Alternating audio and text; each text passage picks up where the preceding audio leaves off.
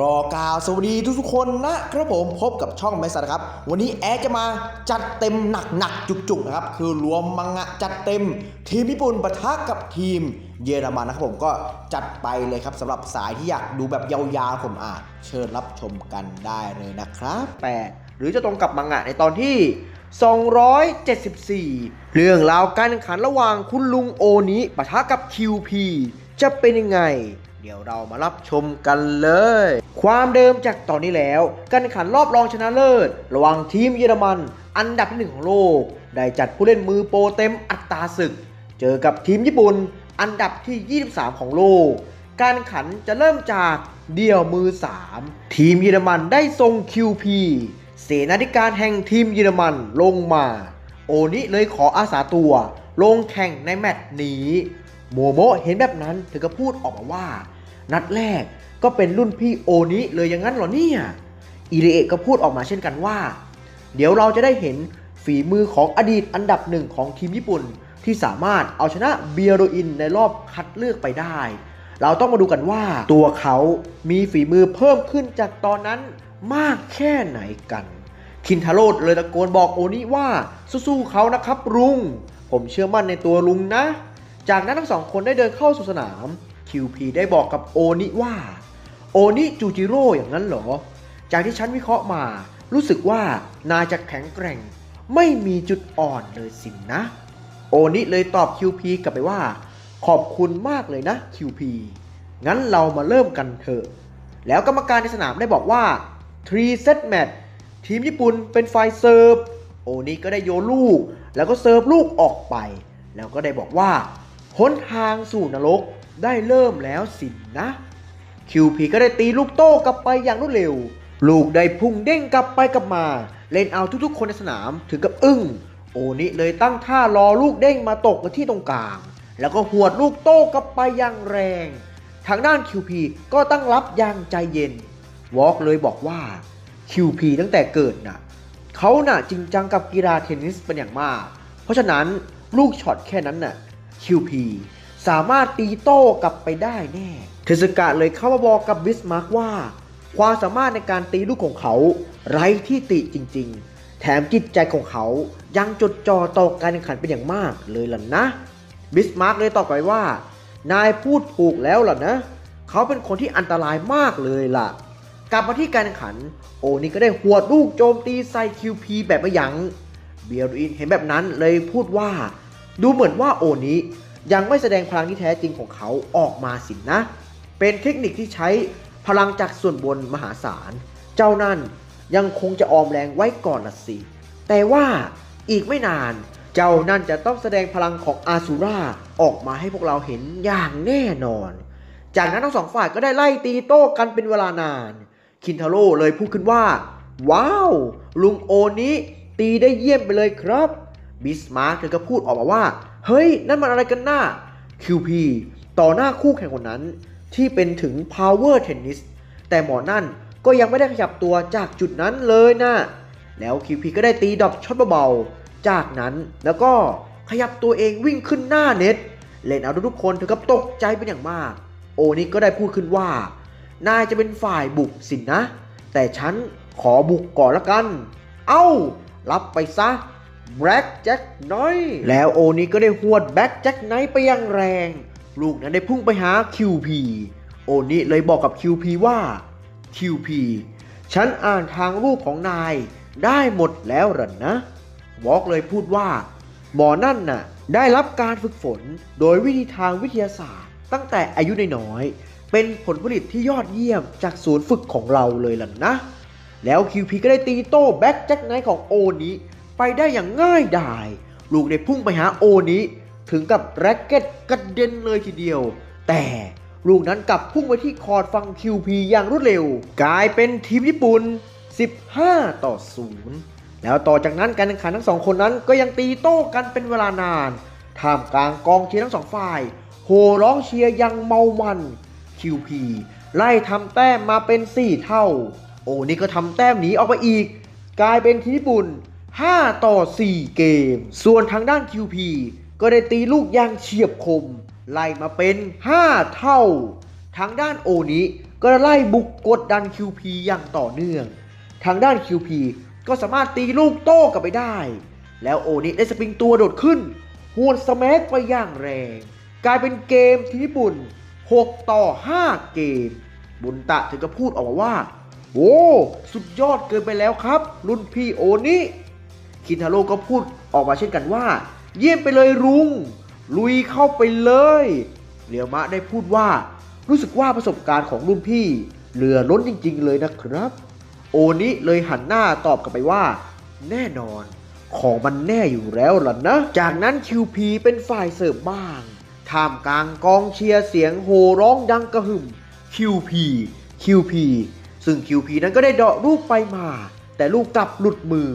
กรรมการเลยพูดว่าอ้าวเธอน่ะทำไมถึงได้หยุดเคลื่อนไหวล่ะ QP เลยเดินมาบอกกรรมการว่าสถานที่ตอนนี้เสียงดังมากผมไม่มีสมาธิเลยเสียงดังน่ะมีผลต่อการเสิร์ฟคุณน่ะคือกรรมการคุณจะต้องตักเตือนกองเชียร์ถ้าคุณไม่ตักเตือนคุณก็ไม่สมควรมาเป็นกรรมการหรอกนะโออิชิเห็นแบบนั้นถึงก็พูดว่าเป็นคนที่น่ากลัวจังเลยเนาะคินาโร่ก็พูดออกมาเช่นกันว่าใช่เลยเหมือนกับหมอนั่นน่ะเป็นเครื่องจักรไม่มีความรู้สึกเลยล่ะนะเรียวมาเห็นแบบนั้นเลยพูดขึ้นว่ารู้สึกว่าสองคนนั้นจะต่างกันสุดขั้วเลยสินะอินุอิเลยพูดถึง QP ว่าจากข้อมูลที่ค้นมานั้นรู้สึกว่า QP น่ะจะเป็นเด็กกำพร้าที่ถูกทอดทิ้งแล้วเขาน่ะได้พบกับโค้ชคนหนึ่งโดยบังเอิญล่ะนะจากนั้นเรื่องราวก็ได้ย้อนกลับไปในอดีตของ QP ณสถานที่ศูนย์ฝึกเยาวชนแห่งหนึ่งเมื่อ12 ปีก่อนมีชายแก่คนหนึ่งได้พูดว่าเราจะต้องหาเด็กที่มีพรสวรรค์สูงเข้าสู่อะคาเดมี่ของเราฉะนั้นเราจะต้องเข้มงวดต่อการคัดกรองเข้าใจไหมทางเคนเรนเดลที่เป็นโค้ชเยาวชนของอะคาเดมี่ได้บอกว่าแต่ท่านครับเด็กคนนี้มีศักยภาพที่ซ่อนอยู่นะครับผมขอท่านแค่เปิดใจกับเขาแค่นั้นเองท่านจะรู้ว่าเด็กคนนั้นน่ะไม่ได้แย่เท่าเปลือกนอกที่ท่านเห็นแน่นอนครับทางชายแก่หัวหน้าศูนย์เยาวชนก็ได้ตอบกลับไปว่านี่นายมาตำหนิคนอย่างฉันงั้นหรอเคนรันดอลถ้าอย่างนั้นเดือนหน้าฉันจะจับคู่ให้เด็กคนนั้นแข่งกับเด็กประถมของเราแค่นี้นายคงพอใจแล้วสินะทางเคนเลยตอบกลับไปว่าจะบ้าหรอครับเด็กคนนั้นอายุแค่5 ขวบเองนะครับหัวหน้าศูนย์ฝึกเยาวชนเลยตอบไปว่าถ้าเด็กคนนี้มีพรสวรรค์ตามที่นายบอกไว้จริงๆเขาจะต้องเอาชนะได้อยู่แล้วเข้าใจฉันไหมเคนไม่งั้นเราก็ไม่สามารถสรุปได้สักทีนะสิเด็กคนนั้นน่ะเปรียบเสมือนลูกสุนัขที่โดดเดี่ยวถ้าเด็กคนนั้นพ่ายแพ้ฉันจะส่งเด็กคนนั้นไปสถานเลี้ยงเด็กกำพร้าที่นั่นซะจากนั้นเคนก็เข้ามาดูการฝึกซ้อมของ QP โดย QP นั้นได้ทำเป้าเขียนคะแนนตามเป้าหมายแล้วเคนก็ได้ตบมือให้กับ QP แล้วบอกกับ QP ว่ายอดเยี่ยมมากเลยนะลืมบอกไปต่อไปนี้ฉันจะมาเป็นโค้ชให้กับเธอฉันมีนามว่าเคนแรนเดลน่ะแล้วเธอล่ะชื่ออะไรหรอ QP เลยตอบกลับไปว่าทุกคนน่ะเขาเรียกผมว่าควาร์กที่แปลว่าลูกสุนัขนะครับเรียกผมย่อๆว่า QP ก็ได้ครับต่อจากนั้นทั้งสองคนก็ได้ฝึกซ้อมร่วมกันเคนได้เขียนเป้าหมายไว้ที่กำแพงแล้วบอกกับ QP ว่านี่คือเป้าหมายที่เธอจะต้องทำให้ได้นี่ไม่ใช่การท้าทายแต่เป็นคำสั่งที่เธอจะต้องทำให้ได้นะแล้วเคนก็ได้ตีลูกไปยังจุดที่เขาเขียนแต่ก็พลาดเป้าหมายไปพอสมควรส่วนทางด้าน QP ก็มีสมาธิจดจ่อต่อการตีลูกในแต่ละครั้งจนถึงเวลาตอนเย็นเคนได้บอกกับ QP ว่าวันนี้พอแค่นี้กันก่อนเถอะนะเธอก็แค่หมั่นฝึกซ้อมอยู่บ่อยๆก็แค่นั้นเองตอนนี้เธอน่ะเปรียบเสมือนนกพิราบตัวเล็กที่มีน้ำหนักน้อยกว่านกพิราบตัวใหญ่นกพิราบตัวใหญ่เป็นเสมือนตัวฉันที่เป็นโค้ชแต่สักวันหนึ่งนกพิราบตัวเล็กอาจจะเก่งกว่านกพิราบตัวใหญ่ในอนาคตก็ได้นะแล้ววันต่อมาเคได้กลับมาที่นี่อีกครั้งสิ่งที่เขาเห็นนั้นก็คือ QP สามารถตีลูกไปยังจุดที่เขาต้องการได้หมดแล้วแถมยังสามารถตีไปยังที่จุดนั้นได้อีกหลายต่อหลายครั้งด้วยเคถึงกับพูดออกมาว่าไม่น่าเชื่อเลยนะเป็นแค่นกพิราบตัวเล็กแต่ก็สามารถ เหนือกว่านกพิราบตัวใหญ่อย่างเราได้ซึ่งเราคิดว่าต่อจากนี้น่ะนายน่ะไม่ใช่ QP ที่ย่อมาจากควาผับที่แปลว่าลูกสุนัขตัวเล็กอีกต่อไปแล้วนายน่ะก็คือ QP ที่ย่อมาจาก Quality of Perfect ต่างหากล่ะจากนั้นภาพได้ตัดมาที่การแข่งขันกลายเป็นเกมทีมเยอรมัน7-6 เกม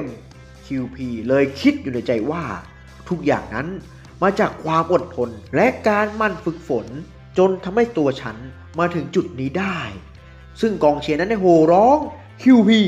QP เสียงดังกึกก้องแล้ว QP ก็เดินเข้าไปหาโค้ชแล้วบอกกับโค้ชว่าโค้ชครับผมรู้สึกเหนื่อยจังเลยแต่ก็เป็นกลยุทธ์อย่างตรงไปตรงมาสินะครับซึ่งโค้ชทีมเยอรมันก็ไม่ใช่ใครที่ไหนก็คือเคนนูรันโดได้บอกกับ QP ว่าเป็นเกมที่ดีมากเลยนะ QP พยายามเข้าล่ะแล้วการแข่งขันคู่นี้จะเป็นยังไงต่อไปติดตามได้ในตอนหน้านะครับก็จบไปแล้วนะครับสำหรับสรุปมังงะภาคเวิลด์ครับตอนที่88หรือจะตรงกับมังงะในตอนที่274ตอนที่89หรือจะตรงกับมังงะในตอนที่278เรื่องราวต่อจากนี้จะเป็นอย่างไร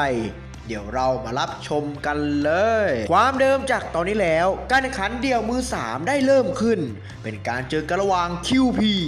ตัวแทนทีมเยอรมันปะทะกับคุณลุงโอนิจากทีมญี่ปุ่นทั้งสองฝ่ายนั้นแข่งขันกันอย่างสูสีจากนั้นเรื่องราวได้ย้อนกลับไปในอดีตของ QP โดย QP นั้นเป็นเด็กกำพร้าที่มีใจรักต่อกีฬาเทนนิสทางเคนเห็นพรสวรรค์ในตัวของ QP เลยเสนอชื่อ QP ให้มาอยู่ค่ายอะคาเดมี่เยาวชนของทีมเยอรมันแต่พออะคาเดมี่นั้นกลับปฏิเสธแล้วท้าทายให้ QP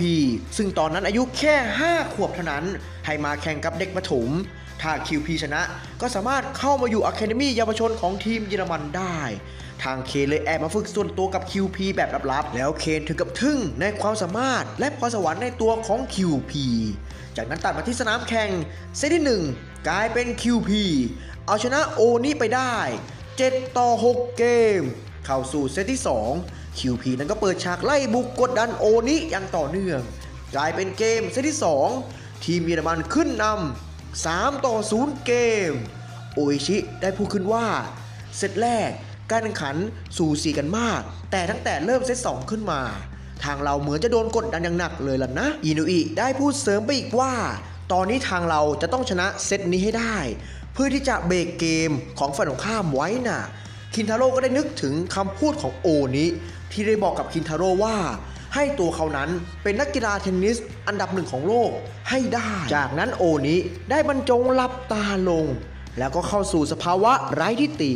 วอล์กเห็นแบบนั้นเลยพูดขึ้นว่านี่สินะที่เรียกว่าสภาวะไร้ทิฏฐิน่ะที่สุดแห่งสภาวะไร้ตัวตนน่ะเบอร์ตี้เลยพูดขึ้นว่ารู้สึกว่าการแข่งขันคู่นี้จะยังไม่จบสิ้นนะวอล์กเลยพูดอีกว่าฉันเคยเห็นแสงแบบนี้มาหลายต่อหลายครั้งแล้วเป็นแสงที่มาจากผู้ที่มีใจรักต่อกีฬาเทนนิสสนุกและเพลิดเพลินไปกับมันเป็นต้นกำเนิดพลังความแข็งแกร่งอย่างแท้จริงจากที่ฉันรู้มาเมื่อตัวเรานั้นรู้สึกภาคภูมิใจต่อกีฬาเทนนิสถึงขีดสุดแล้วก็จะมีออร่าแสงปลดปล่อยออกมารอบๆตัวออกมารันนะจากนั้นโอนิที่เข้าสู่สภาวะไร้ทิฏฐิเป็นฝ่ายเสิร์ฟแล้วโอนิก็ได้โยนลูกแล้วก็เสิร์ฟลูกออกไปลูกนั้นได้พุ่งผ่านหน้า QP ไปอย่างรวดเร็วตามองแทบไม่ทันกลายเป็น15-0โอนิเลยพูดขึ้นว่าถ้าฉันแพ้3เกมติดต่อกันแมตช์นี้นายก็เป็นฝ่ายชนะแต่เทพีแห่งชัยชนะยังคงอยู่ข้างเดียวกับฉันอยู่สินนะแล้วโอนิก็ได้เสิร์ฟลูกออกไปหลายๆครั้งลูกได้พุ่งผ่าน QP ไปอย่างรวดเร็ว30-0 40-0ทางกองเชียร์ในสนามเธอก็พูดออกมาว่าเฮ้ยดูนั่นสิ QP แทบไม่ได้ขยับตัวเลยQP ก็ตั้งรับอย่างใจจดใจจ่อแล้ววิเคราะห์สถานการณ์ว่าลูกเสิร์ฟต่อไปคงเป็นลูกเสิร์ฟที่รุนแรงเหมือนเดิมแน่แล้วโอนิก็ได้เสิร์ฟลูกออกไปแต่กลับเป็นอันเดอร์เสิร์ฟธรรมดา QP วิ่งไปรับลูกไม่ทันกลายเป็นเกมทีมญี่ปุ่นไล่มาเป็น1-3 เกมโอนิได้บอกกับ QP ว่ารู้สึกว่านายน่ะจะเคลื่อนไหวช้าลงนะ ต่อจากนั้นโอนิที่อยู่ในสภาวะไร้ทิฏฐิได้บุกกดดัน QP อย่างหนักหน่วงกลายเป็นเกมที่ญี่ปุ่นไล่มาเป็น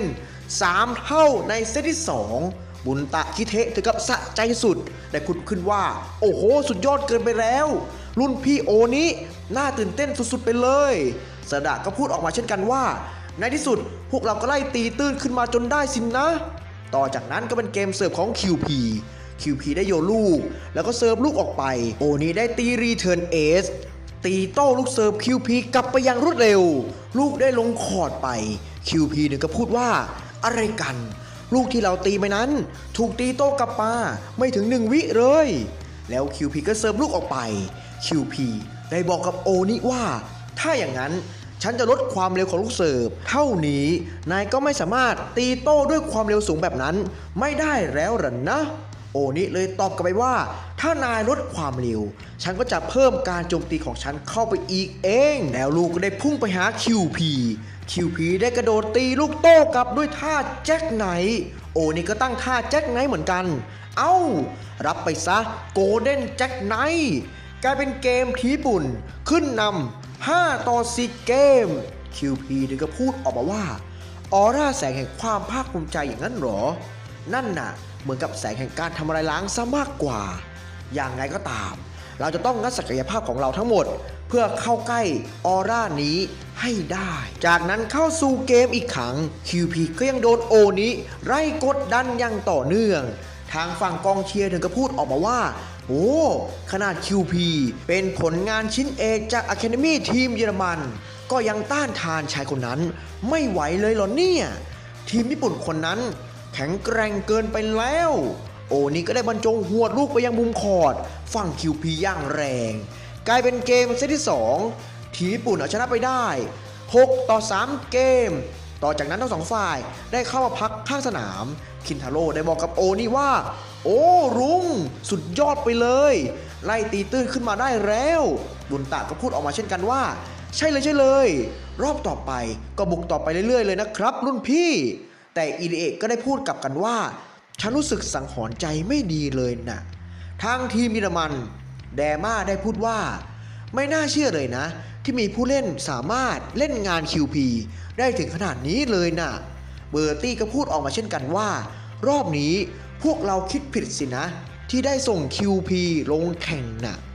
ทางเคนได้ตอบกลับไปว่าพวกเราน่ะคิดไม่ผิดหรอกถึงแม้ตอนนี้ QP จะโดนฝ่ายนู้นโจมตีอย่างหนักแต่ฉันก็เชื่อมั่นในตัวเขาว่าเขาจะต้องงัดศักยภาพสูงสุดของเขาออกมาได้แน่จากนั้นเปิดฉากมาในเซตที่3ก็ยังเป็นโอนิ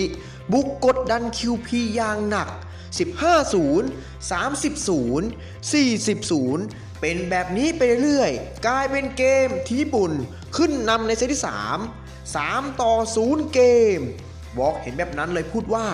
เป็นสิ่งที่ดีแล้วล่ะที่ QP ได้แข่งขันกับคู่แข่งที่แข็งแกร่งการแข่งรอบนี้ทำให้เขาโตขึ้นแต่ก็ต้องยอมรับเลยนะว่าออร่าแสงสว่างนั้นร้ายกาจจริงๆโอนิจูจิโร่สมกับเป็นคติธรรมของคนญี่ปุ่นที่เรียกว่าวิญญาณซามูไรอย่างนั้นล่ะสินะใช่ไหมครับโค้ชทางเคนเลยตอบวอล์กกลับไปว่าวอล์กดูนั่นสิในที่สุด QP ก็สามารถทำได้แล้วล่ะนะแล้วลูกก็ได้พุ่งผ่านหน้าโอนิไปอย่างแรงและเร็วมากทุกคนในสนามรู้สึกตกใจเป็นอย่างมากเมื่อ QP สามารถเข้าสู่สภาวะไร้มิติได้เช่นกัน QP ได้บอกกับโอนิว่าตัวฉันก็คือ God of Tennis ยังไงล่ะโทคุกะวะเห็นแบบนั้นถึงกับพูดว่ารู้สึกว่าแสงสว่างทางฝั่งนู้นจะมีออร่าแสงที่มากกว่ารุ่นพี่โอนิซะอีกนะทางวอล์กเลยบอกว่านั่นก็ไม่ใช่เรื่องแปลกใจอะไรนั่นก็เพราะตัว QP นั้นได้สะสมประสบการณ์มาอย่างมากมายถึงได้มีออร่าแสงที่สมบูรณ์แบบออกมาแบบนี้ยังไงล่ะทางเคนก็พูดว่าจากเด็กน้อยในวันนั้นที่ฝึกตีลูกกับฉันเมื่อ12 ปีก่อนไม่น่าเชื่อเลยว่าตัวเขาจะเติบโตได้ถึงขนาดนี้ไม่เสียแรงที่ฉันติดตามเขามาตลอดเลยล่ะนะจากนั้น QP ก็ได้เซิร์ฟลูกออกไปลูกนั้นได้พุ่งผ่านหน้าโอนิครั้งแล้วครั้งเล่า15-0 30-0 40-0โอนิถึงกับพูดว่าบ้าจริง นี่เราโดนเสิร์ฟเอสติดต่อกันอย่างนั้นเหรอเนี่ยหน้าขายหน้าชะมัดเลยโค้ชมิฟุเนะถึงกับพูดว่านี่สินะพลังวัยหนุ่มที่มาจากผลผลิตจากโค้ชหนุ่มเคนเรนเดลคนนั้นสินะจากนั้นคิวพีก็โยนลูกแล้วก็เซิร์ฟลูกออกไปลูกนั้นได้พุ่งผ่านไปอย่างรวดเร็วและรุนแรงมากโอนิเข้ามารับลูกแต่ก็ทนความรุนแรงไม่ไหวตัวโอนินั้นถึงกับล้มกระเด็นไปกับพื้นและเก็ตกระเด็นออกมาเช่นกันกลายเป็นเกมเซตที่3ทีมเยอรมันไล่มาเป็น1-3เกมคิวพีได้บอกกับโอนิว่าลูกนั้นมันง่ายมากเลยนะนายตีโต้กลับมาไม่ได้อย่างนั้นเหรอกองเชียร์ถึงกับตกตะลึงพูดขึ้นว่าอะไรกันความเร็วและความรุนแรงแบบนั้นน่ะคินทาโร่ได้พูดออกมาว่านี่ดูนั่นสิฉันรู้สึกได้ยินเสียงแปลกๆจากในตัวลุงโอนิด้วยนะแล้วโอนิถึงกับร้องครวญครางเสียงดังกับอาการบาดเจ็บตรงข้อมืออย่างรุนแรงทุกๆคนในทีมถึงกับตกใจเป็นอย่างมากแล้วการแข่งขันคู่นี้จะจบลงแบบไหนติดตามได้ในตอนหน้านะครับก็จบไปแล้วนะครับสำหรับปินออฟดิสภาคเวิลด์ครับตอนที่89ที่9หรือ10หรือจะตรงกับมังงะในตอนที่283การแข่งขันระหว่างคุณลุงโอนิกับ QP จะจบลงแบบไหนเดี๋ยวเรามารับชมกันเลยความเดิมจากตอนนี้แล้วการแข่งขันระหว่างคุณลุงโอนิปะทะกับ QP กำลังเข้าสู่ช่วงสุดท้ายแล้วโอนิได้เปิดฉากเข้าสู่สภาวะไร้ทิฏฐิไล่ตีตื้นและเก็บเซตที่2เป็นของทีมญี่ปุ่นได้สำเร็จแล้วเปิดฉากมาในเซตที่3ก็ยังเป็นคุณลุงโอนิได้ถล่มไป3-0เกมจู่ๆ QP นั้นก็สามารถเข้าสู่สภาวะไร้ทิฏฐิได้เช่นกันแต่ออร่าแสงของ QP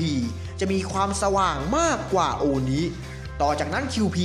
ได้โต้กลับถล่มโอนิแบบไม่หยุดยั้งตีตื้นมาเป็น2-3เกมลูกช็อตที่ QP ตีใส่โอนินั้นมีความเร็วและมีความรุนแรงเป็นอย่างมากโอนิถึงขนาดกระเด็นล้มลงกองไปกับพื้นและข้อมือข้างขวาของลุงโอนิได้รับบาดเจ็บหนักทางกรรมการในสนามเลยบอกให้ทีมแพทย์สนามของทีมญี่ปุ่นเข้ามาปฐมพยาบาลเบื้องต้นให้กับโอนิได้บอกกับอินุอิกับโออิชิว่าแค่นี้ไม่เป็นไรหรอกพวกนายไม่จำเป็นจะต้องมาก็ได้นะงั้นช่วยพันตรงข้อมือข้างขวาของฉันก็พอแล้วหรอนะอินุอิเลยตอบกลับไปว่ารับทราบได้เลยครับคิริฮาระเห็นแบบนั้นถึงกับพูดออกมาว่ารุ่นพี่ปีศาจเกินไปแล้วครับเท่าที่ดูเหมือนกับว่าข้อมือของรุ่นพี่น่าจะหักแล้วนะครับโอนิเลยพูดว่าครั้งนั้นฉันก็เคยเห็นสถานการณ์แบบนี้มาก่อนใช่ไหมล่ะโมชิโร่ตอนนั้นมือทั้งสองข้างของนายใช้การไม่ได้นายก็ยังสู้ไม่ถอยครั้งนี้ฉันก็พร้อมและก็สู้ไม่ถอยเหมือนกับนายในตอนนั้นหล่ะนะเข้าสู่การแข่งขัน QP ได้โยนลูกแล้วก็เซิร์ฟลูกออกไปโอนิได้จับแร็กเก็ตด้วยมือทั้งสองข้างพยายามตีโต้กลับไปแต่ก็ไร้ผลทีมเยอรมัน15-0ทางฝั่งทีมเยอรมันซิกฟรีดได้พูดว่าลูกแค่นั้นยังไม่สามารถตีโต้กลับไปได้อย่างนั้นเหรอบิสมาร์กก็พูดออกมาเช่นกันว่ารู้สึกว่าฝั่งของข้ามมีความกล้าหาญมากเลยนะคงเพราะมาจากจิตใจที่แข็งแกร่งสินะดูสิตอนนี้บรรยากาศในสนามเริ่มเปลี่ยนไปแล้วล่ะนะจากนั้น QP ก็ได้ตีลูกสไลด์เบาๆย่อนไว้ที่หน้าเน็ตโอนิได้วิ่งมารับลูกอย่างรวดเร็วแล้วก็ได้พูดขึ้นว่าไม่ว่าลูกจะตกทางไหนฉันก็จะไปตรงนั้นแค่นี้ใช้ไม่ได้ผลกับฉันหรอกนะแล้ว QP ก็ได้โยกตัวหลอกโอนิเบาๆบรรจงตีลูกอันเดอร์ให้ลูกลอยข้ามหัวโอนิไปอย่างช้าๆ QP ถึงก็พูดว่านายนี่ชอบทำให้ฉันหงุดหงิดอยู่เรื่อยเลยนะแต่ก็ขอชื่นชมในความไม่ยอมแพ้ของนายรันนะโอนิก็ได้สไลด์ตัวเองมารับลูกตีโต้กลับไปลูกได้เข้าทาง QP นั้นได้ตีลูกย่อนหน้าเน้นเบาๆลูกได้ลงคอร์ดไปทานิกิจิมะได้พูดขึ้นว่ามาแล้วสินะสิ่งที่อยู่แผ่นหลังของจูจิโร่และภาพก็ตัดมาที่ออร่าเงาที่อยู่ข้างหลังโอนิเท่าที่ปรากฏออกมานั้น QP ถึงกับอุทานออกมาว่านั่นมันหรือนี่จะเป็นปีศาจอย่างนั้นเหรอทางเคนก็พูดออกมาเช่นกันว่าอะไรกัน ออร่าที่ราวกับปีศาจที่น่ากลัวอย่างนั้นน่ะโอนิได้บอกกับ QP ว่าเส้นทางสู่นรกระหว่างฉันกับนายกำลังเริ่มขึ้นแล้วล่ะนะเข้าสู่การแข่งขันโอนิก็ยังกัดฟันสู้ไม่เลิกและก็ไม่ถอยโออิชิก็พูดว่าทำไมกันล่ะทั้งที่รู้ว่าถ้าฝืนอีกต่อไปรุ่นพี่อาจจะเสียข้อมือไปเลยก็ได้นะทั้งที่รู้ว่าพยายามต่อไปก็ไม่มีประโยชน์อะไรแท้ๆเบียโรอินเลยบอกว่าปล่อยให้เขาแข่งต่อไปเถอะนะถึงแม้สุดท้ายพวกเราก็รู้อยู่แล้วว่าจุดจบจะเป็นยังไงต่อไปหน้าที่ของพวกเราณตอนนี้ก็คือเป็นสักขีพยานในการตัดสินใจในครั้งนี้ของเขาแค่นี้ก็เพียงพอแล้วล่ะนะ QP เห็นสภาพโอนิถึงกับพูดว่าทำไมกันล่ะจากการประเมินแล้วสภาพร่างกายแบบนั้นไม่น่าจะแข่งต่อได้แล้วนี่นาหรือว่าเปลวไฟความตั้งใจของเจ้านั่นยังไม่หายไปสินนะแล้วโอนิในสภาพกึ่งไร้วิญญาณได้โยนลูกแล้วก็เซิร์ฟลูกออกไป QP เข้ามาตีลูกโต้กลับไปอย่างรวดเร็วโอนิได้พยายามวิ่งไปรับลูกแต่ก็ไม่ทันโอนิได้ลื่นล้มกองไปกับผืน QP เห็นแบบนั้นเลยคิดอยู่ในใจว่าร่างกายของนายคงถึงขีดสุดแล้วสินะแต่ทำไมกันล่ะนายถึงได้พยายามสู้ถึงขนาดนี้เลยล่ะจากนั้นโอนิได้โดน QP ถล่มอย่างหนักหน่วงเอาแต่ตั้งรับเพียงอย่างเดียวคิริฮาระเห็นแบบนั้นเธอก็พูดออกมาว่ารุ่นพี่ครับผมว่าพอแค่นี้กันเถอะครับการแข่งขันในครั้งนี้น่าจะรู้ผลแล้วนะครับโอนิก็ไม่สนใจอะไรทั้งสิ้นได้พยายามตีโต้กลับไป QP ได้ตั้งท่ากระโดดหวดลูกด้วยท่าจักรนะอย่างรุนแรงลูกนั้นได้พุ่งเข้าไปหาโอนิโทคุกะวะเห็นแบบนั้นเลยได้นึกถึงเหตุการณ์ที่โอนิได้เข้ามาบอกกับโค้ชคุโรบิว่าตัวเขานั้นได้ฝากอนาคตทีมญี่ปุ่นให้กับโทคุกะวะจะเป็นแกนหลักในทีมญี่ปุ่นในรุ่นต่อไปจากนั้นลูกได้พุ่งมาที่โอนิอย่างรุนแรงเป็นอย่างมากเล่นเอาแร็กเก็ตของโอนิเอ็นขาดเหลือเพียงแค่เอ็นเพียงคู่เดียวเท่านั้นโอนิได้พยายามต้านลูกอย่างสุดชีวิตได้พูดขึ้นว่าฉันน่ะไม่หนีหรอกนะย่าแล้วลูกได้พุ่งผ่านหน้า QP ไปอย่างรวดเร็วบอกกับ QP ว่ารีบไปเอาลูกนั้นมาเร็วเข้าลูกนั้นมันยังไม่ออกหรอกนะ QP เลยรีบหันตัวพยายามวิ่งไปรับลูกโอนิเลยตะโกนออกไปว่าไปเลยลงคอร์ดเซ่ QP ได้วิ่งไปรับลูกแต่ไม่ทันลูกนั้นได้ลงคอร์ดไปกรรมการได้ขายคะแนนว่าทีมญี่ปุ่น15-40ทางฝั่งทีมเยอรมันบิสมาร์กได้บอกว่าโอนิจูจิโร่ปีศาจเกินไปแล้วข้อมือข้างขวาของเขาได้รับบาดเจ็บหนักศักยภาพร่างกายของเขาอาจจะไม่ดีพอแต่เขาก็สามารถต้านทาน QP มาจนถึงตอนนี้ได้ถ้าเป็นฉันแบบนี้ก็คงไม่ไหวเหมือนกันแดม่าก็พูดอีกว่าสิ่งที่เขาทำน่ะณตอนนี้คงเป็นความสุขของเขาแบบหนึ่งละมั้งเบอร์ตี้ได้พูดแทรกขึ้นมาว่าแต่ฉันว่านะมันคงเป็นความทุกข์มากกว่าอีกนะซิกฟีดก็พูดออกมาเช่นกันว่าแต่ฉันว่าเขาก็น่ากลัวจริงเลยล่ะนะ QP เลยบอกกรรมการว่ากรรมการผมขอชาเลนจ์หน่อยพวกโฮริโอถึงกับงงเลยพูดว่า QP ขอชาเลนจ์มันคืออะไรอย่างนั้นหรออินุอิเลยอธิบายว่าเรามีสิทธิ์ขอชาเลนจ์ได้เมื่อเราไม่พอใจคำตัดสินของกรรมการเป็นภาพวิดีโอดูย้อนหลังน่ะแล้วภาพก็ตัดมาที่ภาพบนหน้าจอเป็นภาพสโลว์แบบช้าๆซึ่งภาพที่ปรากฏออกมานั้นลูกนั้นได้เฉือนออกไปนิดเดียวกรรมการเลยเปลี่ยนคำตัดสินกลายเป็นเกมแอนด์แมตช์ทีมเยอรมันเอาชนะไปได้2-1 เซตเบียรีนเลยพูดถึงโอนี้ว่าอาการบาดเจ็บที่นายได้รับนายจะต้องรับผิดชอบแต่ยังไงก็ตามนายน่ะไปจุดไฟจิตวิญญาณแห่งความมุ่งมั่นของเจ้าพวกนั้นแล้วสินนะแต่มาที่ฟังทีมเยอรมันเคนได้บอกกับ QP ว่าโอ้เป็นเกมที่ดีมากเลยนะ QP โดยเฉพาะลูกสุดท้ายน่ะดีนะที่นายขอชาเลนจ์เป็นสิ่งที่ดีแล้วละ QP เลยตอบเคนกลับไปว่าแค่นี้น่ะมันยังไม่พอหรอกเคนได้แบบนั้นเลยคิดอยู่ในใจว่าอย่างนี้ดีแล้วล่ะนายจะได้รู้ข้อผิดพลาดของนายแล้วจะได้ปรับปรุงพัฒนาตนเองต่อไปแล้วเคนก็ได้บอกว่าเอาล่ะมาถึงคู่มือ2แล้วสินนะงั้นฉันจะประกาศรายชื่อเลยล่ะนะแดม่าชไนเดอร์เบอร์ตี้บริสวิตวอล์กเอาล่ะพวกนาย ไปได้แล้วเบอร์ตี้เลยบอกแดม่าว่ารู้สึกว่าทีมญี่ปุ่นทางนู้นยังคงแสดงท่าทีปกติอยู่สินะแดม่าเลยตอบกลับไปว่าถ้าอย่างนั้นเราจะต้องไม่ประมาทอย่างนั้นล่ะสิฝั่งทีมญี่ปุ่นได้ส่งนีโอมาซาฮารุคู่กับดุกวาตานาเบะเฟรนด์เห็นนีโอเลยบอกกับคามูว่าเฮ้ยทีมญี่ปุ่นส่งเด็กมอต้นมาเจอกับผู้เล่นระดับมือโปรอย่างนั้นเหรอคิดจะทิ้งแมตช์นี้หรือยังไงกันแล้วทุกคนในสนามถึงกับอึ้งอามาเดอุสถึงกับพูดว่าเฮ้ยทำไมเจ้านั่นถึงได้อยู่ที่นั่นแล้วมันเกิดอะไรขึ้นล่ะเนี่ยทางด้านโค้ชมิฟเนะได้พูดขึ้นว่าตัวโจ๊กเกอร์ของทีมญี่ปุ่นฉันได้ส่งมันลงไปแล้วมันจะทำให้คู่นี้เป็นคู่ที่แข็งแกร่งที่สุดยังไงล่ะทางเคนเห็นแบบนั้นเลยพูดขึ้นว่าทีมญี่ปุ่นไม่ได้ทิ้งแมตช์นี้แล้วสินะและภาพก็ตัดมาที่ดุ๊กได้บอกว่านั่นคือเป้าหมายที่พวกเราจะต้องโค่นสินะใช่ไหมครับบอสใช่แล้วล่ะแล้วการแข่งขันคู่ต่อไปจะดุเดือดสุดมันอย่างไรติดตามได้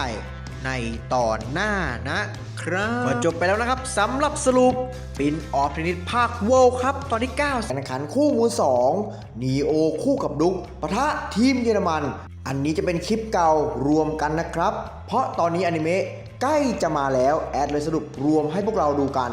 เดี๋ยวเรามารับชมกันยาวๆไปเล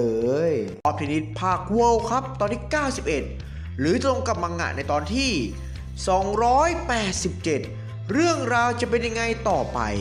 เดี๋ยวเรามารับชมกันต่อเลยความเดิมจากตอนที่แล้วการแข่งขันระหว่างคุณลุงโอนิกับ QP ได้จบลงไปเป็นที่เรียบร้อยด้วยชัยชนะของ QP 2-1 เซตด้วยกันแล้วการแข่งขันคู่ต่อไปจะเป็นการแข่งขันคู่มือ2ทีมเยอรมันได้ส่งเดม่าชไนเดอร์คู่กับเบอร์ตี้โบริสวิตวอล์กทางด้านทีมญี่ปุ่นได้ส่งนีโอมาซาฮารุคู่กับดุกวาตานาเบะซึ่งเจ้านีโอนั้นได้แสดงความสามารถพิเศษที่ทำให้ทุกๆคนถึงกับตกตะลึงด้วยการกลายเป็นเบียโรอินลงเล่นคู่กับดุกวอล์กเห็นแบบนั้นถึงกับพูดออกมาว่านั่นคงจะเป็นคู่ที่แข็งแกร่งของทางทีมญี่ปุ่นสินะจะว่าไปแล้วสิ่งนี้จะเกิดขึ้นได้นั่นคงมาจากภาพมายาของนีโอมาซาฮารุละสินะซิกฟีดเห็นแบบนั้นถึงกับหัวเราะออกมาฮ่าอะไรกันน่ะเบียโรอินตัวจริงก็นั่งอยู่ตรงนั้นนี่ถึงนายจะเรียนแบบเป็นเบียโรอินก็ไม่ได้ผลหรอกหน้ายังไงซะพวกแกก็เป็นผู้ผืนต่อให้พยายามสักเท่าไหร่ก็เทียบไปติดกับมือโปรฝั่งทีมเราหรอกหน้า QP ได้เข้ามาบอกกับนิสกะว่าเป็นอย่างที่นายบอกไว้ก่อนหน้านี้เลยนะคุณนิมิสึจากนั้นทั้งสองฝ่ายก็ได้เข้ามาจับมือกันแดม่าได้บอกว่าพวกนายเนี่ยนะดูเหมือนจะตลกดีเนาะนีโอในร่างเบียรินได้ตอบกลับไปว่าหัวเราะไปเถอะนั่นก็คือสิ่งที่พวกนายทำได้ดีที่สุดแล้วหรอนะแล้วกรรมการได้บอกว่าทีเซตแมตช์ทีมญี่ปุ่นเป็นฝ่ายเซิร์ฟนีโอได้บอกว่าเอาระดุกไปสู่ระดับโลกกันเถอะจากนั้นนีโอก็ได้เซิร์ฟลูกออกไปลูกได้พุ่งไปที่แดม่าพร้อมทั้งร่างอวตารโจรสลัดบุกไล่ฟันแดม่าท่ามกลางพายุโหมก็นำบนเรือแดม่าพยายามหลบการโจมตีนั้นร่างอวตารโจรสลัดได้เตะถังเบียร์ไปที่แดม่ารับการโจมตีนั้นได้แล้วก็ขยี้ถังเบียร์จนแหลกร่างอวตารโจรสลัดได้อาศัยจังหวะนั้นได้เข้ามาโจมตีใส่แดม่ากลายเป็นเกมที่ญี่ปุ่น1-0เกมคิริฮาระถึงกับพูดออกมาว่าสุดยอดเกินไปแล้วบอสสามารถทำแต้มแรกจากบรรดาผู้เล่นมือโปรพวกนั้นได้เรียมะเห็นแบบนั้นเลยโต้แย้งไปว่าไม่ใช่แบบนั้นหรอกนายเข้าใจอะไรผิดหรือเปล่าที่สุดยอดน่ะคือภาพมายาของคุณนีโอต่างหากล่ะแต่มาที่การแข่งขันกลายเป็นเอาเกมทีมเยอรมัน2 เท่าเบียโรอินเห็นแบบนั้นเธอก็พูดว่าเฮ้อไอ้เจ้าเด็กบ้าเอ้ยอินุอิเลยพูดถึงเบียโรอินและดุกว่าพวกเขาสามารถต่อสู้กับผู้เล่นมือโปรได้อย่างสูสีเหมือนราวกับสัตว์ป่าเบียโรอินเสาหลักของทีมญี่ปุ่นและอดีตตัวแทนทีมฝรั่งเศสผู้ทำลายล้างอย่างดุกวาตานาเบะเมื่อ2 คนนี้รวมตัวกันแล้วก็จะกลายเป็นคู่ที่แข็งแกร่งที่สุดยังไงล่ะ แจ็คเกิลที่นั่งชมในสนามถึงกับพูดออกมาว่าเฮ้ยนั่นมันนีโอนี่นาทางรุ่นน้องปีหนึ่งลิไคก็พูดออกมาเช่นกันว่าสุดยอดเกินไปแล้วรุ่นพี่นีโอเล่นได้อย่างเข้าขากับรุ่นพี่ม.ปลายคนนั้นได้อย่างยอดเยี่ยมเลยครับยางยิวเลยพูดถึงนีโอว่าตั้งแต่เขากลับจากการฝึกฝนในตอนนั้นรวมทั้งการขันกับรุ่นพี่ม.ปลายนั่นตัวเขาก็ได้ฝึกฝนตัวเองอย่างหนักพร้อมๆกับการฟื้นฟูร่างกายสภาพร่างกายจากการบาดเจ็บตัวเขานั้นได้ติดทีมชาติทีมญี่ปุ่นการคิดการไม่ยอมแพ้ความอดทนทำให้เขาประสบความสำเร็จมีหลายๆสิ่งที่ฉันอยากจะพูดถึงหมอนั่นเมื่อพวกเราเห็นเขาติดเป็นตัวแทนทีมญี่ปุ่นพวกเราจะได้เห็นเทนนิสของเขาที่เหมือนกับต้นฉบับทุกอย่างยังไงล่ะจากนั้นนีโอเป็นฝ่ายเสิร์ฟนีโอก็ได้เสิร์ฟลูกออกไปแล้วก็กลายเป็นเบียโรอินร่างอวตารโจรสลัดได้บุกจู่โจมใส่แดม่าอีกครั้งซึ่งรอบนี้แดม่าได้เตรียมตัวเป็นอย่างดีได้หลบคมดาบโจรสลัดได้อย่างผิวไหวแล้วได้โหนสลิงเชือกไปที่เสากระโดงเรือร่างอวตารโจรสลัดได้ฟันเชือกฉับเชือกขาดแดม่าเลยตกลงมากองกับพื้นร่างอวตารโจรสลัดได้โผล่ยืนอยู่ข้างหลังแดม่าจู่ๆเบอร์ตี้ได้โผล่มาจากไหนไม่รู้ก็ได้ใช้ลูกตุ้มฟาดไปที่โจรสลัดอย่างแรงจนหัวของกะโหลกขาดเบอร์ตี้เลยบอกว่าอย่าเข้าใจผิดสินี่คือการเล่นคู่นะ2-1นายไม่มีทางเอาชนะได้หรอกแล้วก็มีเสียงออกมาว่าแล้วใครบอกว่า2-1ล่ะจากนั้นเบอร์ตี้และแดม่าก็โดนฟาดไปอย่างแรงโดยฝีมือของดุ๊กที่สวมชุดไวกิ้งเดินมาเคียงข้างร่างอวตารโจรสลัดกลายเป็นเกมเซตที่1ทีญี่ปุ่นนีโอดุ๊ก6-3เกมQP ถึงกับพูดออกมาว่านี่ไม่ใช่เรื่องล้อเล่นแล้วพวกเขาสามารถเก็บเซตแรกจากผู้เล่นมือโปรของทีมเราได้นะเข้าสู่ช่วงพักเบรกโค้ชมิฟุเนะได้บอกว่ามันน่าแปลกอยู่นะพวกนั้นเป็นถึงผู้เล่นระดับมือโปรยังไม่แสดงความสามารถอะไรออกมาเลยฉันว่านะเซตแรกเจ้าพวกนั้นคงดูท่าทีไปก่อนยังไงก็ตามพวกแกก็อย่าประมาทล่ะเอาล่ะพวกแกไปแข่งต่อได้แล้วเข้าสู่การแข่งขันในเซตที่2ทีมเยอรมันเป็นฝ่ายเสิร์ฟและทุกๆคนถึงกับตกใจเป็นอย่างมากเมื่อแดม่าคนเสิร์ฟลูกนั้นจู่ๆร่างกายก็ใหญ่โตราวกับคนยักษ์คิริฮาระถึงกับพูดออกมาว่าเฮ้ยนั่นมันใหญ่เกินไปแล้วเดม่าก็ได้เสิร์ฟลูกออกไปลูกนั้นพุ่งมาที่นีโอในร่างของเบียโรอินอย่างรุนแรงกลายเป็น15-0นีโอเลยหันหน้ามาบอกกับดุ๊กว่าดุ๊กเดี๋ยวเราไล่อัดพวกนั้นให้วิ่งหนีกลับบ้านไปเลยนะแล้วแดม่าได้เสิร์ฟลูกออกไปลูกได้พุ่งไปอัดที่ดุ๊กกระเด็นล้มลงกองไปกับพื้น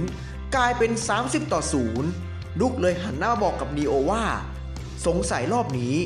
คงยากแล้วล่ะมั้งครับบอสนีโอเลยบอกว่าแค่นี้ไม่เป็นไรหรอกความสนุกน่ะกำลังเริ่มขึ้นจากนี้ต่อไปต่างหากล่ะแต่ว่านะเทคโนโลยีของฝั่งทีมนู้นก้าวหน้ามากเลยล่ะนะจากนั้นแดม่าก็เสิร์ฟลูกออกไปนีโอได้เข้ามาตีโต้กลับไปด้วยท่าฟินิกอียิปต์ลูกได้พุ่งไปที่ใบหน้าของแดม่าเบอร์ตี้ได้สปริงตัวโดดอย่างสูงเข้ามารับลูกก่อนที่จะพุ่งไปที่แดม่าไว้ทันแล้วก็ตีโต้กลับไปทางผู้ชมในสนามก็พูดว่ายอดเยี่ยมไปเลยสมก็เป็นมือโปรเบอร์ตี้ตีได้สุดยอดมากๆนีโอในร่างเบียรินเลยได้ใช้ท่ากำแพงพึ่งยักษ์ตีโต้กลับไปทางด้านเบอร์ตี้ก็ไม่น้อยหน้าเช่นกันได้กระโดดตีลูกด้วยท่าแจ็คไนท์โต้กลับนีโอเลยตะโกนออกมาว่าฮ่าน่าสนใจจริงๆเลยนี่สินะโลกอันกว้างใหญ่นะรับไปซะ Pilot of the World แล้วพาได้ตัดมาที่อีกสนามหนึ่งเป็นการแข่งขันระหว่างทีมสเปนอันดับที่4ของโลกปะทะกับทีมอเมริกาอันดับที่5ของโลกสถานการณ์ณตอนนี้เดี่ยวมือ3คู่มือ2เป็นทีมอเมริกาเป็นฝ่ายพ่ายแพ้ทั้งหมดเมนาโนเร่เลยพูดว่าทีมอเมริกาก็แค่ปลาตัวเล็กในกำมือเสียเวลาชะมัดเสียใจด้วยนะที่ทางเราน่ะจะหยุดลมหายใจของทีมอเมริกาอย่างรวดเร็วไปหน่อยนะทางผู้เล่นทีมอเมริกาได้ยินนั้นถือกับออกการโมโหสุดๆโดโดเลยบอกว่าใจเย็นก่อนสิพวกเราคือทีมอเมริกานะระดับโลกเราน่ะต่ำกว่าพวกเขาผลการแข่งขันเป็นแบบนี้ ก็ไม่ใช่เรื่องแปลกหรอกคิโคเลยตอบกลับไปว่าใช่ก็อย่างที่นายพูดมานั่นแหละแต่เจ้าพวกนั้นมันดูถูกเหยียดหยามพวกเรานะเรื่องนี้ฉันไม่ให้อภัยพวกมันหรอกลาฟเลยบอกว่างั้นซิงเกิล2ฉันลงแข่งเองทุกคนถึงกับตกใจเป็นอย่างมากโดโดเห็นแบบนั้นเลยพูดว่าแต่เมื่อวานนายเพิ่งแข่งกับอามาดิอุสไปเองนะจะไม่เป็นอะไรหรอลาฟเลยบอกว่าการแข่งขันครั้งนี้จะให้ฉันทิ้งมันได้อย่างไรกันเพื่อศักดิ์ศรีเกียรติยศและความภาคภูมิใจต่อชาวอเมริกันฉันจะไม่ปล่อยแบบนี้แน่ใช่ไหมล่ะเอจิเซนเรียวกะแล้วก็ตัดไปที่สถานการณ์ของทีมญี่ปุ่นมาท้ากับทีมเยอรมันอีกครั้งกลายเป็นเกมเซตที่2ทีมเยอรมันออกนำ3-0เกมทีมญี่ปุ่นตกอยู่ในสถานการณ์ที่ลำบากเบอร์ตี้ได้บอกว่าขอโทษด้วยนะที่พวกฉันน่ะดับฝันพวกนายไปก่อนน่ะแล้วการแข่งขันคู่นี้จะเป็นยังไงต่อไปติดตามได้ในตอนหน้านะครับก็จบไปแล้วนะครับสำหรับสรุปปินออฟเพนิตภาคเวิลด์ครับตอนที่91ปินออฟเพนิตภาคเวิลด์ครับตอนที่92หรือจะตรงกับมังงะในตอนที่290เรื่องราวต่อจากนี้จะเป็นอย่างไรเดี๋ยวเรามารับชมกันเลยความเดิมจากตอนนี้แล้วการแข่งขันคู่มือ2ตัวแทนทีมเยอรมันได้ส่งเบอร์ตี้คู่กับแดม่าผู้เล่นมือโปรเจอกับทีมญี่ปุ่นนีโอคู่กับดุ๊กส่วนการแข่งขันนีโอนั้นได้กลายเป็นเบียรูอินแล้วก็ประสานงานกับดุ๊กได้เป็นอย่างดีทำให้ทีมญี่ปุ่นนั้นเอาชนะเซตแรกไปได้6-3เกมเข้าสู่เซตที่2แดม่าได้ขยายร่างกายจนใหญ่โตราวกับคนยักษ์ได้บรรจงหวดลูกโจมตีใส่นีโอและดุ๊กถึงขั้นกระเด็นล้มลงกองไปกับพื้นทางด้านนีโอก็เลยได้งัดท่าไม่ตายของเบียร์อินอย่างท่าฟินิกอีฟท่ากำแพงพึ่งยักษ์และท่า Pirate of the World โจมตีใส่ฝั่งทีมเยอรมันแต่เบอร์ตี้สามารถตีโต้ท่าไม่ตายของเบียร์อินได้ทั้งหมดจากนั้นภาพเลยตัดมาที่อีกสนามหนึ่งเป็นการเจอกันระหว่างทีมสเปนอันดับที่4ของโลกเจอกับทีมอเมริกาอันดับที่5ของโลกสถานการณ์ณตอนนี้เดี่ยวมือ3คู่มือ2ทีมอเมริกาเป็นฝ่ายพ่ายแพ้ทั้งหมดเข้าสู่เดี่ยวมือ2เพื่อหวังจะกอบกู้สถานการณ์ลาฟเลยขออาสาลงแข่งขันเจอกับคู่แข่งสุดร้ายกาจอย่างเอจิเซนเรียวกะจากนั้นภาพได้ตัดมาที่การแข่งขันระหว่างทีมญี่ปุ่นกับทีมเยอรมันอีกครั้งทีมญี่ปุ่นตกอยู่ในสถานการณ์ที่ลำบากในเซตที่2โดนทีมเยอรมันขึ้นนำ3-0เกมทางโค้ชครูเบะเห็นแบบนั้นเลยพูดว่าการกลายเป็นเบียร์อินถ้าจะไม่ได้ผลแล้วล่ะฝั่งทีมนู้นมีการประสานงานที่ดีกว่าโอกาสที่จะชนะ 0% เลยล่ะนะโค้ชมิฟเนะเลยพูดแทรกขึ้นมาว่าเฮ้ยใครจะไปสนเรื่องแบบนั้นกันล่ะแต่ก็นะคู่ของทีมฝั่งนู้นก็สุดยอดจริงๆนั่นแหละสมแล้วล่ะที่ถูกยกย่องว่าให้เป็นคู่ที่แข็งแกร่งที่สุดในทัวร์นาเมนต์นี้นะแล้วนีโอก็ได้กลับเข้าสู่สภาวะร่างปกติดุ๊กเห็นแบบนั้นเลยถามนีโอว่าอ้าวกลับสู่ร่างเดิมแล้วอย่างนั้นเหรอนีโอเลยตอบกลับไปว่าใช่ถ้าฝืนต่อไปคงไม่มีความหมายเลยพอแค่นี้ดีกว่านะทางด้านเบอร์ตี้ได้ยิบนั้นเลยพูดว่านายน่ะไม่มีวินัยเอาซะเลยหรือว่าคนญี่ปุ่นทุกคนจะเป็นแบบนั้นล่ะสินะฉันน่ะจำบันทึกการแข่งขันของทีมนายมาหมดแล้วก็รู้วิธีต่อสู้กับผู้เล่นทั้งทีมของพวกนายด้วยล่ะนะนีโอเลยตอบกลับไปว่าเฮ้นายจะรู้อะไรมาฉันก็ไม่สนถ้าไม่ลองดูแล้วจะรู้ได้ยังไงกันล่ะอินุอิเลยพูดว่าคนนั้นก็คือเบอร์ตี้บีวอล์กหรือชื่อเต็มเบอร์ตี้โบริสวิตวอล์กเทนนิสสไตล์ AI ตัวเขานั้นอายุเพียงแค่14ปีเท่านั้นก็สามารถเทิร์นเป็นผู้เล่นมือโปรได้เริ่มแรกมานั้นเขาลงเล่นในฐานะผู้เล่นเดี่ยวแต่ปีถัดมาเขาเพิ่งเปลี่ยนมาลงเล่นคู่ตัวเขาเป็นผู้เล่นที่มีทักษะพิเศษรวมทั้งมีแผนกลยุทธ์เป็นอย่างดีตัวเขาชอบเสียเซตแรกเพื่อหวังจะเก็บข้อมูลแล้วก็วางแผนกลยุทธ์ในเซตต่อไปตัวเขาเป็นอัจฉริยะอายุเพียงแค่13ปีก็สามารถเรียนจบการศึกษาในมหาลัยชื่อดังของเยอรมันได้อีกอย่างพี่ชายของเขาก็คือเจเกนโบริสวิตวอล์กกัปตันทีมเยอรมันยังไงล่ะค คินทาโร่ได้ยินนั้นถึงกับตกใจฮะจริงดิอายุแค่13ปีก็เรียนจบมหาลัยแล้วอย่างนั้นเหรอเข้าสู่การแข่งขันนีโอได้กลายเป็นเบียโรอินอีกครั้งแล้วได้เซิร์ฟลูกออกไปฝั่งทีมเยอรมันก็คอยตั้งรับแล้วรอโต้กลับดุ๊กเลยบรรจงหวดลูกไปอย่างแรงด้วยท่าดุ๊กโฮมรันลูกได้พุ่งไปหาเบอร์ตี้ถึงกับกระเด็นแดม่าได้ขยายล่างแล้วก็เอาตัวเองมารับตัวเบอร์ตี้ไว้เบอร์ตี้ก็อาศัยจังหวะนี้ตีลูกโต้กลับไปเบอร์ตี้ได้บอกว่าไหนล่ะที่จะบอกว่าส่งพวกฉันกลับบ้านไปน่ะกลายเป็นเกมเซตที่2ทีมเยอรมันขึ้นนำ4-0เกมเบียร์อินเห็นแบบนั้นเลยพูดว่าพวกนั้นจงใจล่อให้เราตีลูกดุ๊กโฮมรันไปสินะคิมิจิมะได้พูดเสริมไปอีกว่าแล้วอีกอย่างเหมือนจะตัดกำลังฝ่ายทีมเราอีกต่างหากด้วยล่ะนะตัดมาที่การแข่งขันกลายเป็นเกมเซตที่2ทีมเยอรมันเอาชนะไปได้6-0เกมเข้าสู่เซตที่3นีโอได้พูดว่าน่าประหลาดใจชะมัดร่างนี้ใช้ไม่ได้ผลหรอแจ็คเกิลเห็นแบบนั้นเลยพูดว่าอ้าวเฮ้ยนีโอนายคิดจะยอมแพ้แล้วอย่างนั้นหรอ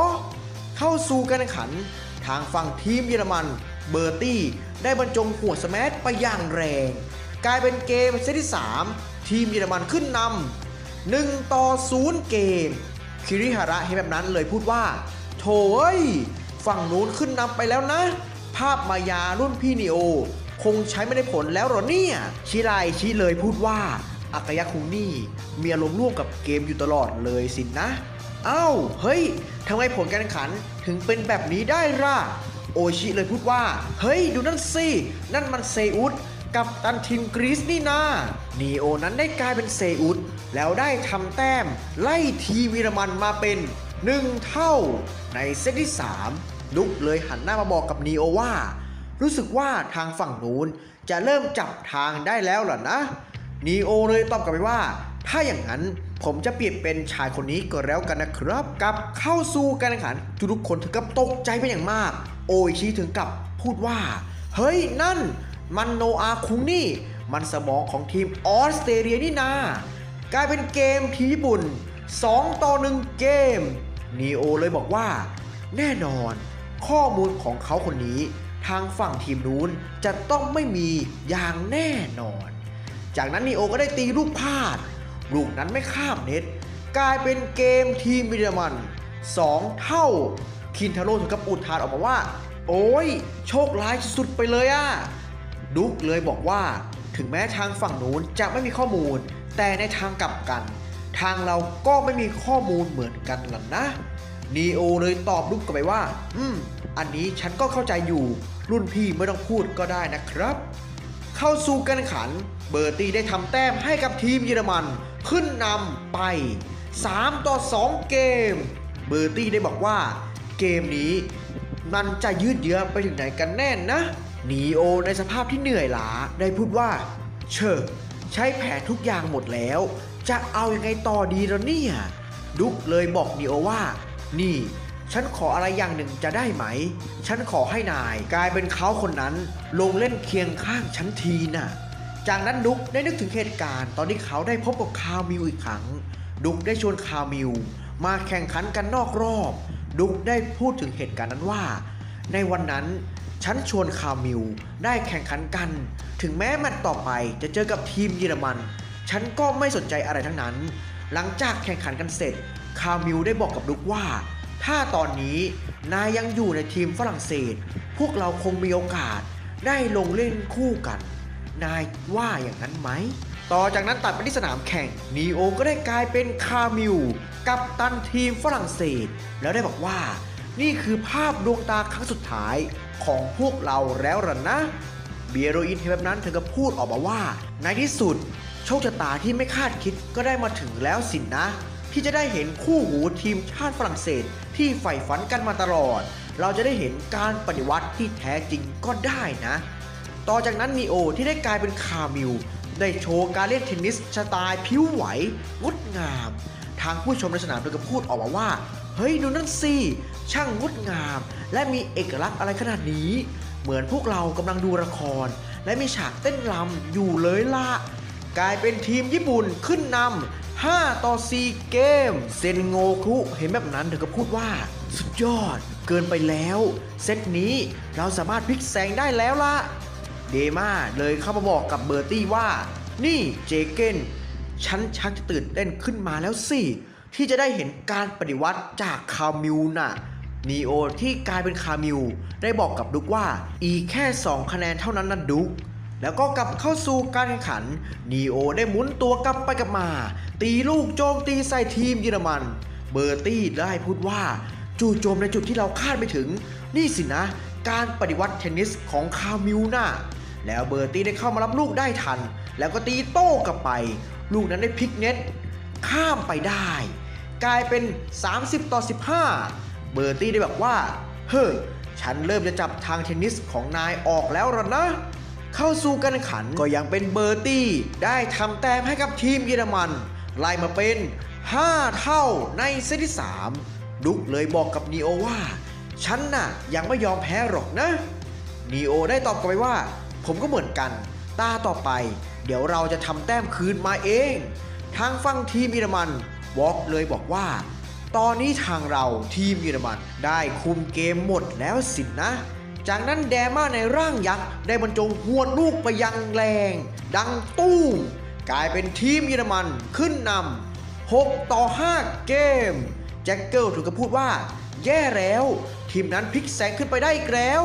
ตอนนี้ทีมญี่ปุ่นเสียไป2 เกมติดแล้วนะ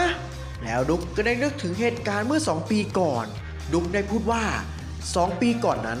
ตัวเราได้ขนานนามว่าผู้ทำลายล้างแล้วกำลังทำผลงานได้ดีกับทีมฝรั่งเศสแต่ว่าชายคนนั้นได้เข้ามาช่วยชูรี่น้องสาวของเราที่กำลังตกอยู่ในอันตรายและสิ่งที่เราตกใจมากที่สุดก็คือชายคนนั้นกลับเป็นคู่แข่งของเราอีกเขาไม่กลัวต่อการบาดเจ็บที่อาจจะได้รับซึ่งเขาจะได้รับความพ่ายแพ้ต่อการแข่งขันนั้นได้จากตอนนั้นเราเลยขอลาออกจากทีมฝรั่งเศสเพื่อมาติดตามผู้นั้นแล้วก็ตอบแทนในชีวิตในครั้งนั้นนั่นเองจากนั้นนีโอก็ได้นึกถึงบทสนทนาระหว่างตัวเขากับยางิวยางิวได้บอกว่าเฮ้นีโอเป็นไงบ้างหลังจากที่ได้แข่งกับรุ่นพี่ม.ปลายไปน่ะนีโอเลยตอบกลับไปว่าเฮ้แค่นี้เองเหรอไม่เป็นไรหรอกอีกอย่างฉันได้รู้ถึงขีดจำกัดของผู้เล่นแต่ละคนแล้วล่ะฉันเลยรู้ว่ามันมีบางอย่างที่ฉันยังขาดไปนะตัดมาที่ทางฝั่งทีมเยอรมันแดม่าได้บอกว่าทางฝั่งทีมนั้นแข็งแกร่งจริงแต่ฉันไม่ยอมแพ้มันหรอกเบอร์ตี้ก็พูดออกมาเช่นกันว่าใช่ฉันก็เหมือนกันแมตช์นี้น่ะสนุกมากๆเลยล่ะนะเข้าสู่การแข่งขันดุกได้ใช้ท่าดุกโฮมรันโจมตีใส่แดม่าแต่ทางแดม่านั้นสามารถตีโต้กลับไปได้อย่างสบายๆดุกและนีโอในร่างของคามิวได้กระโดดพร้อมกันตีโต้ลูกกลับไปได้ลูกได้ลงคอร์ดฝั่งทีมเยอรมันกลายเป็น15-0แล้วทุกคนถึงกับตกใจเป็นอย่างมากคินทาโร่ได้พูดว่านั่นมันเกิดอะไรขึ้นกันน่ะยางิวก็ได้พูดว่านี่สินะสิ่งที่นีโอได้พูดเอาไว้ก่อนหน้านี้น่ะคามิวเห็นแบบนั้นเลยพูดว่ามาแล้วสินะสภาวะอีกสภาวะหนึ่งของการเล่นคู่วอล์กเลยพูดว่าหรือว่านี่มันจะเป็นสภาวะฮาวอิงเสียงหวยหวนน่ะแล้วการแข่งขันคู่นี้จะจบลงแบบไหนติดตามได้ในตอนหน้านะครับก็จบไปแล้วนะครับสำหรับปินออฟพินิจภาคเวิลด์ครับตอนที่92ออฟพินิจภาคเวิลด์ครับตอนที่93หรือจะตรงกับมังงะในตอนที่294เรื่องราวจะเป็นยังไงต่อไปเดี๋ยวเรามารับชมกันเลยความเดิมจากตอนนี้แล้วการแข่งขันคู่มือ2ระหว่างทีมญี่ปุ่นกับทีมเยอรมันใกล้จะถึงจุดสิ้นสุดอยู่แล้วนีโอได้โชว์ความสามารถพิเศษอย่างสุดโหดได้กลายเป็นผู้เล่นระดับโลกอย่างเซอุสกัปตันทีมกรีซและโนอากุนซือผู้อยู่เบื้องหลังทีมออสเตรเลียและสุดท้ายได้กลายเป็นคามิวกัปตันทีมฝรั่งเศสทำให้ดุกและนีโอนั้นเล่นได้เข้าขาเป็นอย่างมากเข้าสู่สภาวะฮาวอิงเสียงร้องหวยหวนวอล์กเห็นแบบนั้นเลยพูดว่าทักษะการทำลายล้างของดุกวาตาราเบะกับความสามารถความรักของชาเบนเทอร์คามิล ดูเหมือนว่ากำลังจะตื่นขึ้นมาแล้วความสามารถในการทำลายล้างและฟื้นฟูในเวลาเดียวกันอย่างนั้นละสินะแล้วนีโอและดุ๊กได้ประสานพลังตีลูกโต้กลับไปด้วยออร่าแสงสว่างจ้าแดมาถึงกับพูดว่าอะไรกันแสงสว่างนั่นลูกได้หายไปแล้วเบอร์ตี้ก็พูดออกมาเช่นกันว่าความสามารถอะไรกันเนี่ยฉันไม่เคยเห็นมาก่อนเลยสภาวะที่มีการทำลายล้างและสร้างในเวลาเดียวกันเนี่ยนะจากนั้นการแข่งขันกลายเป็นเกมทีมญี่ปุ่นไล่มาเป็น6 เท่าเข้าสู่ช่วงทรายเบรกคิริฮาระถึงกับพูดออกมาว่าว้าวไล่มาทันจนได้สุดยอดไปเลยครับรุ่นพี่เบอร์ตี้ได้พูดว่าเฮ้อการสร้างอย่างนั้นเหรอมันก็แค่ทำให้ลูกนั้นหายไปในจุดอับสายตาลาสินนะแดมาก็พูดว่าใช่มันยากเหมือนกันนะที่จะจับทางลูกนั้นได้นะเบอร์ตี้เทสกะถึงกับพูดว่ามันเป็นการจู่โจมแบบไม่คาดคิดเป็นการประสานงานที่ดีมากคงมาจากประสบการณ์ล้วนๆเลยล่ะนะวอล์กเลยตอบกับเทสกะไปว่าก็เป็นอย่างที่นายพูดมานั่นแหละคุณนิมิสึการประสานงานอย่างลงตัวทำให้รู้ทางการเคลื่อนไหวของลูกได้แต่ว่านะคุณนิมิสึทางเราก็มีผู้เล่นมืออาชีพอยู่ตั้ง2 คนเลยนะต่อจากนั้นแดมาได้พูดว่าระยะห่างความสูง6 เมตร 75 เซนคิดเป็น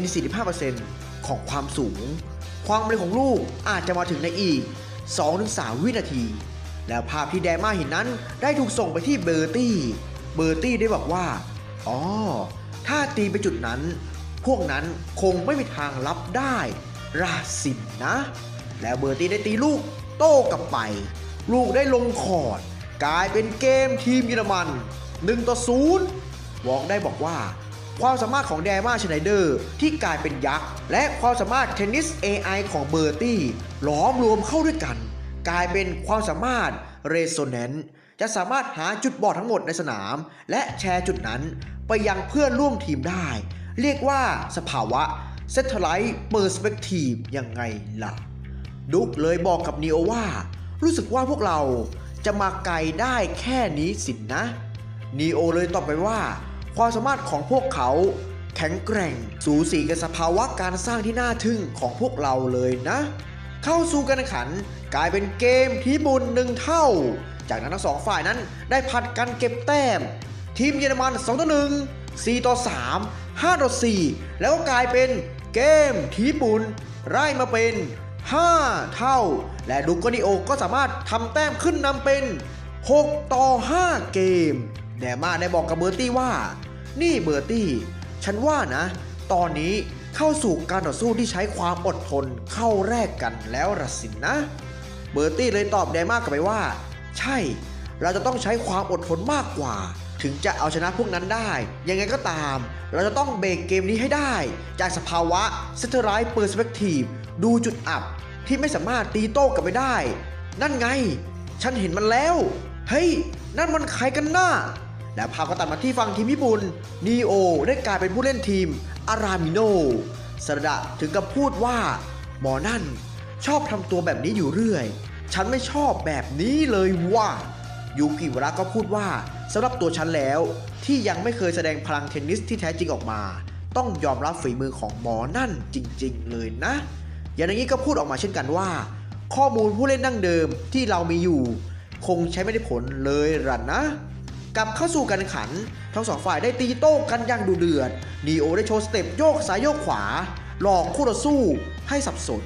เบอร์ตี้ได้บอกว่าเฮ้อนายทำแบบนี้โง่หรือเปล่ามีใครเล่นเทนนิสแล้วทำแบบนี้กันบ้างล่ะแล้วเบอร์ตี้ก็ได้ตีลูกโต้กลับไปลูกนั้นได้พุ่งตรงระหว่างกึ่งกลางคอร์ตนีโออ่านทางลูกออกได้ตีลูกวอลเล่สูงอย่างแรงอินุอิเห็นแบบนั้นถึงกับอุทานมาว่าสุดยอดไปแล้ว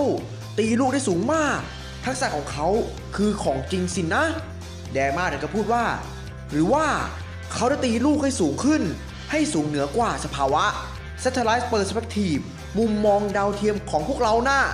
เบอร์ตี้ถึงกับพูดว่า Satellite Perspective มุมมองดาวเทียมถูกยกเลิกชั่วขณะมองไม่เห็นลูกเลยหมอนั่นจงใจตีลูกให้เป็นแบบนี้สินะ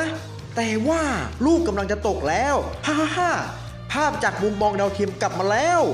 เบอร์ตี้ได้สปริงตัวโดดขึ้นแล้วบรรจงหัวสแมชโต้กลับไปเบอร์ตี้ได้บอกว่าพวกนายมีฝีมือที่ดีนะ แต่ยังไม่เพียงพอที่จะต่อสู้กับผู้เล่นระดับมืออาชีพหรอกหน้า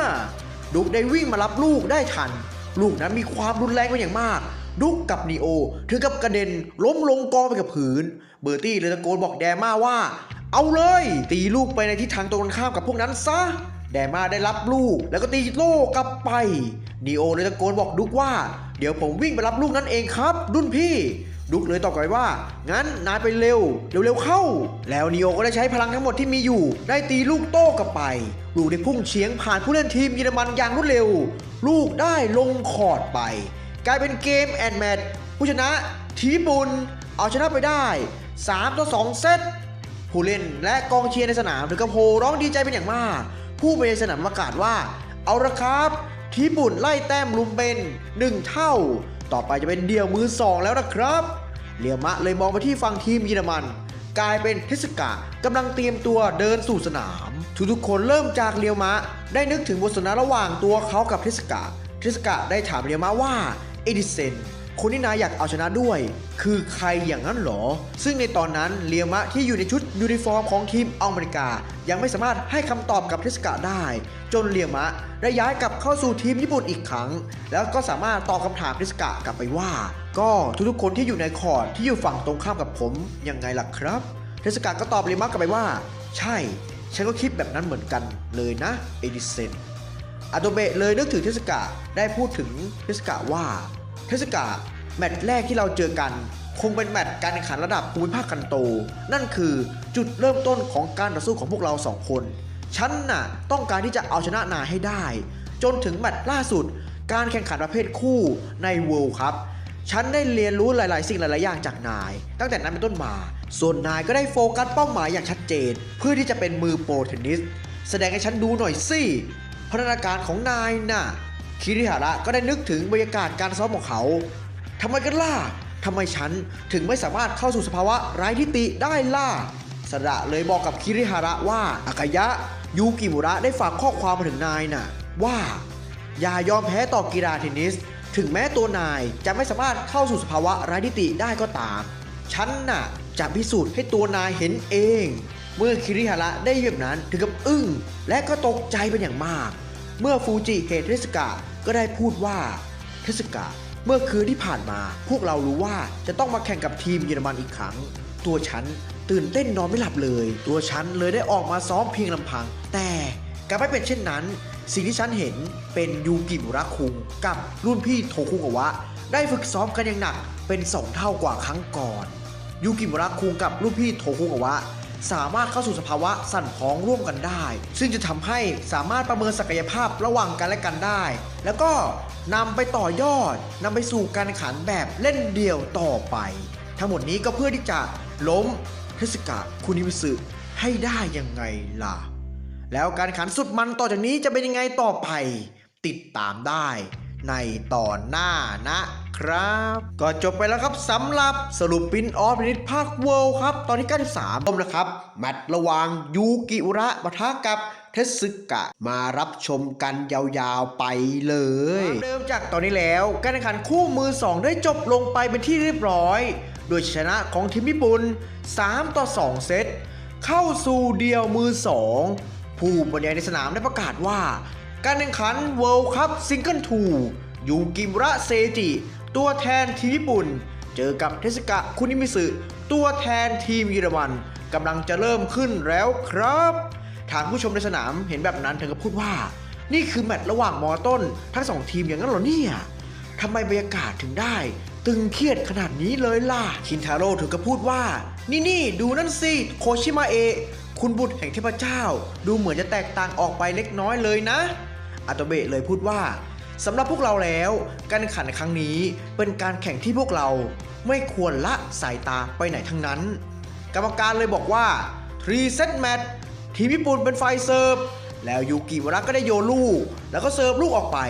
ลูกนั้นได้พุ่งผ่านไปยังทิศทางตรงข้ามเทสึกะเลยหมุนตัวเองเข้ามารับลูกแล้วก็ตีโต้กลับไปยูกิวาระอ่านทางออกแล้วได้ตีลูกไปที่ฝั่งซ้ายของเทสึกะก็ยังคงเข้ามารับลูกได้ทันถึงกับพูดว่าคิดจะเล่นงานโดยตีลูกออกไปในทิศทางตรงข้ามอย่างนั้นละสินะสระเห็นแบบนั้นเลยพูดขึ้นว่าไม่ยังหรอกหน้า ถึงแม้จะตีลูกหมุนกลับไปกลับมาเทสกะก็ยังตีโต้กลับไปได้อยู่ดีนั่นแหละแต่ก็เป็นไปตามแผนยูกิมุระได้สปริงตัวโดดขึ้นกำลังจะตีท่าสแมชยูกิมุระนั้นก็ได้นึกถึงเหตุการณ์ในอดีตโดยบุญตะได้เข้ามาบอกกับยูกิมุระว่ายูกิมุระคุงรุ่นพี่คิมิจิมะเรียกนายน่ะอาจจะเป็นเรื่องการรักษาที่อเมริกาหลังจบทัวร์นาเมนต์นี้ก็ได้ละมั้งจากนั้นยูกิมุระก็ได้เดินไปหาคิมิจิมะ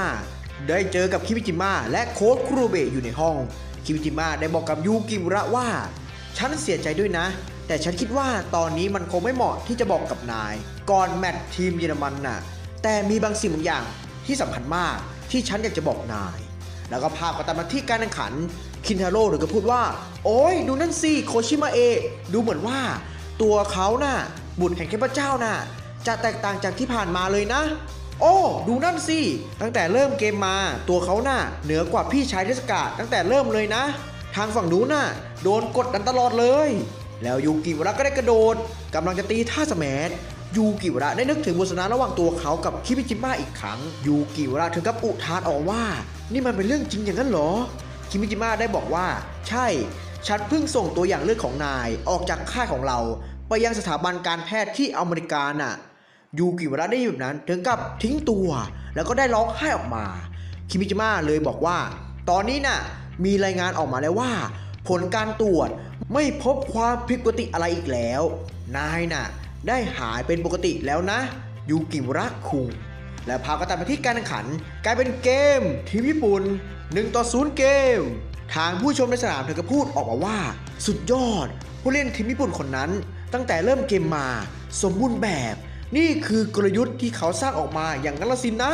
ทำให้ประสิทธิภาพการโจมตีดีมากแถมยังโจมตีไปยังจุดอ่อนของฝ่ายตรงข้ามอีกด้วยอีเดะได้บอกกับโทคุกาวะว่าดูเหมือนว่าเขาจะเตรียมตัวรับมือเคาน์เตอร์โต้กลับกับผู้เล่นถนัดซ้ายเป็นอย่างดีเลยนะครับใช่ไหมล่ะโทคุกาวะคุงโทคุกาวะเลยตอบกลับว่าใช่แล้วครับผมโอนิเลยพูดว่าถ้าอย่างนั้นก็ดีแล้วเหรอนะแล้วยูกิมุระก็ได้นึกถึงบทสนทนาระหว่างตัวเขากับอินุอิให้ฉันดูทั้งหมดนี่เลยอย่างนั้นเหรออินุอิเลยบอกยูกิมุระว่านี่คือข้อมูลของเทสกะที่ฉันรวบรวมมาทั้งหมดตั้ง3ปีด้วยกันฉันหวังว่ามันคงจะเป็นประโยชน์กับนายอย่างน้อยนิดนึงก็ยังดีนะอย่างนี้เลยบอกว่าเฮ้ยจะดีหรอซันดาฮารุอินุอิเลยตอบไปว่าข้อมูลของคู่แข่งก็เป็นส่วนหนึ่งเหมือนกันนอกจากนั้นเทสกะยังคงซ่อนความแข็งแกร่งที่ไม่สามารถประเมินได้อยู่ฉันจะต้องรวบรวมข้อมูลนั้นให้ได้งั้นฉันไปก่อนนะยูกิมุระคุงเมื่อยูกิมุระเดินผ่านเห็นสมุดบันทึกของอินุอิถึงกับอมยิ้มออกมา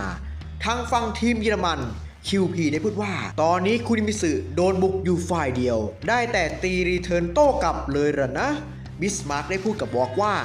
แต่ดูไปแล้วคู่แข่งทีมญี่ปุ่นคนนั้นแตกต่างจากแมตช์พีโวคัพครั้งก่อนมากเลยนะวอล์กเลยตอบกลับไปว่าหลังจากที่เขาโดนความมืดครอบงำและสามารถออกจากจุดนั้นได้นอกจากนี้ยังไม่มีความลังเลอีกยูกิมุระเซจิเหมือนเปลี่ยนไปคนละคนเลยล่ะนะจากนั้นเทสกะเป็นฝ่ายเสิร์ฟเทสกะได้เสิร์ฟลูกออกไปโดยหวังจะเสิร์ฟเอสทางด้านขวายูกิมุระอ่านทางออกได้ตีลูกโต้ลูกเสิร์ฟของเทสกะไปอย่างรวดเร็วกลายเป็น0-15ทางกองเชียร์ถึงกับสะใจสุดยอดไปเลยได้แต้มจากรีเทิร์นเอสจากเทสกะได้ด้วยละยูกิมุระเลยพูดว่าข้อมูลน่ะโกหกไม่ได้หรอกนะใช่ไหมล่ะอินุอิจากนั้นทั้งสองฝ่ายได้ตีโต้กันอย่างดุเดือดผู้ชมสนามถึงกับพูดว่าสุดยอดไม่น่าเชื่อเลยว่าทั้งสองฝ่ายจะทำได้ถึงขนาดนี้โออิชิเห็นแบบนั้นเลยพูดขึ้นว่าเอ๊ะทำไมกันล่ะตั้งแต่เริ่มเกมมาเทสกะยังไม่ได้ใช้เทสกะโซนเลยฟูจิเลยตอบโออิชิกลับไปว่าเทสกะไม่ได้ใช้มันนั่นก็เพราะเทสกะใช้ไม่ได้ต่างหากล่ะเทสกะโซนอาจจะโดนปิดผนึกก็เป็นได้นะจากนั้นภาพได้ตัดไปที่บทสนทนาระหว่างอาโตเบะกับยูกิมุระอาโตเบะได้บอกกับยูกิมุระว่าหากนายต้องการจะปิดผนึกเทสกะโซนนายจะต้องใส่แรงหมุนสปินไปที่ลูกบอลโดยที่ไม่ให้เจ้านั่นรู้สึกตัวยังไงล่ะยูกิมุระเลยตอบอาโตเบะกลับไปว่าพูดน่ะมันง่ายนายสามารถทำแบบนั้นได้อย่างนั้นเหรออาโตเบะแล้วก็ตัดมาที่สนามแข่งอาโตเบะได้พูดว่าไหนลองแสดงให้ฉันเห็นหน่อยสิการหยุดเทสกะโซนของนายน่ะและระหว่างตีโต้กันไปมายูกิมุระได้สลับการเปลี่ยน การจับแร็กเก็ตไปที่ข้างซ้ายโออิชิเธอก็พูดว่าเฮ้ยนั่นไม่ใช่การสับเปลี่ยนธรรมดาแต่เป็นการสับเปลี่ยนแบบซุ่มทำให้การหมุนของลูกเป็นสิ่งที่คาดการไม่ได้อย่างนั้นละสินะยูกิวระคนนั้นปิดผนึกเทสกะโซนแล้วอย่างนั้นเหรอจากนั้นกลายเป็นเกมทีมญี่ปุ่น0-40คิริฮาระเห็นแบบนั้นถึงก็พูดว่าเรื่องแบบนี้มันจะทำได้ง่ายๆอย่างนั้นหรอครับจุดดีก็คือมันสามารถหลบเลี่ยงเทสกะโซนได้แต่การใช้มือข้างไม่ถนัดน่ะมันจะดีอย่างนั้นหรอครับโมริเลยบอกว่าสำหรับยูกิวระคุงแล้วกล้ามเนื้อและพละกำลังอยู่ในความสมดุลที่ดีมากทุกครั้งที่เขากายภาพบำบัดเขาได้รับการฝึกฝนไม่เพียงแต่มือขวาเท่านั้นมือซ้ายของเขาก็ได้รับการฝึกฝนไปด้วยเหมือนกับได้อาวุธมาใหม่ทำให้ตัวเขาสามารถตีได้อย่างแม่นยำทั้งสองข้างเราจะเรียกเทคนิคนี้ว่ามิราดมิเรอร์ยังไงล่ะจากนั้นกลายเป็นเกมทีมญี่ปุ่น2-0เกมอาดาเบะถึงกับพูดว่าฮ่าฮ่าฮ่ายูกิวระสามารถเบรกเกมเสิร์ฟของเทสกะได้ยอดเยี่ยมมากชิราชิถึงก็พูดว่านี่คือพลังที่แท้จริงของยูกิวระคุงละสินนะซาดะได้ตะโกนออกมาว่ายูกิวระความแข็งแกร่งของเทสกะก็คือหัวใจแห่งความแน่วแน่ไม่มีทางปั่นป่วนได้หรอกลืมมันไปซะนายไม่มีทางขโมยประสาทสัมผัสทั้ง5ของเทสกะได้หรอกหน้าคิเทะได้เยี่ยมนั้นเลยตอบซาดะกลับไปว่าการที่คุณพูดแบบนั้นมันก็เหมือนกับการใส่สายเข้าไปในดวงตาของเขามันไม่มีประโยชน์หรอกนะครับบุญตะเลยพูดแซวคิเทะไปว่าแต่ก่อนนะคิเทริสึนายน่ะสวมแว่นตาอยู่นี่นาเบียรินเลยบอกว่าเฮ้อเด็กมอต้นพวกนี้ทั้งหมดเคยพ่ายแพ้ต่อเทสกะคุนิมิสึราสินนะแล้วยูกิวระก็ได้เซิร์ฟลูกออกไปแต่ถูกตีโต้กลับมาอย่างรวดเร็วในสนามนั้นมีออร่าแสงสว่างออกมายูกิวระเลยบอกว่านี่คือที่สุดแห่งไร้ตัวตนสภาวะไร้ทิฏฐิราสินนะเทสกะนั้นได้เข้าสู่สภาวะไร้ทิฏฐิได้บอกกับยูกิวระว่าการป้องกันของนายคงใช้ไม่ได้ผลอีกแล้วล่ะเลียวมะเลยบอกยูกิวระว่าคุณน่ะตอนนี้รู้สึกสนุกกับกีฬาเทนนิสบ้างไหมครับยูกิวระเลยหันหน้าไปที่คอร์ตฝั่งตรงข้ามแล้วบอกว่าเข้ามาเลยเทสกะคุนิมิสึแล้วบุตรแห่งเทพเจ้าจะรับมือสภาวะไร้ทิฏฐิของเทสกะได้หรือไม่ติดตามได้ในตอนหน้านะครับก็จบไปแล้วนะครับสำหรับสรุปปินออฟเทนนิสภาคเวิลด์ครับตอนที่ 94หรือตรงกับมังงะในตอนที่297ปินออฟเทนนิสภาคเวิลด์ครับตอนที่ 95หรือจะตรงกับมังงะในตอนที่300พอดีเลยนะครับเรื่องราวการแข่งขันสุดมันจะเป็นยังไงต่อไปเดี๋ยวเรามารับชมกันเลยความเดิมจากตอนนี้แล้วการแข่งขันเดี่ยวมือ2ระหว่างยูกิมุระเซจิตัวแทนทีมญี่ปุ่นเจอกับเทสกะคุนิมิสึตัวแทนทีมเยอรมัน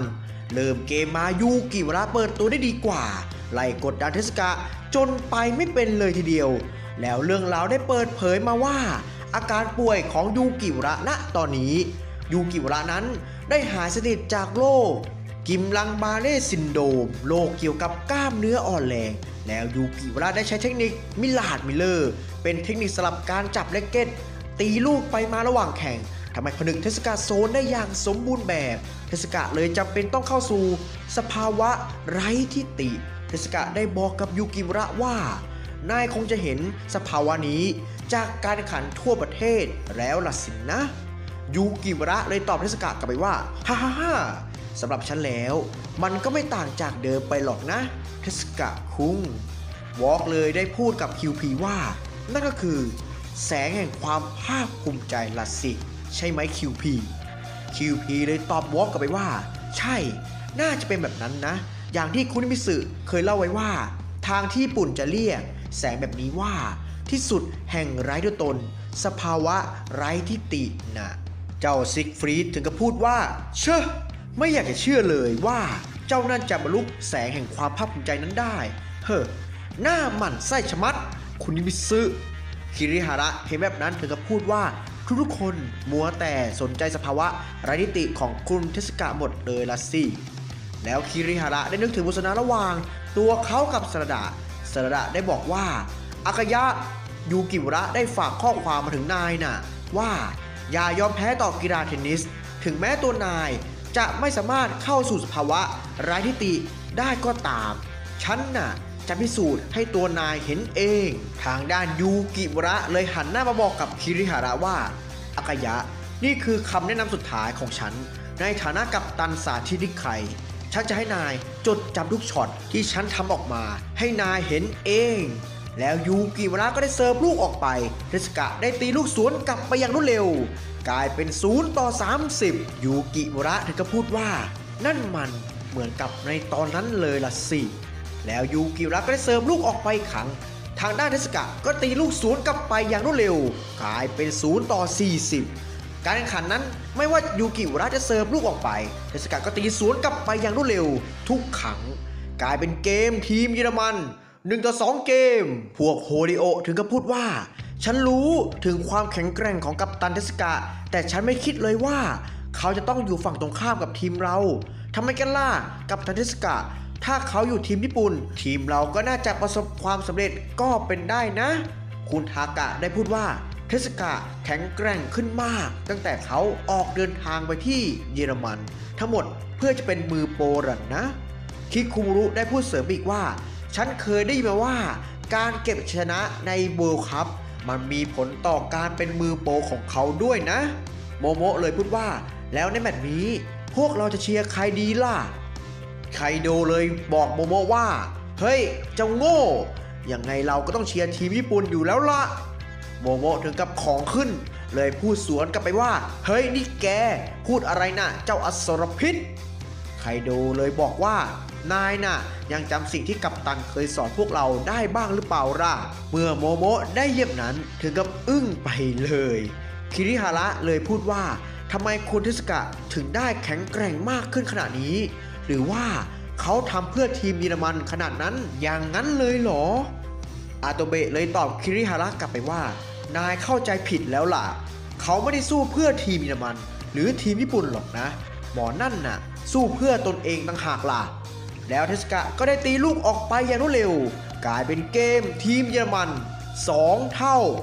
ทุกๆคนในสนามถึงกับเงียบเชียบฟูจิเลยบอกว่าเทสกะในตอนนี้คงไม่มีใครต้านทานเขาได้อีกแล้วล่ะถ้าพวกเราได้แข่งกับเขาอีกครั้งล่ะนะ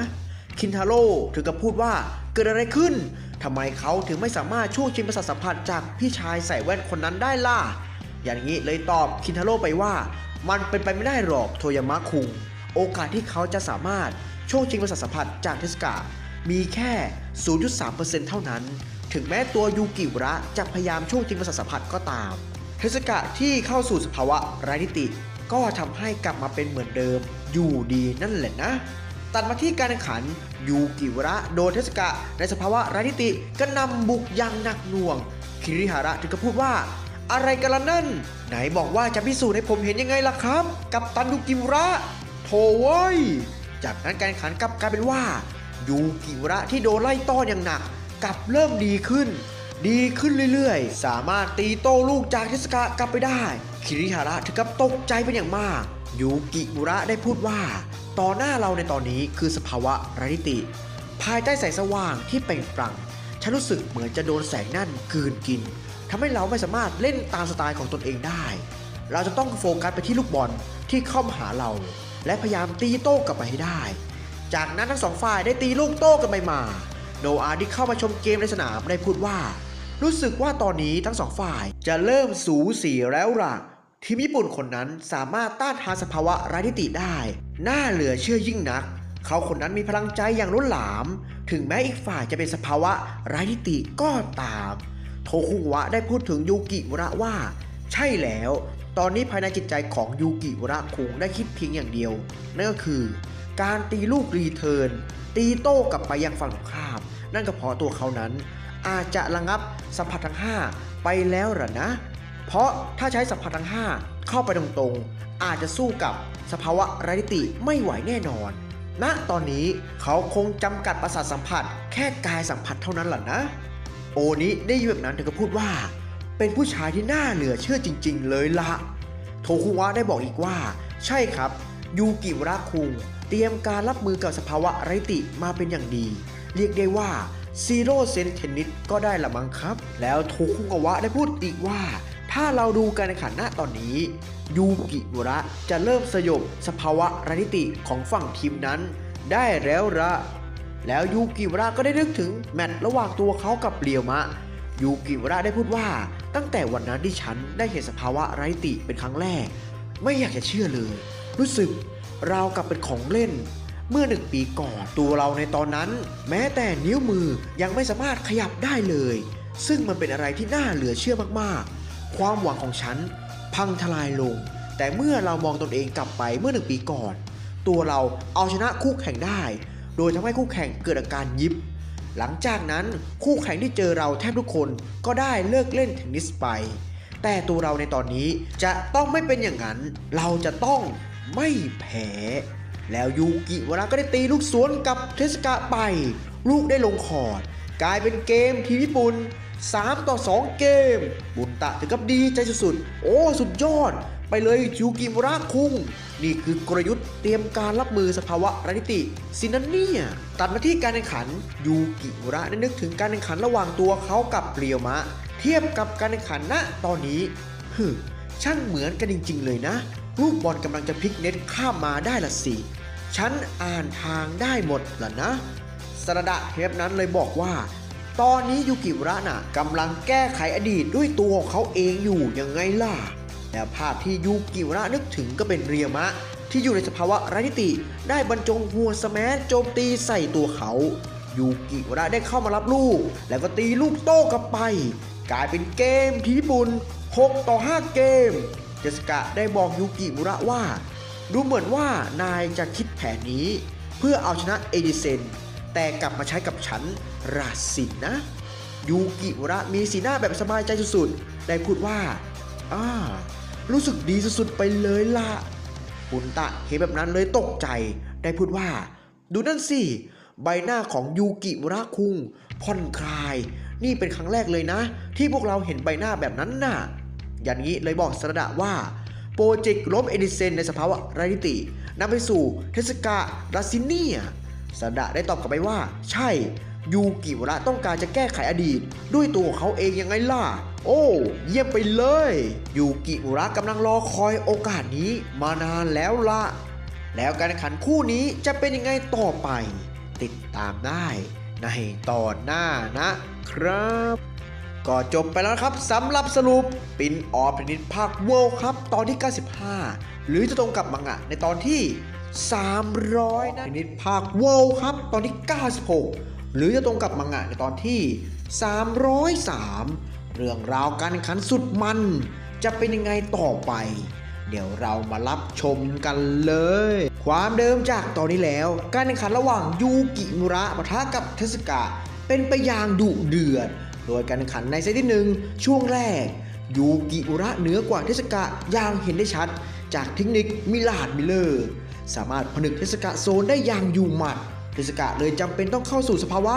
ไร้ทิฏฐิซึ่งสภาวะไร้ทิฏฐิของเทสกะเล่นเอายูกิมุระในช่วงแรกไปไม่เป็นเลยทีเดียวทั้งความเร็วและความรุนแรง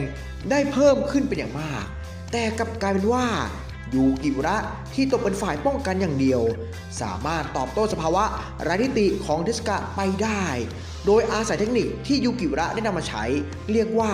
Zero Sense Tennis เป็นเทคนิคที่ระงับประสาทสัมผัสบางอย่างแล้วรวบรวมไปที่ประสาทสัมผัสที่ต้องการ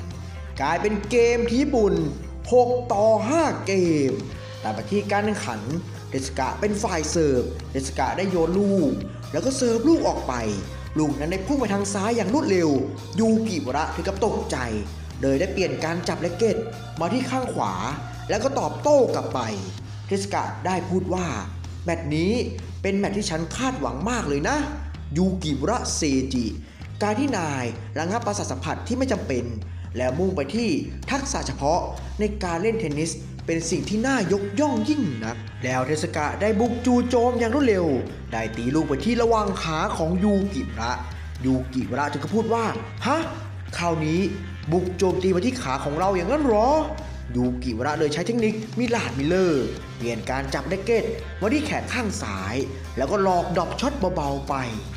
แต่เทสกะอ่านทางออกได้กระโดดเข้ามารับลูกได้ทัน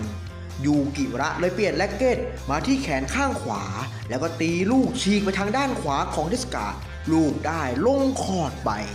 กลายเป็นเกมที่ญี่ปุ่น7-6เกมโออิชิที่แบบนั้นเลยพูดว่ายูกิระหลอกเปลี่ยนการจับแร็กเก็ตมาที่ข้างซ้ายแล้วก็เปลี่ยนไปที่ข้างขวาแล้วก็สวิตช์ลูกช็อตไปที่เท้าข้างขวาของเทสกะอย่างนั้นเหรอเนี่ยเทสกะเลยบอกกับยูกิระว่าหลอกได้สวยดีนี่ยูกิระเลยตอบกลับไปว่าฉันไม่ให้นายเข้าใจมิลาดได้ง่ายๆหรอกนะเทสกะคุนิมิซึจากนั้นทั้งสองฝ่ายก็เข้ามาพักที่ข้างสนามทางผู้ชมในสนามเธอก็พูดว่าว้าวทีมญี่ปุ่นได้1เซตไปแล้วเฮ้ยแต่ดูนั่นสิคนที่อยู่ทีมเยอรมันคนนั้นน่ะเป็นคนญี่ปุ่นไม่ใช่หรือยังไงกัน QP เลยเดินเข้าบอกกับเทสกะว่านายอย่าปล่อยกลายเป็นเกมของเขาสิคุณนิมิสึนายรู้ไหมนายยังจำได้หรือเปล่าตอนที่นายได้ซ้อมกับวอล์กน่ะอย่าซีเรียสมากสิแต่คู่แข่งที่นายเจอก็เป็นเด็กม.ต้นใช่ไหมล่ะทางเคนเลยพูดเสริมไปว่านายคงลำบากใจมากสินะที่ต้องเจอกับเพื่อนเก่าน่ะเลยไม่เป็นไปตามที่นายคาดหวังหัวใจของนายคงรู้สึกปวดร้าวอยู่ละสิแต่การที่นายจะเป็นมือโปรได้นั้นนายจะต้องก้าวผ่านข้อมูลไปให้ได้เทสกะเลยตอบไว้ว่าครับโค้ชผมเข้าใจแล้วครับจากนั้นเข้าสู่การแข่งขันทั้งสองฝ่ายก็ได้ตีโต้กันอย่างดุเดือดเทสกะได้หมุนแร็กเก็ตตั้งท่าจะใช้ดอกช็อต0 องศายูกิระเห็นแบบนั้นเลยบอกว่ามาแล้วสินะดอกช็อต0 องศาน่ะยูกิระโดยรีบวิ่งไปที่หน้าเน็ตอย่างรวดเร็วจิโนเซะเห็นแบบนั้นเลยพูดว่าเฮ้ยดูนั่นสิยูกิระเคลื่อนที่อย่างรวดเร็วเลยตั้งแต่เห็นเทสกะสัมผัสบอลเลยล่ะนะชิชิโดะเลยบอกว่าไม่น่าเชื่อใช่แล้วยูกิระใช้เทคนิคไลซิ่งช็อตตีโต้กลับไปก่อนที่ลูกจะตกถึงพื้นยังไงล่ะกลายเป็นเกมเซตที่2ทีมญี่ปุ่นขึ้นนำ2-0เกมโทคุงาวะเลยบอกว่าการผสมผสานอย่างลงตัวเทคนิคมิลาดมิเลอร์ที่สามารถปิดกั้นการหมุนของลูกไว้ได้รวมทั้งเทคนิคไลซิ่งที่สามารถบุกจู่โจมได้อย่างรวดเร็วตัวยูกิระคุงนะเขาเตรียมตัวมาอย่างดีเลยล่ะนะกลายเป็นเกมที่ญี่ปุ่นขึ้นนำ3-0เกมจากนั้นทั้งสองคนต่างฝ่ายต่างมาพักข้างสนามทางกองเชียร์ทีมญี่ปุ่นถึงพูดว่าโอ้สุดยอดนี่นะหรอผู้ซึ่งได้รับฉายานามว่าบุตรแห่งเทพเจ้านะคิริฮาระได้พูดว่าในที่สุดพวกเราก็ทำได้สักทีนะใช่ไหมครับรองกัปตันสระดาเลยตอบคิริฮาระกลับไปว่าไม่ว่าจะตกอยู่ในสถานการณ์ไหนถึงแม้คู่แข่งจะเป็นเทศกาลก็ตามก็ห้ามประมาทอย่างเด็ดขาดเข้าใจไหมอากายะโออิชิเลยอุทานออกมาว่าไม่จริงนะเทศกาลคุงคนนั้นจะเป็นแบบนี้เหรอเนี่ยทางฝั่งทีมเยอรมันปูเกอร์ถึงกับออกการหัวเสียสุดเลยตะโกนออกมาว่าคุณนิมิสึนายมัวทำอะไรอยู่ฮะถ้าเกิดนายแพ้ขึ้นมาฉันจะถอดสปอนเซอร์ออกซะเลยเข้าใจไหมบอกเลยตอบปูเกอร์กลับไปว่าใจเย็นๆก่อนสิครับตัวเขาอยู่แค่ม.ต้นเองนะอย่ารีบดูสรุปสิครับถ้าคุณทำแบบนี้ก็เหมือนกับคุณกำลังกดดันผู้เล่นฝั่งทีมเราอีกต่างหากนอกจากนี้ลองดูใบหน้าของคุณนิมิสึอีกสิครับนี่คือใบหน้าที่โหดร้ายที่สุดที่ผมเคยเห็นมาตั้งแต่ที่หมอนั่นย้ายมาฝึกซ้อมกับทีมเยอรมันของพวกเราละนะครับกลับเข้าสู่การแข่งขันเทสกะได้เปิดฉากบุกใส่ยูกิระเทสกะได้พูดว่าในฐานะที่เราเคยเป็นกัปตันทีมมาก่อนตัวเรานั้นจะต้องต่อสู้กับตนเองอยู่ทุกๆครั้งเพื่อพาชมรมเทนนิสและเพื่อนพ้องประสบความสำเร็จไปด้วยกันแต่ครั้งนี้มันแตกต่างไปตัวเรานั้นต่อสู้เพื่อตัวเองและความฝันของตัวเราฉะนั้นแล้วแมตช์นี้เราจะพ่ายแพ้ไม่ได้อย่างเด็ดขาดพวกโออิชิเห็นแบบนั้นถึงกับพูดว่าเฮ้ยดูนั่นสินั่นมันจากนั้นในตัวเทสกะได้มีแรงลมพัดออกมาจากตัว QP ได้พูดว่านั่นก็คือเทสกะแฟนทอมลูกช็อตทั้งหมดจะถูกหมุนออกนอกคอร์ตไปละสินะยูกิระเลยพูดว่าขอโทษด้วยนะเทสกะแต่ละครั้งการสปินหมุนของลูกได้เพิ่มขึ้นเรื่อยๆทุกครั้งนายส่งบอลออกไปซึ่งมันคล้ายกับเทสกะโซนเลยมิลาดมิเลอร์ของฉันจะช่วงจริงเทสกะแฟนทอมนั้นไปเองแต่มาที่การแข่งขันลูกนั้นไม่ถูกดันออกนอกสนามบุญตะเห็นแบบนั้นเลยถึงกับพูดว่าเฮ้ยดูนั่นสิลูกบอลไม่ถูกผลักออกนอกสนามแล้วยูกิระสามารถทำลายเทสกะแฟนทอมได้แล้วยูกิระคุงชนะแล้วละ โออิชิถึงก็พูดว่าไม่จริงนะอาตาเบะได้พูดว่าอย่าเพิ่งด่วนสรุปสิพวกนายน่ะมองไม่เห็นหรอเทสกะน่ะไม่ได้เคลื่อนออกจากจุดนั้นมานานแล้วนะเมื่อทุกๆคนได้ยินแบบนั้นถึงกับตกใจเฮ้ยหรือว่าเทสกะโซนอย่างนั้นหรอแล้วเทสกะได้ใช้เทสกะโซนปรากฏออกมาเทสกะได้พูดขึ้นว่าฉันจะต้องเหนือกว่าทุกๆคนมากกว่านี้ฉันเชื่อว่าทุกสิ่งที่ฉันทำมาทั้งหมดจะตกตะกอนรวมตัวกันทำให้ฉันต้องก้าวเดินต่อไปการเคลื่อนไหวของฉันจะนำไปสู่อนาคตตามที่ฉันได้จินตนาการไว้ก่อนหน้านี้ตามสัญชาตญาณและเสียงหัวใจของฉันเพราะฉันอยากที่จะแข็งแกร่งขึ้นมันช่างร้อนยิ่งนักเปลวไฟที่ร้อนหมุนอยู่ในตัวของฉันมันกำลังลามไปที่หัวใจของฉันความฝันของฉันจะต้องทำให้สำเร็จให้ได้แล้วเทสกะก็ได้ตีลูกโจมตีใส่ยูกิอุระทางยูกิอุระที่เข้ามารับลูกได้พูดว่าโชคชะตากำลังรอฉันอยู่ฉันจะต้องต่อสู้ต่อไปตราบจนนิรันดร์ตราบเท่าที่ฉันยังมีชีวิตอยู่ช่วงเวลาเหล่านี้ยังคงสะท้อนอยู่ในหัวใจของฉันยังไงล่ะส่วนทางเทสกะที่เข้ามารับลูกได้พูดว่าฉันจะต้องยอมรับในโชคชะตาของฉันดังนั้นการต่อสู้ของฉันณวันนี้เป็นสิ่งที่ฉันคิดไว้แล้วว่าจะต้องเป็นแบบนี้มันไม่มีอะไรที่ต้องกังวลอีกต่อไปฉันจะต้องแข็งแกร่งมากขึ้นกว่านี้อีกตามที่ฉันได้ตั้งเป้าหมายไว้และฉันจะไม่วันเปลี่ยนแปลงมันฉันได้ตัดสินใจเดินในเส้นทางนี้และจะไม่หันหลังกลับอีกต่อไปแล้วความร้อนแรงนี้มันอยู่ในตัวฉันและมันอาจจะทำให้ฉันกลายเป็นเท่าฐานได้ความรู้สึกนี้เป็นความปรารถนาสุดท้ายของฉันที่ฉันต้องการมันแล้วเทสกะก็ได้ใช้เทสกะโซนลูกนั้นเสมือนถูกดึงดูดเข้าหาตัวเทสกะวอล์กเลยบอกว่าสังเกตดูสิคุณนิมิสึหลังจากที่เขาได้ตีรีเทิร์นลูกกลับไปนั้นเขาก็ได้ใช้เทสกะแฟนทอมซึ่งท่าคู่แข่งนั้นได้เปลี่ยนการสลับกันจับแร็กเก็ตเพื่อที่จะป้องกันเทสกะแฟนทอมแรงหมุนที่ใส่เข้าไปในตัวเทสกะโซนกับแรงหมุนที่ใส่ในเทสกะแฟนทอมทำให้เกิดแรงหมุนทั้งสองด้านที่มีแรงหมุนคนละทิศทางทำให้เกิดความซับซ้อนขึ้นมาอย่างไงล่ะ QP ถึงก็พูดว่าไม่น่าเชื่อแค่ระยะเวลาสั้นแค่นี้เนี่ยนะวอล์กเลยพูดอีกว่าใช่เทสกาโซนและเทสกาแฟนทอมจะล้อมรวมเป็นหนึ่งเดียวถึงขั้นสูงสุดที่เรียกว่า Ultimate The Zone of Ascendant ยังไงล่ะเทสกานั้นก็ได้พลิกขึ้นนำกลายเป็นเกมทีมเยอรมันในเซตที่2ขึ้นนำไป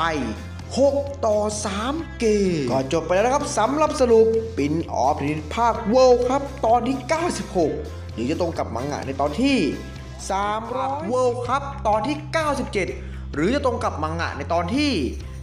306เรื่องราวการแข่งขันสุดมันระหว่างเทสกะปะทะกับยูกิวระจะเป็นยังไงต่อไปเดี๋ยวเรามารับชมกันเลยความเดิมจากตอนนี้แล้วการแข่งขันระหว่างยูกิวระกับเทสกะเป็นไปอย่างสูสีในเซตที่1เป็นยูกิวระเอาชนะเทสกะไปได้7-6 เกมแล้วเปิดเกมมาในเซตที่2เปิดฉากมายูกิวระก็ทำได้ดีกว่าสามารถทำลายดรอปช็อต0 องศาของเทสกะไปได้โดยอาศัยเทคนิคไลซิ่งช็อตแล้วก็สามารถหยุดยั้งเทสกะแฟนทอมอย่างสมบูรณ์แบบได้อีกจากเทคนิคมิลาดมิลเลอร์กลายเป็นเกมที่ญี่ปุ่นขึ้นนำ3-0 เกมเทสกะได้งัดเทคนิคออกมาเป็นเทคนิคที่ผสมระหว่างเทสกะโซนรวมกับเทสกะแฟนทอมกลายเป็นโซนใหม่ที่แข็งแกร่งกว่าเดิมเรียกว่า Ultimate The Zone of Accident กลายเป็นเกมเซตที่2ที่เยอรมันพลิกเอาชนะไป6-3 เกมจากนั้นเรื่องราวได้ย้อนกลับไปที่ญี่ปุ่นเมื่อ6 เดือนก่อนเชนได้บอกว่าที่นี่มันร้อนจริงเลยนะดูเหมือนว่าผู้เล่นคนนั้นที่ต้องการจะมาเห็นไม่ได้ลงเล่นทัวร์นาเมนต์ภูมิภาคคันโตมันแย่มากเลยนะพวกเราน่ะอุตส่าห์มาถึงที่นี่แท้ๆเพื่อที่จะมาหาซินโดเรล่าของนายเลยนะแล้วเคนก็ได้ส่งกระดาษให้กับวอล์กเลยบอกว่าตามที่ปรากฏออกมาจากภาพนี้มันก็คงเป็นข้อพิสูจน์ได้ว่าเขาคนนั้นไม่ได้ก้าวออกจากจุดนั้นเลยน่าเสียดายจริงๆเลยนะที่ผมไม่ได้เห็นมันน่ะถ้าเราจำกันได้นะครับหลังจากที่เทสกะนะครับได้พ่ายแพ้กับอาโตเบะเทสกะได้ตัดสินใจนะครับไปรักษาอาการไหล่ข้างซ้ายที่เยอรมัน ก็ทำให้วอล์กและเคที่มาถึงญี่ปุ่นเลยไม่เจอตัวเทสึกะนั่นเองนะครับแล้วเคก็ได้ตอบกับวอล์กไปว่าก็เมื่อ3 ปีก่อนน่ะนายก็แสดงรูปแบบวงกลมในคอร์ดแบบนั้นซึ่งมันเป็นอะไรที่ยอดเยี่ยมมากคราวนี้คนที่สามารถทำแบบนั้นได้ต่อจากนายก็เป็นเด็กม.ต้นที่อยู่ญี่ปุ่นละสิใช่ไหมล่ะวอล์กเลยบอกว่าถ้าเด็กคนนี้ได้เล่นเทนนิสต่อไปเรื่อยๆเขาคงจะต้องแข็งแกร่งขึ้นแน่อีกไม่นานพวกเราจะต้องได้พบเขาอย่างแน่นอนงั้นพวกเรากลับเยอรมันกันเถอะครับแนวภาพกันตัดมาที่1 เดือนก่อนเวิลด์คัพวอล์กต้องการที่จะหาพาร์ทเนอร์เพื่อจะมาร่วมซ้อมกับเขาเลยได้จัดหาผู้เล่นคนนั้นปูเกอร์เลยเข้ามาพูดกับวอล์กว่าวอล์กตอนนี้เราได้จำกัดผู้เล่นเฉพาะซึ่งผ่านประสบการณ์มาแล้ว4 คนด้วยกันถือว่าเป็นการเก็บบันทึกข้อมูลที่ดีเลยล่ะนะวอล์กเลยบอกว่าใช่ครับพวกเราทีมเยอรมันจะต้องก้าวไปข้างหน้าอย่างเดียวเท่านั้นฮะนั่นมันรอยวงกลมในสนามที่อยู่ตรงนั้นใครเป็นคนเล่นคอร์ดนี้อย่างนั้นหรอครับปูเกอร์เลยตอบไปว่ารู้สึกว่าเขาจะมาจากเอเชียน่ะเขาถูกคัดชื่อออกในรอบแรกไปแล้วล่ะนะและกำลังถูกส่งตัวกลับบ้านแต่เขายังดื้อดึงและจะไม่ยอมกลับบ้านตอนนี้ยังคงอยู่ที่ล็อบบี้ละมั้งเมื่อวอล์กได้เยี่ยมนั้นเลยรีบไปที่ล็อบบี้แล้ววอล์กก็ได้พบกับเทสึกะเลยเข้ามาแนะนำตัวผมเทสึกะคุนิมิสึจากประเทศญี่ปุ่นครับผมจะต้องเป็นผู้เล่นอันดับ1ของโลกให้ได้และผมจะต้องเอาชนะคุณด้วยเมื่อวอล์กได้เยี่ยมนั้นเลยตอบกลับไปว่าเรื่องนั้นน่ะมันคงเป็นไปไม่ได้หรอกนะคุณนิมิสึไปวิ่งกันหน่อยไหมล่ะแล้วพากันตัดมาที่สนามแข่งโออิชิถึงกับตะโกนด้วยความดีใจยอดเยี่ยมไปเลยเทสึกะเบียรุอินได้เยี่ยมนั้นเลยบอกว่าเฮ้ยไอ้โลนแกน่ะเชียร์ฝั่งไหนกันแน่ฟ้าโออิชิเลยพูดถึงเทสึกะว่าตั้งแต่นายตอบรับไปฝึกฝนมือโปรที่เยอรมันรู้สึกว่านายจะเด็ดเดี่ยวมากขึ้นเลยนะสระดะได้พูดขึ้นว่าอันติเมทโซนอย่างนั้นเหรอมันคล้ายกับตอนที่ฉันเคยแข่งกับเทสึกะตัวยุกิวระก็คงรู้ดีแหละได้ใช้ประโยชน์นี้แหละในการหยุดการสปินหมุนของลูกที่ถูกตีมาจากเทสึกะน่ะอย่างนี้เลยบอกว่าอาการบาดเจ็บของเทสึกะระหว่างแข่งก็คงไม่มีอีกต่อไปแล้วหรอกนะเขาคงได้รับการฝึกฝนจากทีมเยอรมันเป็นอย่างดีฉันคิดว่าคงไม่มีเหตุการณ์แบบนั้นเกิดขึ้นแน่นอนฟูจิได้พูดเสริมไปอีกว่าใช่และดูเหมือนว่าตัวเขาไม่ต้องแบกภาระอะไรบางอย่างแล้วล่ะแล้วเข้าสู่เซตที่3เทสึกะเป็นฝ่ายเสิร์ฟเทสึกะก็ได้เสิร์ฟลูกออกไปลูกนั้นได้พุ่งไปหายูกิระแล้วก็ได้สปินหมุนย้อนกลับไปอย่างรวดเร็วยูกิระถึงก็พูดว่าฮะนั่นมันลูกเสิร์ฟ0 องศาอย่างนั้นเหรอแล้วเทสึกะก็ได้กระนำลูกเสิร์ฟ0 องศากลายเป็นทีมเยอรมันขึ้นนำไปก่อน1-0เกมทาจิวานะได้พูดว่าโดนลูกเสิร์ฟ0 องศา4 ครั้งติดต่อกันอย่างง่ายดายอย่างนั้นเลยเหรอทางฝั่งทีมเยอรมันเคนได้พูดว่านี่คือบันไดที่นำเขาไปสู่มือโปรแมตช์นี้คงเป็นจุดเริ่มต้นของเขารัสนะวอล์กเลยตอบเคนกลับไปว่าแรนดอลการแข่งในครั้งนี้ยังไม่จบหรอกนะยูกิระเซจิเป็นผู้ชายที่ไม่ยอมแพ้ง่ายๆจนถึงวินาทีสุดท้ายฉันแน่ใจว่าเขาจะต้องกลับมาได้แน่กลับเข้าสู่การแข่งขันยูกิระโดนบุกอย่างหนักหน่วงยูกิระได้พูดว่าฉันสัญญาไปแล้วเมื่อเราอยู่หน้าสภาวะไร้ทิฏฐิเราจะต้องแสดงความไม่ยอมแพ้ออกมาอากายะและทุกคนที่ช่วยทำให้ฉันแข็งแกร่งขึ้นมาเราจะต้องเชื่อมั่นว่าเราจะต้องเอาชนะให้ได้โออิชิเห็นแบบนั้นเธอก็พูดว่านี่ก็คือเจตนารมณ์ของยูกิระคุงลาสินนะโทคุวะได้พูดเสริมไปอีกว่าใช่เขาเป็นคนที่ไม่ยอมแพ้ต่อกีฬาเทนนิสง่ายๆหรอกนะยูกิระน่ะถึงกับตะโกนออกมาว่ายังหรอกนะมันยังไม่จบหรอกกลายเป็นเกมทีมเยอรมันขึ้นนำ4-0เกมทางฝั่งทีมเยอรมัน QP ได้พูดถึงยูกิระว่าผู้ชายคนนั้นมีความอดทนสูงมากเลยนะ สามารถต่อกรกับคนที่ใช้อันติเมทโซนได้ถึงขนาดนี้เลยเหรอ จากนั้นการแข่งขันทั้งสองคนก็ตีโต้กันยืดเยื้อเป็นเวลานานจู่ๆเทสกะแร็กเก็ตหลุดจากมือกลายเป็น15-0โออิชิเห็นนั้นถึงกับพูดว่าดูนั่นสิหรือว่าเทสกะคุงคนนั้นกำลังถูกอาการยิบของยูกิระคุงอย่างนั้นเหรอแล้วเทสกะก็ได้เข้าสู่สภาวะไร้ติป้องกันอาการยิบออกมาในสภาพที่เหนื่อยล้ายูกิระเลยก้มเก็บแร็กเก็ตให้แล้วก็บอกเทสกะว่าฉันคิดว่าในที่สุดนายจะต้องยอมจำนนต่ออาการยิบสินะใช่ไหมล่ะเข้าสู่การแข่งขันเทสกะสามารถทำแต้มไล่คืนมาเป็น15-15ฮิเทะได้ตะโกนบอกมาว่าเทสกะมีสภาวะไร้นิติอยู่นะอาการยิบคงใช้ไม่ได้ผลแล้วล่ะแต่เทสกะนั้นรู้สึกแปลกๆได้พูดว่าอะไรกันสายตาของเราทำไมมองไม่ค่อยชัดทำไมถึงได้เป็นณเวลานี้ด้วยล่ะแล้วเทสกะก็ได้ใช้การหมุนฝั่งแบ็คแฮนด์ตีโต้กลับแต่เหมือนจะขาดเกินไปหน่อย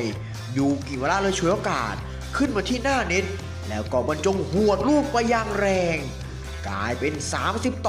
30-15ยูกิวะระได้พูดว่ามันจบแล้วล่ะฉันจะต้องเป็นฝ่ายชนะแน่นอนทุกอย่างมันเพิ่งแค่เริ่มต้นเท่านั้นตัดมาที่การแข่งขันเทสกะได้เข้าสู่สภาวะไร้ทิฏฐิบรรจงหัวสแมนไปอย่างแรงกลายเป็น30-30ยูกิวะระได้พูดว่าฉันรู้ว่าการเอาชนะนายน่ะมันยากถึงแม้จะใช้เวลานานไปหน่อยแต่ฉันจะต้องขโมยประสาทสัมผัสจากนายให้ได้และสุดท้ายฉันจะต้องเป็นผู้ชนะทางฝั่งทีมเยอรมันแดม่าได้พูดถึงยูกิวะระว่ายูกิวะระเซจิได้แสดงถึงความภาคภูมิใจด้วยเทคนิคซีโร่เซนเทนนิสแถมยังสามารถขโมยประสาทสัมผัสของคุณอิมิสึได้ดีอีกเหลือเชื่อยิ่งนักบิสมาร์กได้พูดว่านี่สินะคู่แข่งของทีมเราสู้ได้ดีเลยนี่แต่อย่าชื่นชมกันมากสิเทสกะน่ะสามารถฟื้นฟูอาการยิบได้และสามารถโต้กลับได้เหมือนกันนะแต่ก็ไม่รู้ว่าจะทำแบบนี้ได้อีกนานแค่ไหนกันเนียมะได้พูดว่าการแข่งขันนี้เป็นการแข่งขันที่ยาวนานทั้งสองคนใส่ความหวังทั้งหมดเข้าไปคุณยูกิระอย่ายอมแพ้นะครับคิริฮาระพูดถึงยูกิระว่ากัปตันขอบคุณมากเลยนะครับที่จุดไฟในตัวผมให้ลุกโชนขึ้นมาอีกครั้งขอบคุณจริงๆเลยนะครับแล้วการแข่งขันก็ได้ดำเนินต่อไปเข้าสู่แมตช์พอยต์เด็กมอต้นญี่ปุ่น2คนกำลังปะทะกันในศึกรอบรองชนะเลิศในเวิลด์คัพแต่ละคนกำลังเดินหน้าเข้าสู่เส้นทางอันแสนจะเจ็บปวดถึงแม้ทั้งสองที่จะเห็นอกเห็นใจกันแต่การแข่งขันก็ต้องเป็นการแข่งขันผู้ชนะมีแค่หนึ่งเดียวเท่านั้นและคนชนะจะได้ก้าวเดินต่อไปแล้วการแข่งขันนั้นเทสกะได้สปริงตัวโดดขึ้นกำลังบรรจงจะหวดสแมชแต่ภาพที่ลูกไม่ข้ามเน็ตได้เข้ามาในหัวของเทสกะเลยเปลี่ยนใจได้หมุนตัวโยกหลอกแล้วย้อนลูกเบาๆไปที่หน้าเน็ตยูกิระได้พุ่งสุดตัวไปรับลูกนั้นได้อันเดอร์ข้ามเน็ตกลับมาหาเทสกะเมื่อลูกโค้งลงมาเทสกะเลยบรรจงหวดลูกโต้กลับไปลูกนั้นได้กลับมาพุ่งชนเน็ตอย่างแรงกลายเป็นดิวเทสกะถึงกับตกใจเป็นอย่างมากเลยพูดขึ้นว่าไม่จริงน่านั่นมันเหมือนกับภาพที่ฉันเคยเห็นมาก่อนเลยนี่นะ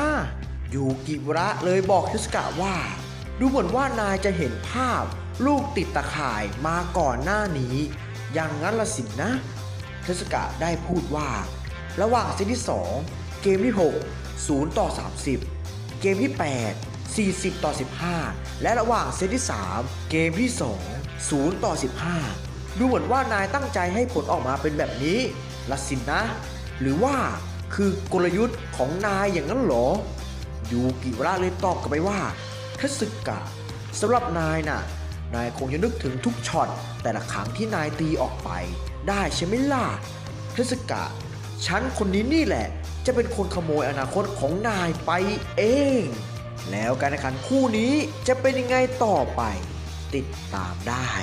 ในตอนหน้านะครับก็จบไปแล้วนะครับสำหรับสรุปวินออฟพินิจภาคเวิลด์ครับตอนที่ 97 หรือจะตรงกับมังงะในตอนที่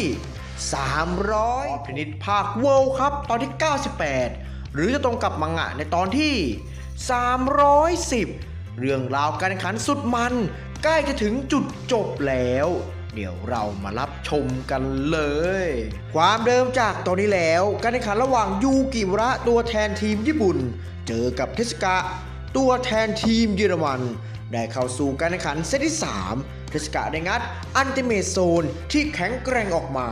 ได้กระหน่ำโจมตียูกิวระขึ้นนำไปอย่างขาดลอยในเซตที่ 3 5-0 เกมแต่อันติเมทโซนของเทสกะไม่สามารถใช้ต่อเป็นระยะเวลานานได้นั่นก็เพราะจะโดนความสามารถพิเศษอาการยิบของยูกิวระเล่นงานเทสกะเลยจำเป็นต้องเข้าสู่สภาวะไร้ติเพื่อป้องกันตัวเองจากความสามารถพิเศษของยูกิวระเลยอาศัยจังหวะนี้ตอบโต้เทสกะได้งัดเทคนิคซีโร่เซนเทคนิคทำให้สภาวะไร้ติของเทสกะไร้ผลกลายเป็นเซตที่ 3 ยูกิวระไล่มาเป็น40-30 ยูกิวระได้บอกกับเทสกะว่าเทสกะสำหรับนายแล้วน่ะนายคงจะนึกถึงทุกช็อตแต่ละครั้งที่นายตีออกไปได้ใช่ไหมล่ะฉันคนนี้นี่แหละจะเป็นคนขโมยอนาคตของนายไปเองแล้วก็กลับสู่การแข่งขันเทสกะแสดงสีหน้าอย่างกังวลได้พูดขึ้นว่าตัวฉันจะถูกช่วงชิงอนาคตไปอย่างนั้นเหรอสิ่งที่ยูกิวระพูดมันหมายความว่ายังไงกันอะไรกันอีกแล้วเราเคยเห็นลูกที่ถูกตีตกมาที่เท้าของเราครั้งสุดท้ายที่เราเห็นนั้นเป็นจังหวะที่เราบุกจู่โจมทางด้านซ้ายของยูกิวระหลังจากนั้นเราก็เห็นภาพในอนาคตที่ยูกิวระได้ใช้แบ็คแฮนด์ตีลูกวอลเล่ใส่เท้าของเรางั้นถ้าเราลองตีไปทางด้านขวาล่ะจะเป็นยังไงยูกิวระเลยได้บอกกับเทสกะว่านายไม่ได้ยินอย่างนั้นหรอว่าฉันจะเป็นคนขโมยอนาคตของนายไปน่ะแล้วยูกิวระก็ตีลูกสวนกลับไปอย่างรวดเร็วกลายเป็นเกมทีมญี่ปุ่น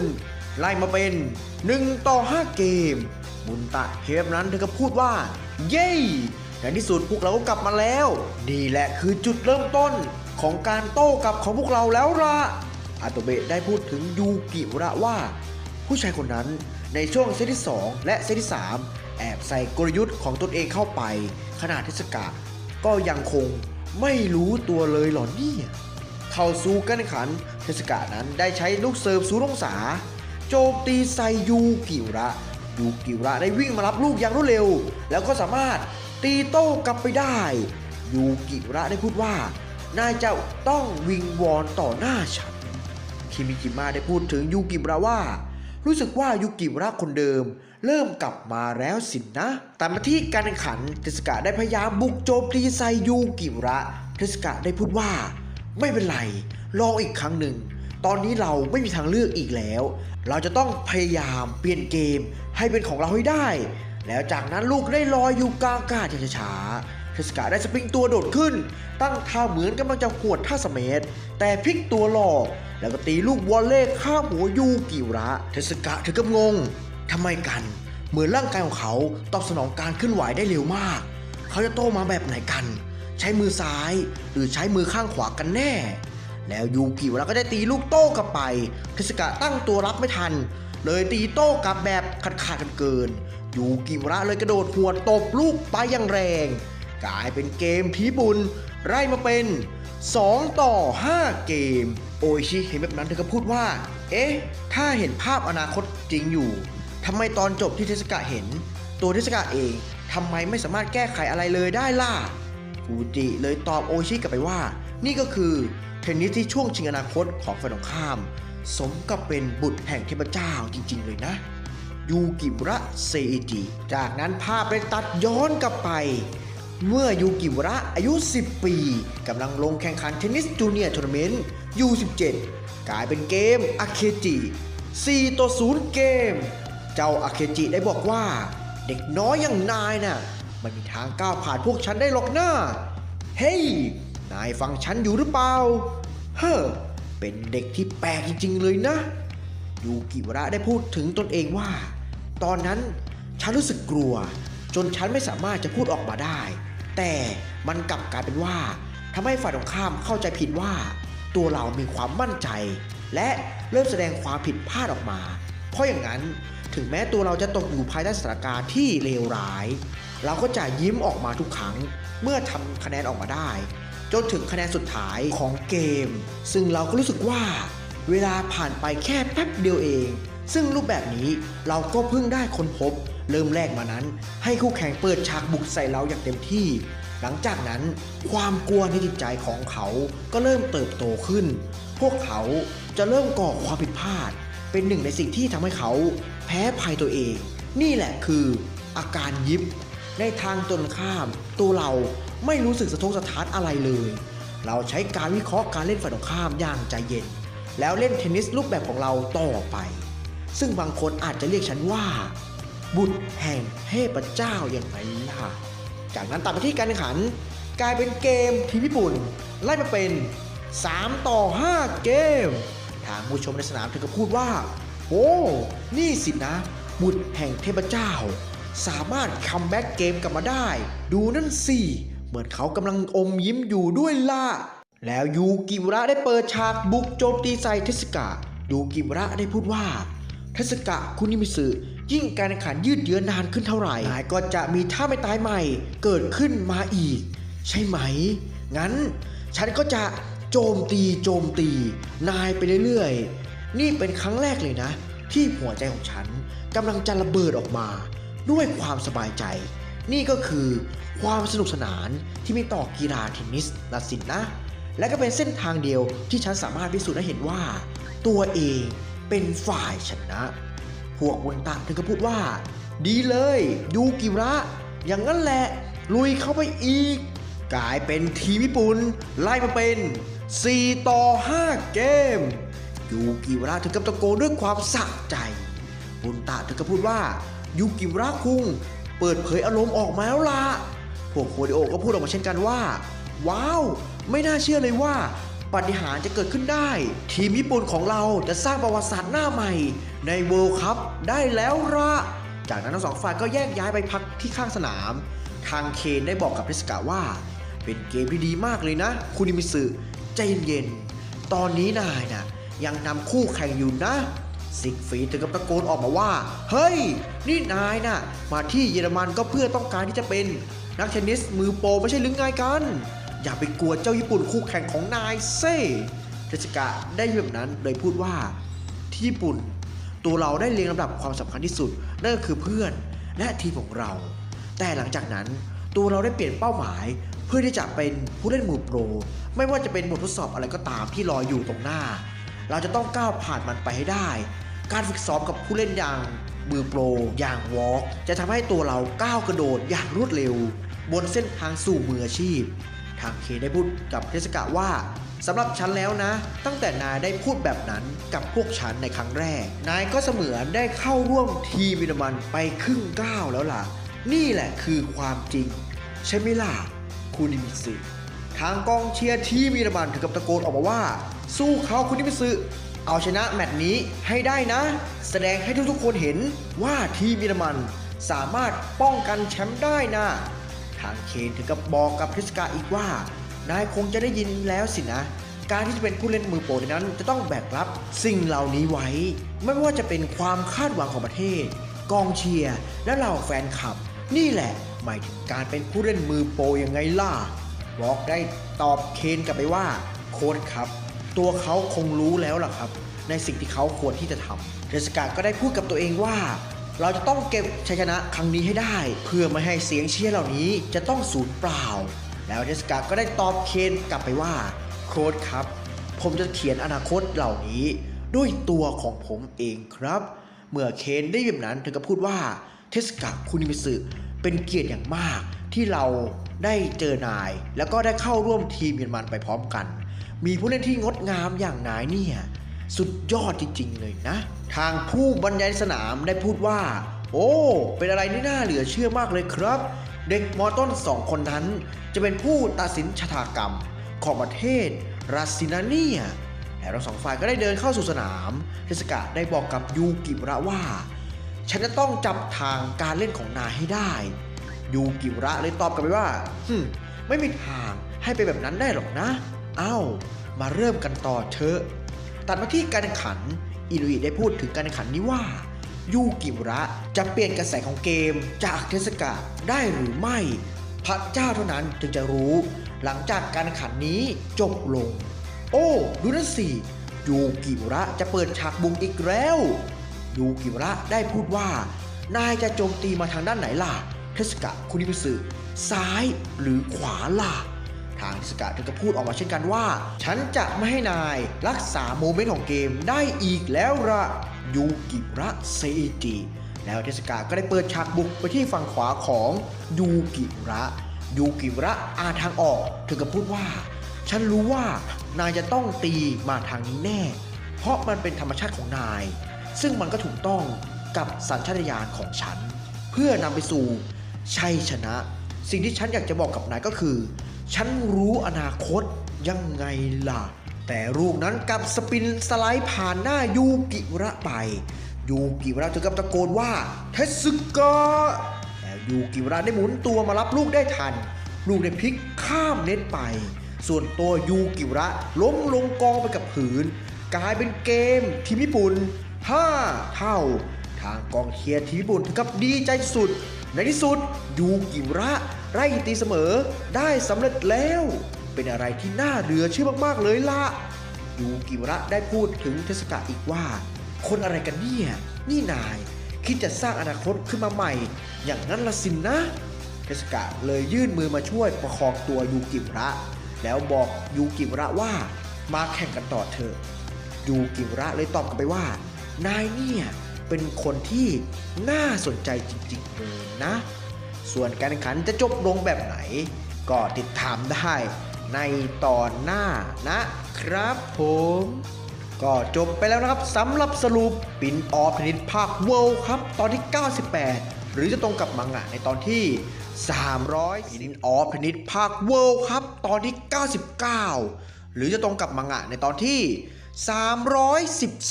314การแข่งขันระหว่างยูกิมุระปะทะกับเทสึกะมาถึงจุดสิ้นสุดแล้วเดี๋ยวเรามารับชมกันเลยความเดิมจากตอนที่แล้วการแข่งขันระหว่างยูกิมุระปะทะกับเทสึกะอยู่ในเซตที่3เป็นเซตสุดท้ายที่จะตัดสินผู้ชนะส่วนการแข่งขันนั้นยูกิมุระสามารถไล่ที่เสมอเทสึกะมาเป็น5 เท่าได้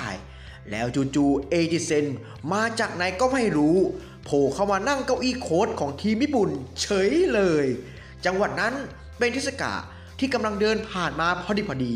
แล้วก็ได้หันหน้ามาสบตามองเลียวมะแล้วก็เดินจากไปเทสึกะที่เป็นฝ่ายเสิร์ฟได้พูดขึ้นว่าใช่แล้วล่ะฉันได้ตัดสินใจไปแล้วว่าฉันจะเดินเส้นทางของเทนนิสแล้วฉันจะต้องเดินทางในเส้นทางนี้ต่อไปจนถึงจุดมุ่งหมายของฉันฉะนั้นฉันจะต้องไม่แพ้แล้วเทสึกะก็ได้เซิร์ฟลูกออกไป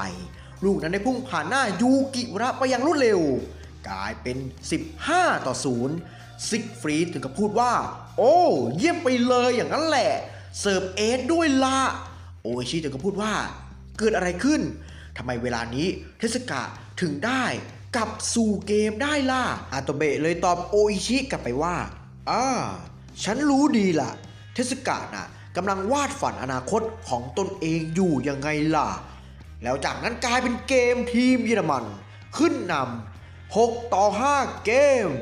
สดะเลยตะโกนบอกยูกิมุระว่าอย่ายอมแพ้จนถึงวินาทีสุดท้ายสิยูกิมุระเลยตอบสดะกลับไปว่าฉันน่ะคิดแบบนั้นตั้งแต่แรกแล้วล่ะ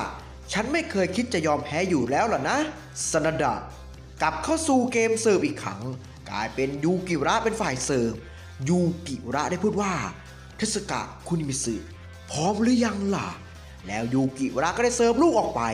ยูกิมุระเปิดฉากบุกโจมอย่างรวดเร็วเทสึกะถูกตกเป็นฝ่ายตั้งรับเพียงอย่างเดียวยูกิมุระได้สปริงตัวโดดขึ้นเหมือนกำลังจะตีสแมทแต่ยูกิมุระโยกตัวหลอกตีลูกเฉียงลงมาที่ทางด้านซ้ายของเทสึกะ เทสกะอ่านทางออกเลยตีลูกสวนกลับไปกลายเป็น15-0ทางเนกาจิมะถึงกับพูดว่าทั้งสองฝ่ายเปิดฉากโจมตีอย่างหนักหน่วงเริ่มจากเทสกะเปิดฉากบุกก่อนเขาได้ตีลูกวอลเล่ให้ลอยข้ามหัวยูกิระให้ตกไปที่หลังคอร์ดเป็นจุดที่ยูกิระยากที่จะรับได้ส่วนยูกิระเองก็ใช้เทคนิคมิลาดมิลเลอร์เปลี่ยนการจับแร็กเก็ตมาที่ข้างซ้ายและกำลังจะตีท่าสแมชแต่ยูกิระได้ใส่แรงหมุนสปินเข้าไปในลูกทำให้ลูกนั้นพุ่งผ่านยูกิระไปยูกิระเลยยากต่อการรับมือเพราะลูกนั้นมาทางขวาจากเทสกะเป็นโชคดีของพวกเรามากเลยนะที่จะได้เห็นการแข่งขันในครั้งนี้ยาวจนถึงเซตที่3ด้วยกันการแข่งขันต่อจากนี้คงเข้มข้นขึ้นแน่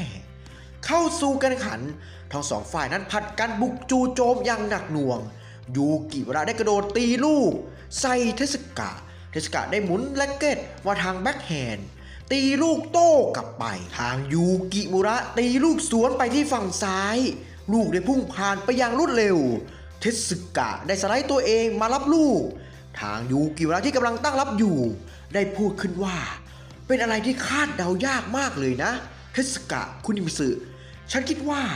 นายจะต้องตีดรอปช็อต0 องศามาแน่ๆงั้นเราจะต้องวิ่งไปที่หน้าเน็ตเพื่อไม่ให้อยู่ไกลลาสินนะยูกิระเลยรีบวิ่งขึ้นหน้าเน็ตแต่เทสกะได้ตีลูกโด่งยาวเฉี่ยวข้ามหัวยูกิระไปยูกิระถึงกับพูดว่าการแข่งขันในแมตช์นี้ช่างยาวนานซะเหลือเกินการแข่งขันที่เต็มไปด้วยเทคนิคที่แข็งแกร่งและเกินกว่าจินตนาการทำให้นายและฉันก้าวขึ้นไปอีกขั้นเปรียบเทียบกับนายสมัยอยู่ทีมญี่ปุ่นช่างแตกต่างซะเหลือเกินหลังจากการแข่งขันครั้งนี้จบลงนายจะต้องมีอนาคตที่สดใสในวงการเทนนิสอาชีพอย่างแน่นอนแต่ฉันจะต้องเป็นผู้ชนะในแมตช์นี้ลูกโด่งสไลด์อย่างนั้นเหรอเรารับลูกนี้ได้แน่ฮะเดี๋ยวก่อนนะนี่ไม่ใช่ลูกสไลด์นี่นาแล้วลูกนั้นได้หมุนพุ่งย้อนกลับไปหนีออกจากตัวยูกิระกลายเป็นเกมแอนด์แมตช์ผู้ชนะเทสกะคุนิมิสึจากทีมเยอรมันเอาชนะไปได้7-6 เกมทางผู้ชมในสนามเลยก็พูดว่าว้าวเป็นแมตช์ที่ยอดเยี่ยมไปเลยเป็นแมตช์ที่ไม่ควรพลาดอย่างยิ่งเลยล่ะยูกิระได้เข้ามาบอกกับเทสกะว่าเส้นทางสู่ผู้เล่นระดับมือโปร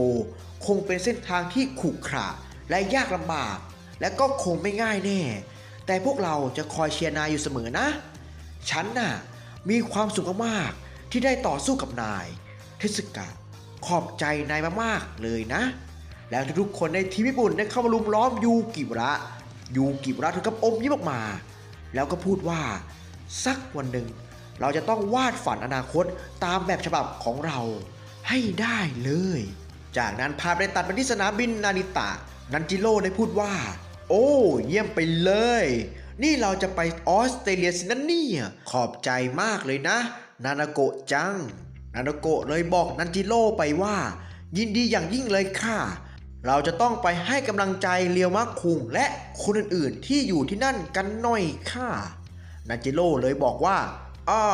รู้สึกว่าเมื่อวานน่ะฉันจะดื่มหนักไปหน่อยนะแต่ว่าฤดูร้อนที่แสนงดงามกำลังรอฉันอยู่กับสาวงามแสนสวยรอฉันก่อนนะออสเตรเลียนานาโกะเลยบอกนันจิโร่ว่าโธ่คุณลุงนันจิโร่คะไม่ใช่เด็กๆแล้วนะคะอย่าทำอะไรฝืนตัวเองเกินสินันจิโร่เลยตอบกลับว่าอย่างนั้นเหรองั้นพวกเราไปกันเถอะแล้วก็ตัดไปที่สนามแข่งผู้บรรยายสนามได้ประกาศว่าแมตช์ต่อไปจะเป็นแมตช์คู่มือหนึ่งจะทำการแข่งขันอีก30 นาทีโฮลิโอได้บอกว่าอีกตั้ง30 นาทีเลยเหรองั้นฉันไปดูการแข่งขันอีกสนามหนึ่งก่อนนะเซอุสได้พูดว่าทีมเยอรมันพ่ายแพ้ไปแล้ว1 ครั้งจะต้องชนะอีก2 ครั้งเพื่อที่จะเข้าไปป้องกันบัลลังก์แชมป์ต่อไปลาสินนะโออิชิได้เข้ามาบอกกับยูกิมุระว่าขอโทษด้วยนะยูกิมุระคุงที่ฉันมัวแต่คิดเรื่องที่จะเชียร์เทสกะอย่างเดียวเลย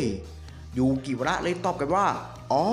เรื่องนั้นไม่เป็นไรหรอกเพราะนาย2 คนน่ะรู้จักและมีความสัมพันธ์กันมาก่อน ฉันไม่ถือสาหรอกนะ เป็นแมตช์ที่ดีมากเลยละแล้วจู่ๆโอลิเวอร์ได้วิ่งมาหาพวกเรียวมะแย่แล้วเรียวมะคุงกับตันไลฮาร์ดกำลังแข่งกับพี่ชายของนายอยู่นะเบียโรยินได้ยินแบบนั้นเธอก็พูดว่าเอดิเซนเรียวกะอยู่ทีมสเปนอย่างนั้นเหรอเทนนิสของเจ้านั่นอันตรายมากลูกช็อตของเขาสามารถทำลายฝั่งตรงข้ามได้เลยล่ะเอดิเซนเรียวกะผู้ทำลายทีมจากนั้นเรียวมะกับโมโมได้รีบวิ่งไปดูการแข่งขันเร็วเข้าพวกเรารีบไปดูกันเถอะเรียวมะถึงกับพูดว่าอะไรกันทำไมเขาถึงได้ไปอยู่ทีมสเปนล่ะเรียวกะได้พูดว่ารับนายจะต้องพบกับจุดจบที่เหมือนกันเรียวมะได้บอกกับโมโมว่าความสามารถของเขาก็คือจะเปิดโอกาสให้คู่แข่งโจมตีไปที่จุดอ่อนของเขา1 ครั้งโมโมก็พูดเสริมไปว่าใช่ตัวเขาหลังจากได้รับลูกช็อตนั้นแล้วเขาก็สามารถตั้งรับลูกช็อตนั้นได้เป็นอย่างดีในครั้งที่2ใช่ไหมล่ะคิโคได้บอกเรียวมะกับโมโมว่าใช่มันก็น่าจะเป็นแบบนั้นแหละตามที่นายว่าแต่ก็น่าแปลกอยู่นะราฟยังไม่ได้ใช้ความสามารถนั้นออกมาเลยนะเรียวกะเลยบอกกับราฟว่าฉันค่อนข้างชอบเทนนิสรูปแบบของนายนะอาจารย์ไรฮาร์ดคิโคเลยพูดว่าที่ราฟใช้ความสามารถไม่ได้นั่นก็เพราะว่าเรียวกะได้ดูดกลืนความสามารถของราฟไปแล้วยังไงล่ะแล้วความสามารถของเอจิเซนเรียวกะมันคืออะไรกันแน่ติดตามได้ในตอนหน้านะครับก็จบไปแล้วนะครับสำหรับสรุปปินออฟเทนนิสภาคเวิลด์ครับตอนที่ 99 หรือจะตรงกับมังงะในตอนที่314การแข่งขันคู่มือหนึ่งทันเนกาจิมะคู่กับคิริฮาระปะทะทีมมินามันอันนี้จะเป็นคลิปเก่านำมารวมกันนะครับเพราะอนิเมะตอนนี้มาแล้วแอดเลยสรุปรวมให้พวกเราดูกันเดี๋ยวมารับชมกันยาวๆไปเลยนะครับปินออฟเทนนิสภาคเวิลด์ครับตอนที่101หรือจะตรงกับมังงะในตอนที่320เดี๋ยวเรามารับชมกันเลยความเดิมจากตอนนี้แล้วเนื้อเรื่องนั้นได้พูดถึงความสามารถสุดน่ากลัวของเอจิเซนเรียวกะที่สามารถดูดกลืนความสามารถของผู้เล่นคนอื่นในระหว่างแข่งขันได้และผู้เล่นคนนั้นก็จะไม่สามารถใช้ท่าไม่ตายหรือรูปแบบการเล่นที่ตัวเองถนัดได้ในระหว่างแข่งกับเรียวกะได้เลยอันนี้ก็เป็นสิ่งที่ถูกเปิดเผยออกมาจากคำพูดของเบียลโดอินนั่นเองนะครับทำให้ราฟพ่ายแพ้ต่อเรียวกะทีมสเปนเข้ารอบชิงชนะเลิศต่อไปแล้วพามาตัดที่การแข่งขันระหว่างทีมญี่ปุ่นกับทีมเยอรมันคู่มือหนึ่งทีมเยอรมันได้ส่งไมเคิลบิสมาร์กคู่กับเอเมอร์ซิกฟรีดส่วนทางทีมญี่ปุ่นได้ส่งทาเนกาจิมะชูอิจิคู่กับคิริฮาระอากายะกรรมการสนามได้บอกว่าทีเซตแมตช์ทีมเยอรมันเป็นฝ่ายเสิร์ฟซิกฟรีดได้หยิบบอลออกมากำลังเตรียมตัวเสิร์ฟซิกฟรีดได้พูดขึ้นว่าเจ้าพวกนั้นพิสูจน์ความแข็งแกร่งให้เห็นแล้วแต่มันก็เป็นเพียงแค่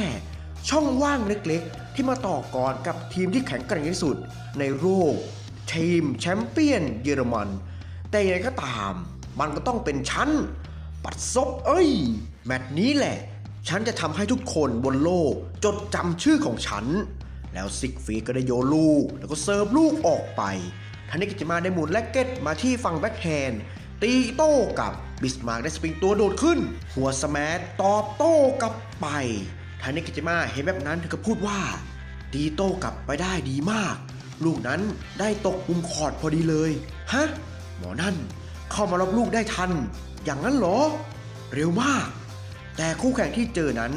แตกต่างที่เคยเจอมาอย่างสิ้นเชิงเลยเหรอนะแล้วซิกฟรีดได้กระโดดกระหน่ำตีสแมชใส่ฮ่า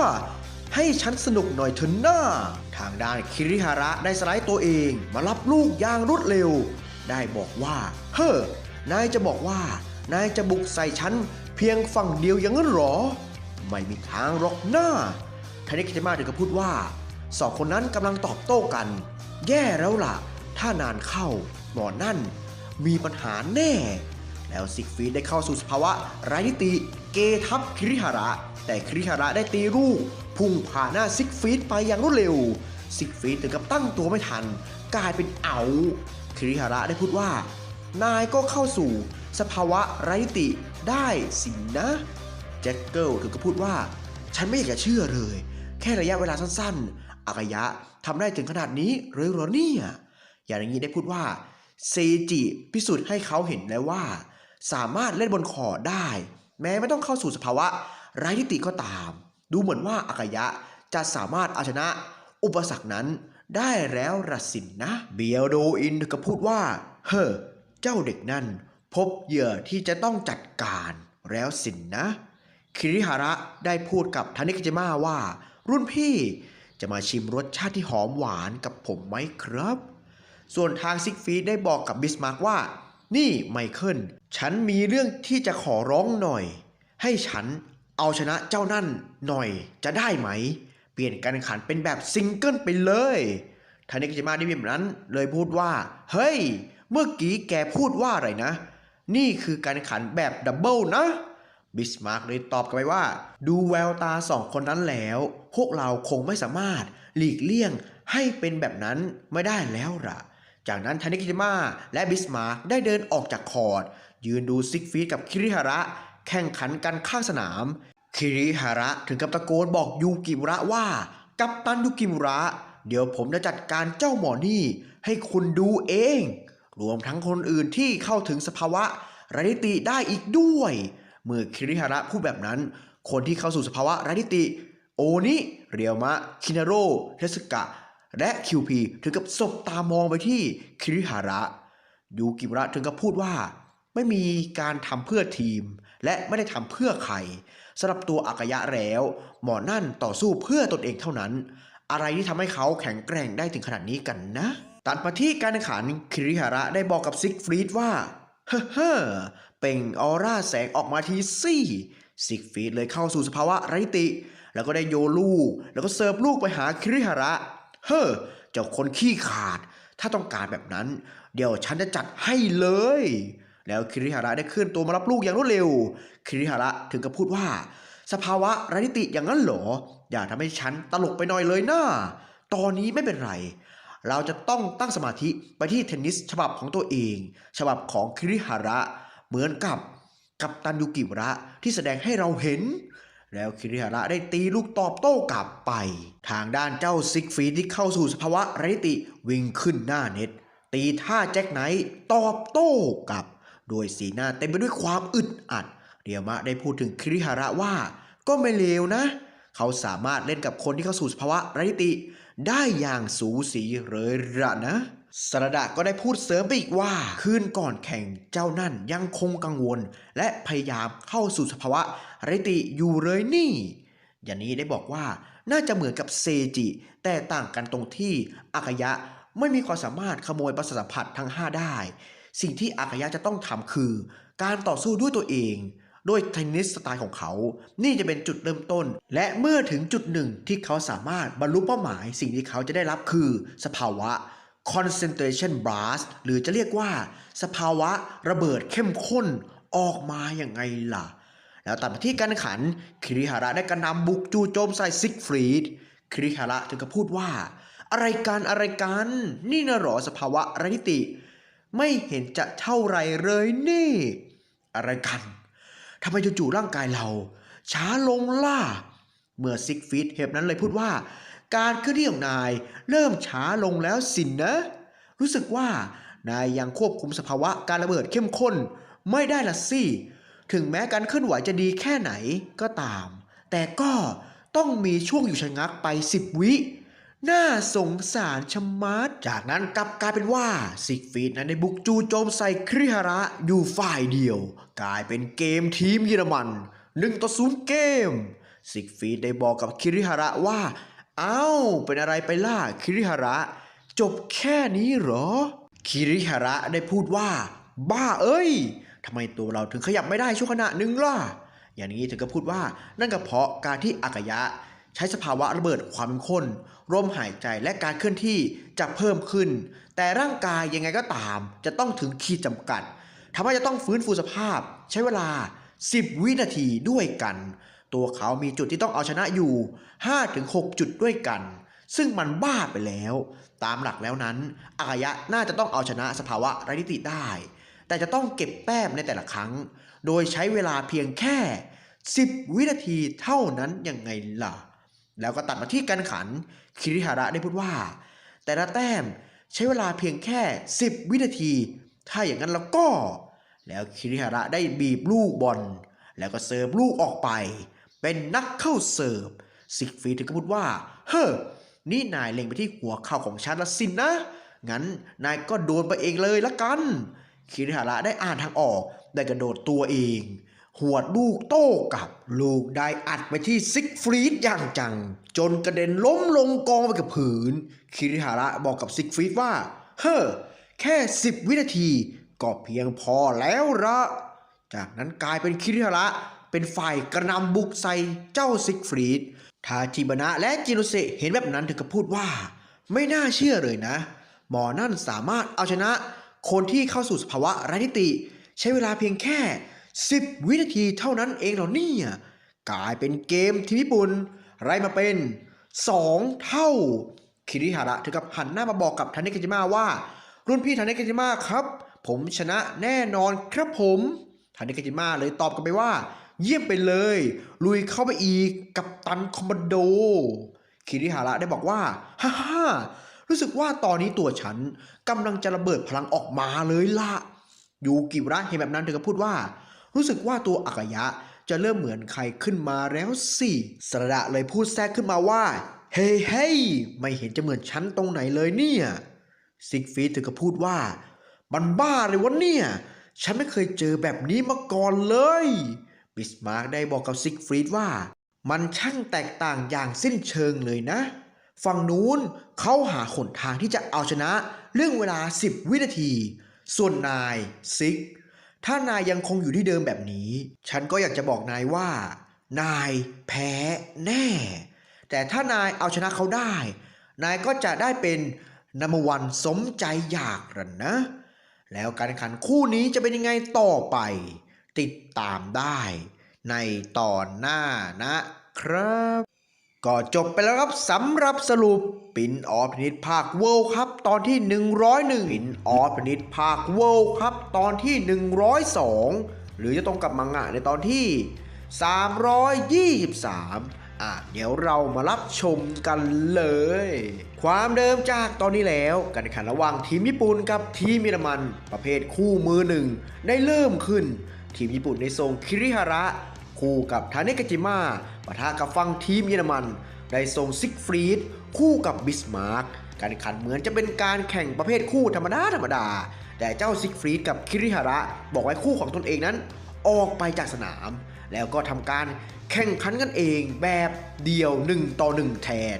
เปิดเกมมานั้นซิกฟรีดได้เข้าสู่สภาวะไร้ทิฏฐิโชว์เหนือสักหน่อยบุกโจมตีใส่คิริฮาระทางด้านคิริฮาระนั้นก็ได้งัดสภาวะใหม่ชื่อว่า concentration burst หรือจะเรียกว่าสภาวะระเบิดความเข้มข้นนั่นเองครับเป็นสภาวะที่ทำให้ตัวคิริฮาระนั้นมีการเคลื่อนไหวรวดเร็วผิดมนุษย์เหนือกว่าสภาวะไร้ติซะอีกทำให้ซิกฟรีดนั้นโดนไล่ต้อนอย่างหนักจากนั้นพาไปตัดมาที่เรื่องราวในอดีตของซิกฟรีดได้พูดถึงเรื่องราวในตัวเองว่าใช่มันคือความจริงฉันได้เสียเงินไปเรียนเทนนิสถึง2 ที่ด้วยกันเพื่อที่จะได้เป็นนักกีฬาเทนนิสมืออาชีพตอนที่ฉันยังเป็นเด็กอยู่ฉันเชื่อมั่นว่าตัวเราน่ะอัจฉริยะน่าจะประสบความสำเร็จในอนาคตได้อย่างแน่นอนถึงอย่างนั้นเราก็มันฝึกฝนและพัฒนาตนเองอย่างต่อเนื่องต่อมาจากนั้นเมื่อตัวเรานั้นอยู่ม.ต้นก็ได้รับเลือกให้เข้าร่วมค่ายเก็บตัวของทีมเยอรมันตัวเราคิดว่านี่คือโอกาสสุดท้ายเลยพยายามฝึกฝนพัฒนาตนเองอย่างเต็มที่ราวกับตกนรกทั้งเป็นจนตัวเราติดรายชื่อเป็นระดับท็อปของม.ต้นทีมเยอรมันแต่ยังไงก็เถอะมีชื่อหนึ่งที่ยังตามเราอยู่ไม่สิเสมอกับเราต่างหากนั่นก็คือแฟรงเกนสไตเนอร์สไตล์การเล่นของเขานั้นเหมือนกับไซบอร์กตีลูกได้อย่างแม่นยำไม่มีช่องว่างข้อผิดพลาดแทบไม่มีแถมยังถนัดได้ทั้งข้างซ้ายและข้างขวาอีกต่างหากเส้นทางข้างหน้าที่ฉันต้องการนั้นก็คือมือโปรถ้าเราพลาดเสมือนกับว่าชีวิตของเรานั้นได้ถูกทำลายลงไปพร้อมกับได้รับความอับอายและอีกเส้นทางที่2ที่ฉันต้องก้าวเดินก็คือจะต้องสร้างความสามารถพิเศษอีกอย่างเ พื่อทีมเยอรมันไมเคิลเคยบอกกับฉันว่าถ้าเคลียร์เงื่อนไขทั้งสองเหล่านี้ได้เราก็จะได้เป็นผู้เล่นสุดล้ำค่าในทีมคำพูดของเขาทำให้ตัวเรานั้นพยายามฝึกฝนตัวเองอย่างหนักเพื่อให้เป็นไปตามเส้นทางทั้งสองไม่ว่าจะลำบากสักเพียงใดฉันจะต้องทำให้สำเร็จให้ได้แต่ว่ามีนักเรียนม.3 อีกคนที่มีความสำคัญในทีมนามนั้นชื่อว่าเบอร์ตี้หมอนั่นเป็นผู้เล่นมือโปรตั้งแต่อายุ 14และคงได้เป็น1 ใน 2ผู้เล่นม.ต้นที่ได้ลงแข่งอย่างแน่นอนตอนนั้นตัวเรารู้สึกหมดหวังฉันจะต้องแสดงฝีมือออกมามากกว่านี้อีกแต่แล้วโชคชะตาของฉันกลับเล่นตลกอีกครั้งจู่ๆเจ้านั่นก็ปรากฏตัวออกมาหมอนั่นเป็นชาวต่างชาติครอบครองความสามารถพิเศษที่ตัวฉันเองยังอิจฉาที่สามารถควบคุมโดยใส่แรงหมุนเข้าไปที่จุดศูนย์กลางแถมหมอนั่นมีความทะเยอทะยานอยากเป็นผู้เล่นมือโปรเทนนิสอีกตัวเรานั้นไม่สามารถทำอะไรสักอย่างได้เลยมีหวังตกเป็นตัวเลือกอันดับที่3แน่และตัวเราก็ไม่เข้าใจทัศนคติของเจ้านั่นมันทำให้ตัวเราดูเหมือนเป็นคนโง่จิตวิญญาณในการต่อสู้ของฉันถูกปลุกขึ้นมาฉันเกลียดมันฉันจะต้องเอาชนะเจ้านั่นให้ได้ในตอนที่ถูกจับคู่มาแข่งขันร่วมกันในขณะที่เรากำลังแข่งขันกันตัวเรานั้นรู้สึกหมดกำลังใจพยายามหาจุดอ่อนของเจ้านั่นโอกาสจะต้องมีแน่หลังจากจบการฝึกซ้อมซิกฟรีดได้เข้ามาถามเทสกะว่านี่นายน่ะจริงจังกับเทนนิสบ้างไหมมัวแต่ใส่แรงหมุนเข้าไปในลูกอยู่นั่นแหละช่างเป็นเทคนิคที่น่ารังเกียจชะมัดแต่เฮ้ถึงมันจะดูเจ็บปวดไปหน่อยก็เถอะแต่ทีมต้องการนายมากกว่าไม่ใช่ตัวฉันยังไงฉันก็ไม่ให้อภัยนายอยู่ดีฮะนั่นนี่นายระหว่างแข่งขันจับเวลาอยู่ด้วยอย่างนั้นหรอเทสกะเลยตอบกลับว่าคุณน่ะมัวแต่ป้องกันเพียงอย่างเดียวทำให้ผมนั้นเห็นปัญหาหลายๆอย่างของคุณตัวคุณน่ะไม่เชื่อมั่นในเทนนิสของตัวเองละสินะซิกฟรีดถึงกับพูดว่าคอยก่อนสิคุณนิมิสึไว้คราวหน้าเรามาฝึกซ้อมร่วมกันอีกนะแล้วซิกฟรีดก็ได้พูดว่านับตั้งแต่วันนั้นตัวเราก็ได้เปลี่ยนแปลงตนเองแล้วจากนั้นวันต่อมาซิกฟรีดได้บอกกับแฟรงเกนว่าเวลาที่พวกเราฝึกซ้อมร่วมกันพวกเราจะต้องแสดงความสามารถที่มีอยู่ออกมาให้โค้ชและผู้เล่นมือโปรให้เห็นฉันจะไม่สูญเสียอะไรอีกต่อไปเราจะต้องแสดงความแตกต่างออกมาถึงแมตช์นี้อาจจะไม่มีผลอะไรมากสักเท่าไหร่แต่ยังไงฉันก็ยืนยันอีกครั้งว่าฉันจะเต็มที่กับนายตลอดการแข่งขันฉันขอร้องล่ะแมตช์นี้นายต้องเต็มที่ด้วยนะแล้วภาพได้ตัดมาที่บรรยากาศคืนก่อนแข่งขันทางเคนได้บอกว่าเอาล่ะเดี๋ยวเราจะประกาศรายชื่อที่จะลงแข่งขันเจอกับทีมญี่ปุ่นในวันพรุ่งนี้กันเลยนะทางซิกฟรีดได้พูดแทรกขึ้นมาว่าขอให้พวกนายโชคดีก็แล้วกันนะฉันน่ะอยากแก้แค้นทีมญี่ปุ่นเหมือนกันอยากเจ้าคืนเป็นพันเท่าเลยบิสมาร์กได้ไปมองที่รายชื่อก็ได้บอกกับซิกฟรีดไปว่าทำไมนายถึงพูดแบบนั้นล่ะซิกฟรีดในรายชื่อก็มีชื่อของนายอยู่นะซิกฟรีดได้ยินแบบนั้นถึงกับตกใจทางเคนได้พูดขึ้นว่าฉันได้ยินมาจากแฟรงเกนสไตเนอร์แล้วล่ะในระยะเวลาอันสั้นนายสามารถฝึกฝนจนสามารถเข้าสู่สภาวะไร้นิติได้ตอนนี้นายสมควรแล้วล่ะที่จะได้ลงเล่นในแมตช์นี้แล้วภาพได้ตัดมาที่การแข่งขันซิกฟรีดได้นับ5 6 7 8 9 10ฮ่าหมดเวลาแล้วสินะคิริฮาระจงกลายเป็นเหยื่ออันโอชะของฉันซะเถอะนะแล้วซิกฟรีดก็ได้บรรจงหวดสแมัชลูกได้ลงคอร์ดไปกลายเป็นเกมทีมเยอรมันขึ้นนำ3-2เกมอีเดเห็นแบบนั้นเธอก็พูดว่าแย่ละดูเหมือนว่าทางฝั่งทีมนู้นเริ่มต้นเกมมาได้ดีกว่าแถมสามารถจับสภาวะ Concentration Blast ได้แล้ว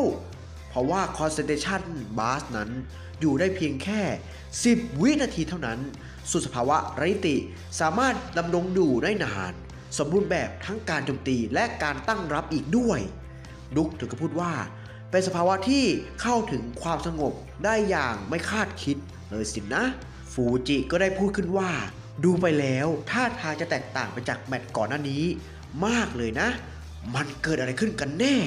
โทคุวะก็พูดออกมาเช่นกันว่าฉันว่า ถ้าขืนปล่อยให้เป็นแบบนี้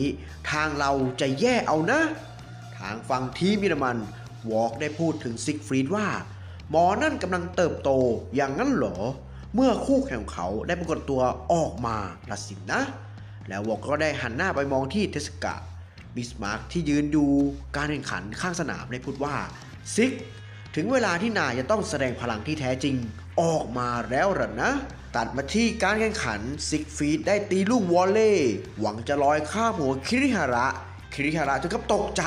อะไรกันลูกโด่งอย่างนั้นเหรอแจ็คเกิลเห็นแบบนั้นเด็กก็พูดว่าแย่แล้วล่ะดูที่แววตาของคิริฮาระสิ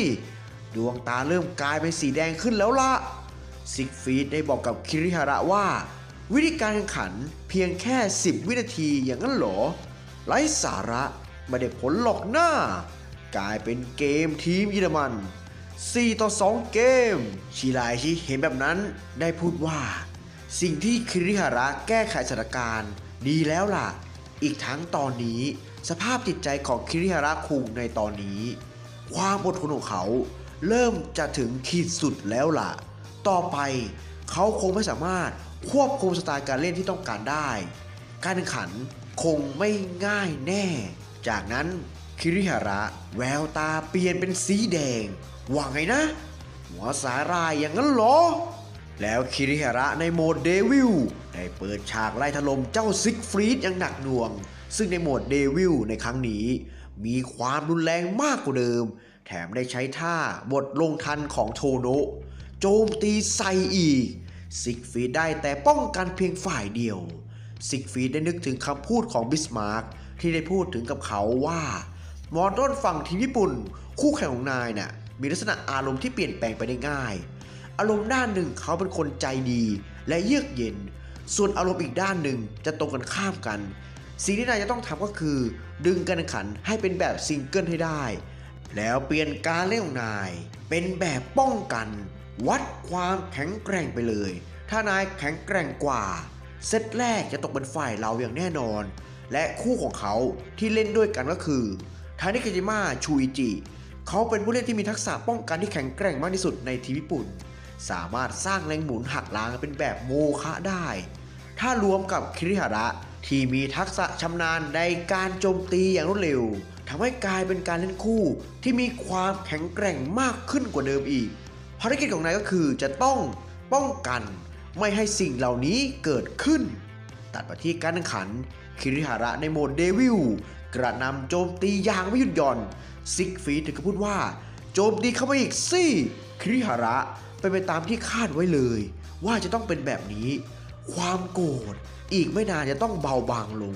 เราจะต้องอดทนเข้าไว้เพื่อหาโอกาสตอบโต้เราจะต้องอดทนต่อความเจ็บปวดนี้ให้ได้กลายเป็นเกมทีมญี่ปุ่น4 เท่าทางกองเชียร์ในสนามได้พูดว่า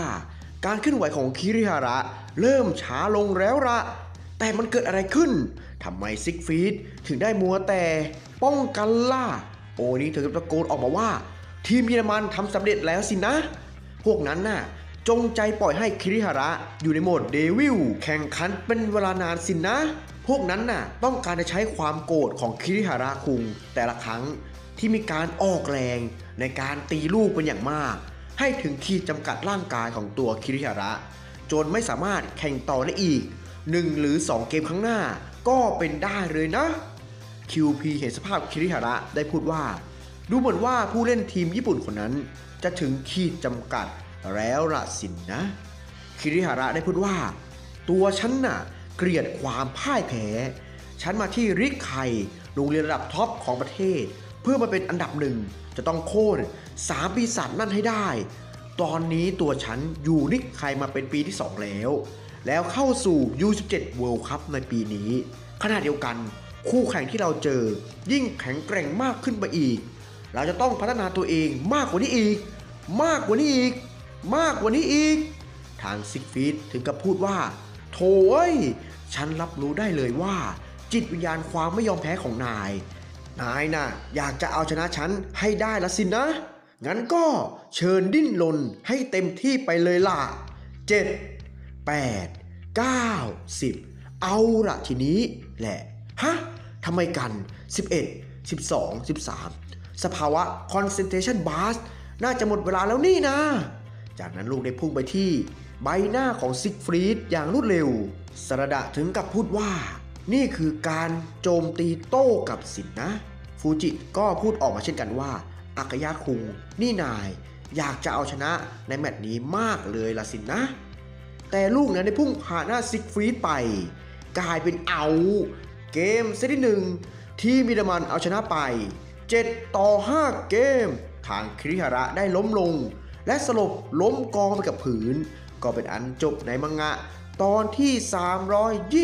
325นะครับผมก็จบไปแล้วครับสำหรับสรุปปินออฟเพนิตภาคเวิลด์ครับตอนที่102ออฟเพนิตภาคเวิลด์ครับตอนที่103หรือจะตรงกับมังงะในตอนที่326เดี๋ยวเรามารับชมกันเลยความเดิมจากตัวนี้แล้วเนื้อเรื่องได้ย้อนกลับไปเป็นเรื่องราวในอดีตของเจ้าซิกฟรีด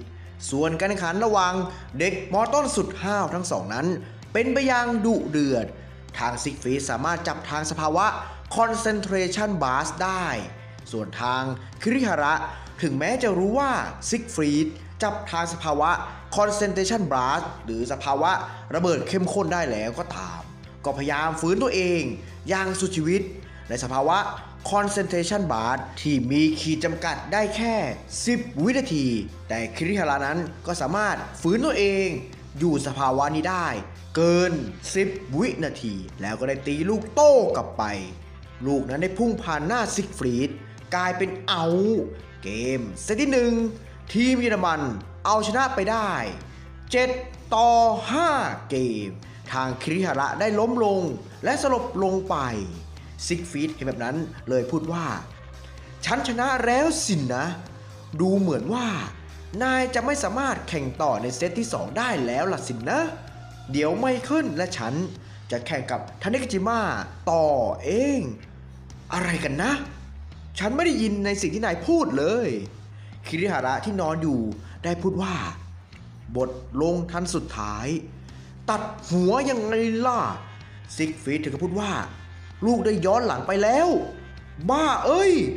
ร่างกายขยับไม่ได้เลยบุญตาเห็นแบบนั้นเลยพูดว่านั่นมันบทลงทันของรุ่นพี่โทโนะนี่นาโทโนะถึงกับอมยิ้มออกมาเลยพูดขึ้นว่าในตอนที่คิริฮาระเข้าสู่โหมดเดวิลทำเหมือนโจมตีสุ่ม4สุ่ม5เหมือนจะไม่มีอะไรแต่จริงๆแล้วเขาได้ใช้บทลงทันทั้ง13แบบโจมตีใส่คู่แข่งเยอรมันคนนั้นไปเรียบร้อยมันยากที่จะสังเกตได้เลยละคิริฮาระได้บอกกับโทโนะว่าขอบคุณสำหรับทุกอย่างนะครับรุ่นพี่โทโนะเลยตอบไปว่าแค่นี้ไม่เป็นไรหรอกจากนั้นก็ได้มีเสียงแวบเข้ามาในหัวของคิริฮาระบอกว่าปล่อยฉันออกไปเดี๋ยวนี้คิริฮาระเลยตอบเสียงนั้นกลับไปว่าเสียงนั่นมาจากที่ไหนกันเสียงที่แวบเข้ามาในหัวของคิริฮาระก็ยังคงยืนยันคำเดิมปล่อยฉันออกไปเดี๋ยวนี้คิริฮาระได้ตอบเสียงนั้นกลับไปว่าบ้าเอ้ยแกเป็นใครกันแน่เสียงนั่นได้บอกว่าเทนนิสของนายน่ะจบแค่นี้แล้วเหรอจากนั้นแฟรงเกนได้อุ้มซิกฟรีดมาพักที่มานั่งข้างสนามซิกฟรีดได้บอกกับแฟรงเกนว่าขอโทษด้วยนะแฟรงเกนโถเว้ยฉันน่ะตอนนี้มีแรงพอเหลือเฟือไม่ต้องออกมาพักก็ได้ให้ฉันแข่งต่อเถอะนะแดม่าเลยเข้ามาบอกกับซิกฟรีดว่าซิกฟรีดนายไม่จำเป็นจะต้องทำแบบนั้นหรอกนะในเมื่อเกมณตอนนี้กลายเป็นแบบซิงเกิลถือว่าเสมอภาคดีแล้วล่ะตอนนี้น่ะขึ้นอยู่กับบิสมาร์กเพียงเดียวแล้วล่ะแล้วซิกฟรีดก็ได้มองไปที่คิริฮาระถึงกับพูดว่าไม่จริงน่าหมอนั่นยังลุกขึ้นมาได้อย่างนั้นหรอเนี่ยคิริฮาระได้บอกกับบิสมาร์กว่าตอนนี้เหลือคุณคนเดียวแล้วสินะต่อไปก็ถึงตาคุณแล้วล่ะแล้วข้างหลังคิริฮาระนั้นก็ได้มีเงาคล้ายๆกับปีศาจอาซูราปรากฏออกมาทาเนกิจิมะเห็นแบบนั้นถึงกับพูดว่าโอ้ว้าวนายจะล้มเขาคนนั้นด้วยตนเองอย่างนั้นเหรอซิกฟรีดได้พูดว่าปล่อยฉันออกไปเดี๋ยวนี้ฉันจะไปแข่งต่อแต่ทำไมกันเจ้านั่นที่สภาพร่างกายเหมือนตายไปแล้วถึงได้ลุกขึ้นได้อีกล่ะ วอล์กเลยเข้ามาบอกกับซิกฟรีดว่าซิกตอนนี้น่ะนายโฟกัสเรื่องพักผ่อนไปก่อนจะดีกว่านะ QP ก็ได้พูดเสริมไปอีกว่าพวกเราทำการแข่งขันแบบการเล่นคู่กลายเป็นแบบซิงเกิลไปแล้วและนายก็ชนะตามที่เราคาดการเอาไว้ก็ถือว่าประสบความสำเร็จแล้วล่ะทางด้านซิกฟรีดเลยขานรับครับรับทราบแล้วครับแล้วกรรมการในสนามได้บอกว่าเกมเซตที่2ทีมเยอรมันเป็นฝ่ายเซิร์ฟทางคิริฮาระที่กำลังตั้งรับพร้อมเข้าสู่สภาวะ concentration bar หรือสภาวะระเบิดความเข้มข้น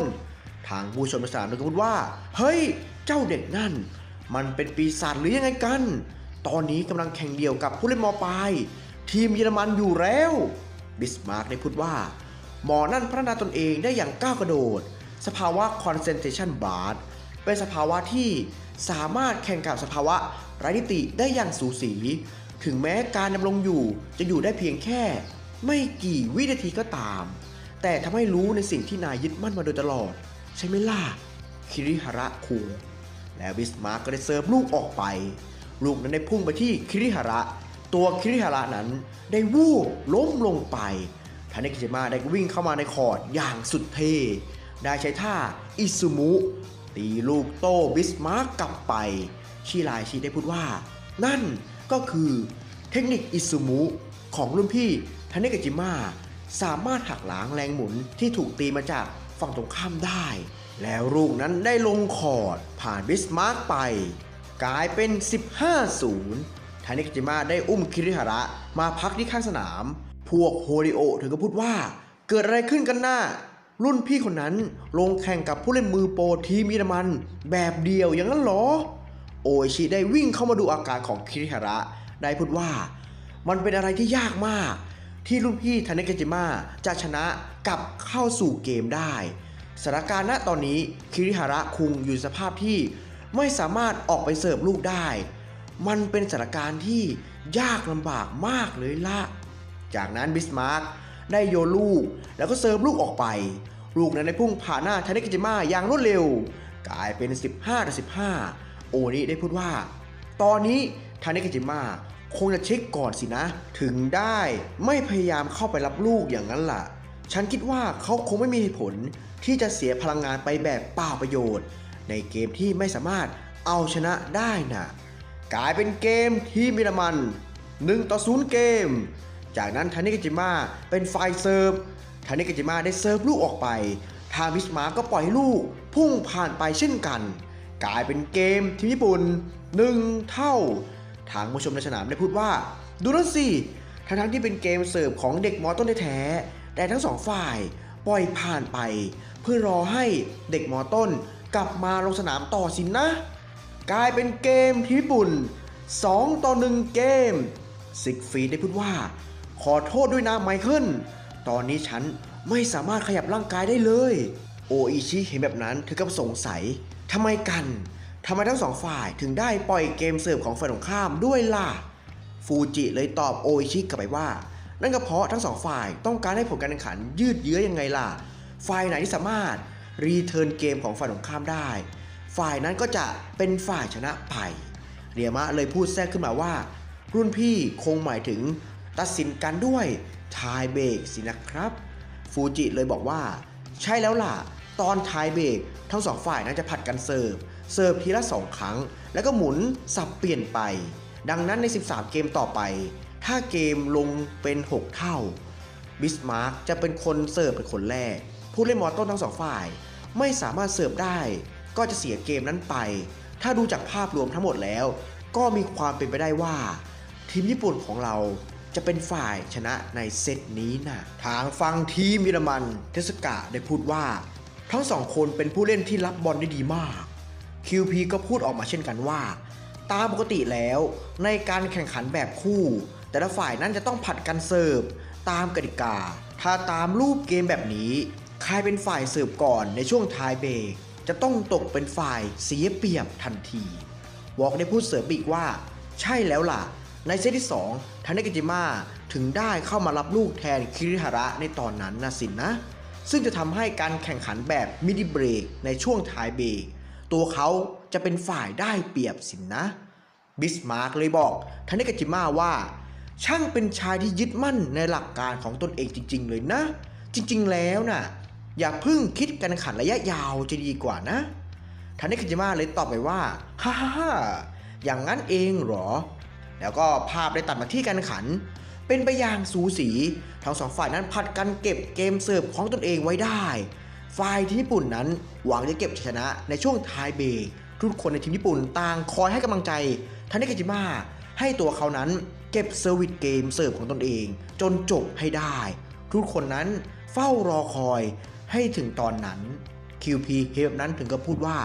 ตลกดีนะที่ฝ่ายนู้นจงใจให้การแข่งขันถึงช่วงท้ายเบรกทั้งที่ไม่รู้เลยว่าบิสมาร์กน่ะถูกขนานนามว่ามิสเตอร์ท้ายเบรกยังไงล่ะกลายเป็นเกมทีมมิดมัน6เท่าเข้าสู่ช่วงท้ายเบรกในเซตที่2ก็เป็นอันจบในมังงะตอนที่328นะครับผมก็จบไปแล้วครับสำหรับสรุปปินออฟนิดภาคเวิลด์คัพตอนที่103นิดภาคเวิลด์คัพตอนที่104หรือจะตรงกับมังงะในตอนที่329เดี๋ยวเรามารับชมกันเลยความเดิมจากตัวนี้แล้วการแข่งขันประเภทคู่ที่กลับกลายเป็นการแข่งขันประเภทเดียวซะอย่างนั้นศึกระหว่างมอต้นคิริฮาระได้ใช้บทลงทันโจมตีใส่เจ้าซิกฟรีดทำให้ซิกฟรีดนั้นไม่สามารถขยับตัวได้ส่วนคิริฮาระก็ไม่สามารถแข่งต่อได้อีกเช่นกันกลายเป็นศึกระหว่างรุ่นใหญ่ทาเนกาจิมะปะทะกับบิสมาร์กทาเนกาจิมะได้ใช้เทคนิคที่ชื่อว่าอิซุมุหักล้างลูกช็อตของบิสมาร์กการแข่งขันทั้งสองฝ่ายนั้นจงใจเสียเกมเสิร์ฟของคู่แข่งเพื่อถ่วงเวลาให้เด็กมอต้นกลับลงสู่สนามอีกครั้งกลายเป็นเกมทีมเยอรมัน6เท่าเข้าสู่ช่วงท้ายเบรกในเซตที่2อินุอิได้อ่านข้อมูลถึงกับตกใจอะไรกันมันต้องมีอะไรผิดพลาดแน่ๆเราไม่น่าปล่อยเกมให้ถึงช่วงท้ายเบรกความน่าจะเป็นที่บิสมาร์กจะเอาชนะได้ก็คือ 100% แล้วภาพได้ตัดมาที่เรื่องราวของบิสมาร์กมีสาวคนหนึ่งได้พูดว่านี่เธอมาสายอีกแล้วนะบิสมาร์กรู้ไหมว่าร้านน่ะปิดแล้วอ๋อหรือว่าเธอคิดว่ายังมีช่วงเวลาท้ายเบรกอยู่อย่างนั้นละสินนะใช่ไหมล่ะบิสมาร์กได้ตอบเธอคนนั้นกลับไปว่า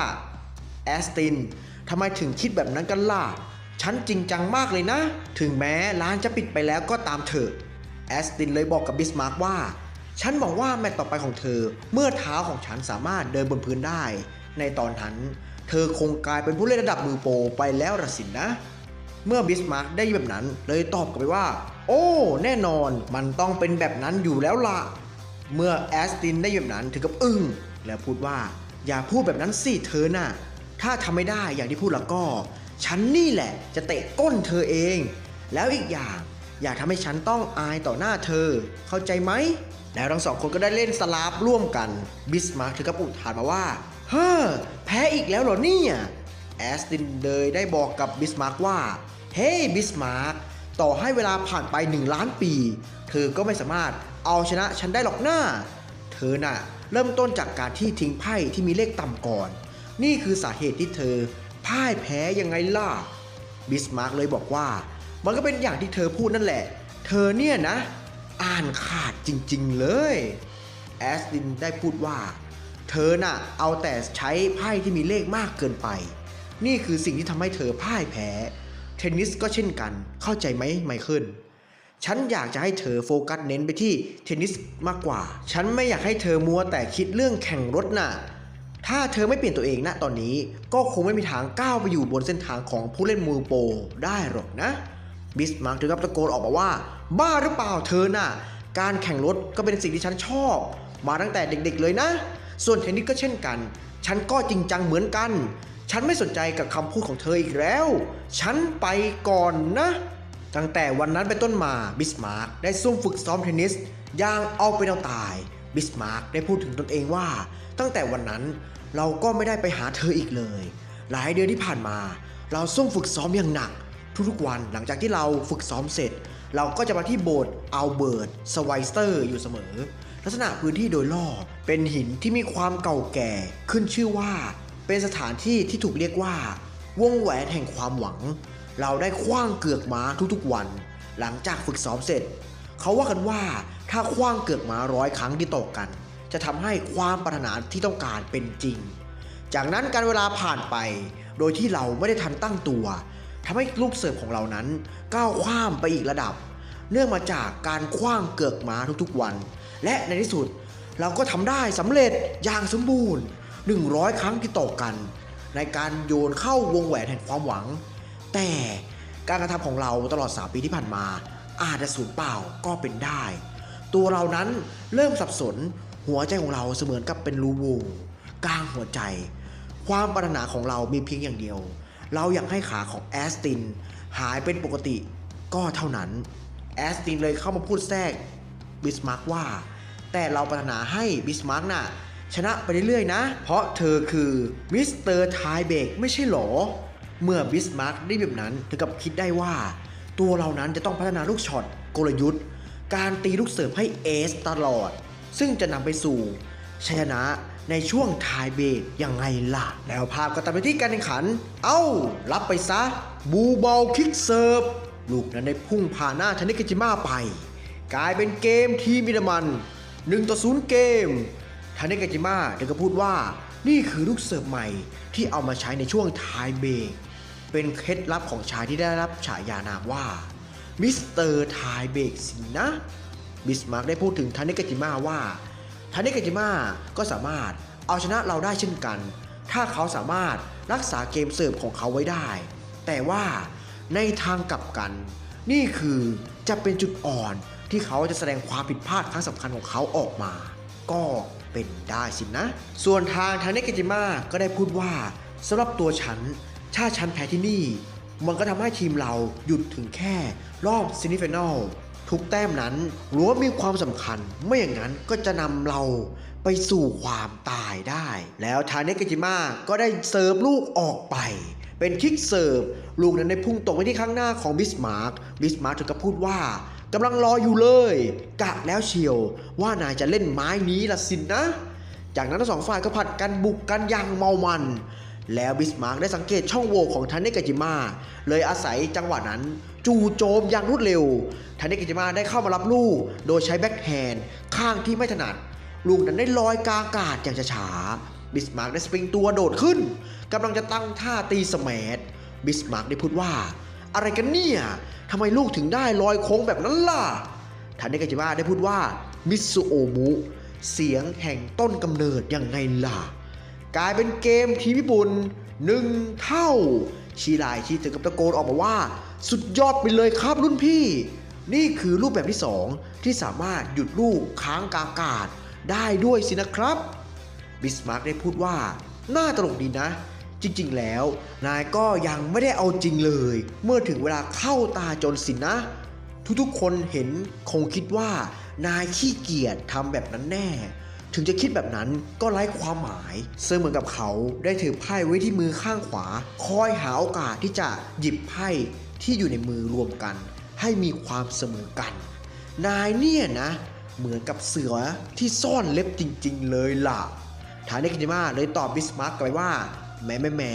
ก็ต้องให้เกียรติกันหน่อยสิครับเข้าสู่เกมเสิร์ฟของทาเนกาจิมะบิสมาร์กได้ปล่อยให้ทาเนกาจิมะนั้นเสิร์ฟเอสผ่านหน้าตัวเองไปกลายเป็นเกมที่ญี่ปุ่น2-1เกมต่อจากนั้นทั้งสองฝ่ายก็ผัดกันได้เกมเสิร์ฟของตนเองไปเรื่อยๆระหว่างนั้นไม่ว่าจะเป็นอากายะซิกฟีดก็ยังไม่สามารถลงแข่งได้ทำให้เกมเสิร์ฟของทั้งสองคนกลายเป็นแต้มของฝั่งคู่แข่งและท้ายที่สุดก็ย้อนกลับมาที่ตั้งต้นกันใหม่ที่เกมเสิร์ฟของบิสมาร์กทางด้านทาเนกาจิมะได้วิเคราะห์ว่าแมตช์นี้คงต้องตัดสินกันที่แต้มสุดท้ายสินะใครที่ชนะก็ได้แต้มนั้นไปและจะเป็นผู้ชนะในมินิเบรกในครั้งนี้บิสมาร์กได้บอกกับทาเนกาจิมะว่าเอาล่ะต่อไปคงเป็นรอบสุดท้ายแล้วหรอนะจากนั้นบิสมาร์กก็เป็นฝ่ายเสิร์ฟทาเนกาจิมะถึงกับพูดว่าไมเคิลบิสมาร์กสมกับเป็นนัมเบอร์ 2ของทีมเยอรมัน ภายใต้สถานการณ์แบบนี้ตัวเขาไม่ได้รู้สึกกดดันอะไรเลยมีแต่ความสงบเยือกเย็นนี่สินะคือคนที่จะได้เป็นผู้เล่นมือโปรหลังจากจบทัวร์นาเมนต์นี้นะสินะแล้วบิสมาร์กก็ได้เซิร์ฟลูกออกไปทาเนกาจิมะตั้งสติได้สไลด์ตัวเองไปรับลูกอย่างรวดเร็วแต่ลูกกลับหมุนสปินเด้งกลายเป็นเกมทีมเยอรมัน5 เท่าส่วนทางซิกฟรีดนั้นแขนของฉันเริ่มขยับได้แล้วฮ่าฮ่าฮ่าโทโน่เห็นแบบนั้นเธอก็พูดว่าบ้าเอ้ยอาการอัมพาตของเจ้านั่นเริ่มหายเป็นปกติแล้วคิมิจิมะได้พูดเสริมอีกว่าน่าคงจะเป็นเนื่องมาจากว่าบทลงทันของคิริฮาระยังไม่สมบูรณ์ละสินนะมีความเป็นไปได้ว่าตัวเขาน่าจะสามารถกลับเข้าสู่เกมก่อนเวลาได้แน่โอนิได้พูดถึงทาเนกาจิมะว่าตอนนี้ทางเดียวที่ชูสามารถทำได้ก็คือตีลูกโต้กลับไปให้ได้ซึ่งมันก็ไม่ง่ายเลยบิสมาร์กก็อ่านเกมขาดทีมเยอรมันเป็นแชมป์ต่อเนื่องยาวนานพวกเขาคงเก็บข้อมูลเชิงลึกของชูมาอยู่แล้วก็คงคิดกลยุทธ์เพื่อเอาชนะมาอย่างแน่นอนเข้าสู่เกมเสิร์ฟของทาเนกาจิมะได้เสิร์ฟลูกออกไปเป็นฟอลQP ได้พูดว่าทาเนกาจิมะคงจะต้องเสิร์ฟเอสอย่างเดียวเท่านั้นภายใต้สถานการณ์แบบนี้คงจะรู้สึกกดดันอย่างมากเลยสินะบอกได้พูดออกมาเช่นกันว่านี่ก็คือจุดที่ผิดพลาดกระทันหันการแข่งขันแต่ละครั้งจบอย่างรวดเร็วทีมญี่ปุ่นจะต้องถูกกำจัดจากเวิลด์คัพแน่กลับเข้าสู่การแข่งขันบิสมาร์กที่ตกเป็นฝ่ายตั้งรับได้พูดว่าฮ่าฮ่าฮ่าถ้านายเสิร์ฟดับเบิลฟอลแล้วก็คงไม่ดีแน่ละสิแล้วทาเนกาจิมะก็ได้เสิร์ฟลูกออกไปบิสมาร์กเห็นลูกเสิร์ฟถึงกับพูดว่านั่นมันไม่เห็นเหมือนกับลูกเสิร์ฟแรกเลยนี่หรือว่าหมอนั่นจงใจเสิร์ฟพลาดอย่างนั้นหรอแล้วอาศัยจังหวะนี้ชิงไหวพริบละสินนะบิสมาร์กได้เข้ามารับลูกยังไม่ค่อยถนัดสักเท่าไหร่ทาเนกาจิมะได้วิ่งขึ้นหน้าเน็ตโอ้โอ้จังหวะนี้แหละบิสมาร์กแบบนั้นเธอก็พูดว่าฮะหรือว่าจะเป็นรีเทิร์นอิซุมุอย่างนั้นหรอถ้าแบบนี้เราเข้ามารับลูกไม่ทันแน่ก็เป็นอันจบในมังงะตอนที่331นะครับผมก็จบไปแล้วครับสำหรับปินออฟพินิจภาคเวิลด์ครับตอนที่104ออฟพินิจภาคเวิลด์ครับตอนที่105หรือตรงกับมังงะในตอนที่332มังงะล่าสุดยังไม่ออกฉะนั้นแอดก็จะมาทำต่อจากตอนนี้นะครับเดี๋ยวเรามารับชมกันเลยความเดิมจากตัวนี้แล้วเรื่องราวการแข่งขันระหว่างรุ่นใหญ่ทาเนกาจิมะกับบิสมาร์กเป็นไปอย่างเมามันในช่วงไทเบรกบิสมาร์กที่ได้รับฉายานามว่ามิสเตอร์ไทเบรกทุกๆครั้งที่เขาแข่งจนถึงช่วงไทเบรกบิสมาร์กจะเอาชนะได้ทุกครั้งเมื่อเข้าสู่ช่วงไทเบรกบิสมาร์กได้เสิร์ฟลูกเสิร์ฟที่ชื่อว่าบูบอลคิกเสิร์ฟลูกนั้นได้พุ่งเด้งผ่านหน้าทาเนกาจิมะไป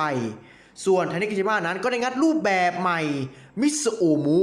เสียงแห่งต้นกำเนิดที่สามารถหยุดลูกกลางอากาศไว้ได้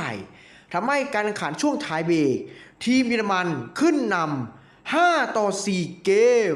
เข้าสู่เกมเสิร์ฟของทาเนกาจิมะได้เสิร์ฟลูกไปแต่เป็นฟอลต์ทาเนกาจิมะได้อาศัยจังหวะนั้นโยนลูกแล้วก็เสิร์ฟออกไปอีกครั้งทาเนกาจิมะได้ชิงไหวชิงพริบรีเทิร์นอิซุโมะบุกจู่โจมใส่บิสมาร์กได้ทุ่มสุดตัว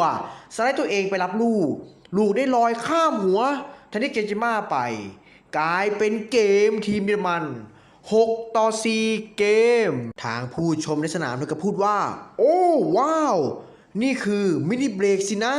ทีมญี่ปุ่นกำลังจะแพ้ในเกมนี้สินะเนี่ยเกมเสิร์ฟในครั้งต่อไปคือจุดเปลี่ยนสำคัญแล้วล่ะนะทาเนกาจิมะก็ได้เสิร์ฟลูกออกไปแต่บิสมาร์กก็ไม่ได้ตอบโต้อะไรกลายเป็นเกมทีมญี่ปุ่น6-5เกมต่อจากนั้นเกมเสิร์ฟของเด็กหัวต้นทั้งสองคนทั้งสองฝ่ายนั้นก็ไม่ได้ตอบโต้อะไรทั้งสองทีมนั้นได้แต้ม2แต้มติดต่อกันซึ่งแมตช์พอยต์จะตกไปอยู่ที่เกมเสิร์ฟของบิสมาร์กผู้ที่คอยทำหน้าที่ป้องกันตามปกติแล้วจะต้องเป็นคิริฮาระแต่ว่าในสนามณตอนนี้ไม่ใช่แบบนั้นทุกอย่างมันจบลงแล้วทุกๆคนในทีมญี่ปุ่นแสดงสีหน้าอย่างเคร่งเครียด เมื่อเห็นทานิกาจิมะที่กำลังเหนื่อยหอบเบียรุอินนึกถึงเหตุการณ์เมื่อ2 ปีก่อนที่ทัวร์นาเมนต์ที่ฝรั่งเศสเขาได้ตัดสินใจช่วยเหลือน้องสาวของดุ๊กในเวลานั้นเบียรุอินสภาพโชคไปด้วยเลือดได้เข้ามาแข่งมันยังไม่จบหรอกหน้าโค้ชมิฟเนะได้บอกกับเบียรุอินว่าเบียรุอินพอแค่นี้เถอะนะทางเพื่อนร่วมทีมญี่ปุ่นถึงกับลุมด่าเบียรุอินคนอย่างนายเนี่ยงี่เง่าจริงๆเลยนะทีมญี่ปุ่นตกรอบในครั้งนี้ก็เพราะนายนั่นแหละทานิกาจิมะในตอนนั้นได้ตะโกนบอกเบียรุอินว่าภาพรวมทั้งหมดโอเคแล้วถึงแม้พวกเราจะไม่สามารถเอาชนะได้ก็ตามขอเพียงแค่อย่าสูญเสียความเป็นตัวเองก็เพียงพอแล้วละเมื่อเบียรินได้ยินแบบนั้นเธอก็พูดว่าเจ้าหมอนี่ไม่ทุกข์ร้อนกับสิ่งที่เกิดขึ้นอย่างนั้นหรอกลายเป็นเกมเซตผู้ชนะดุ๊กวาตานาเบะทีมญี่ปุ่นตกรอบU17 World Cup ในรอบรองชนะเลิศเบียรินได้บอกกับทุกๆคนว่าเดี๋ยวผมจะรับผิดชอบเรื่องทั้งหมดเองครับเบียรินได้พูดว่า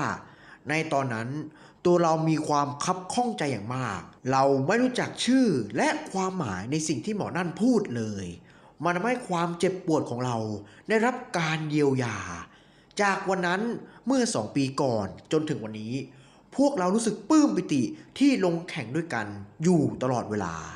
แล้วก็ตัดมาที่การแข่งขันจู่ๆคิริฮาระได้วิ่งมารับลูกเสิร์ฟของบิสมาร์กอย่างรวดเร็วบิสมาร์กก็พูดว่าเฮ้ยหมอนั่นกระโดดเข้ามาโดยไม่รู้ตัวเลยฟูจิถึงกับตกใจอากายะคุงกะหายชนะขนาดนั้นเลยเหรอเนี่ยทาเนกาจิมะได้พูดว่าอากายะขอบใจนายมากเลยนะพวกเรายังมีโอกาสอยู่ถ้านายไม่เข้ามาตัวฉันคงเอาชนะเจ้านั่นไม่ได้แน่เทนนิสของฉันจะได้ก้าวต่อไปบิสมาร์กได้บอกกับทานิกาจิมะว่าเข้ามาเลยทานิกาจิมะถึงจะมาตอนนี้ก็ไม่ทันเสียแล้วละฮะอะไรกันเจ้านั่นได้หายไปแล้วทานิกาจิมะได้พูดว่าฟูเอมุอัลติเมทไวท์สุดยอดแห่งความโมฆะชิราฮิเห็นแบบนั้นเธอก็ตกใจนั่นมันอะไรกันหรอครับริวจิได้บอกกับชิราฮิว่านี่ก็คือ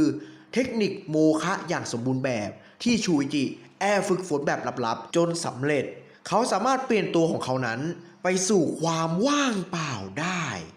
กลายเป็นเกมทีมญี่ปุ่น8 เท่าทานิกาจิมะตะโกนด้วยความสะใจต่อจากนั้นบิสมาร์กก็รักษาเกมเสิร์ฟของตนเองไว้ได้ส่วนทานิกาจิมะก็รักษาเกมเสิร์ฟของตนเองไว้ได้เช่นกันจนจบไทยเบรกกลายเป็นเกมในเซตที่2ทีมญี่ปุ่นเอาชนะไปได้7-6 เกมเข้าสู่เซตสุดท้ายโทโนะได้เข้ามาพูดกับคิริฮาระว่าเฮ้ยทำได้ดีมากเลยนี่คิริฮาระแต่นายก็ต้องพักก่อนก็ดีนะทานิกาจิมะได้เดินมาบอกคิริฮาระว่าไปกันเถอะอากายะเรามาเตะก้นเจ้าพวกนั้นกันเถอะบิสมาร์กได้เข้ามาบอกกับซิกฟรีดว่าโทษทีนะซิกฟรีดสภาพร่างกายของนายสามารถแข่งต่อในเซตสุดท้ายได้ไหมล่ะ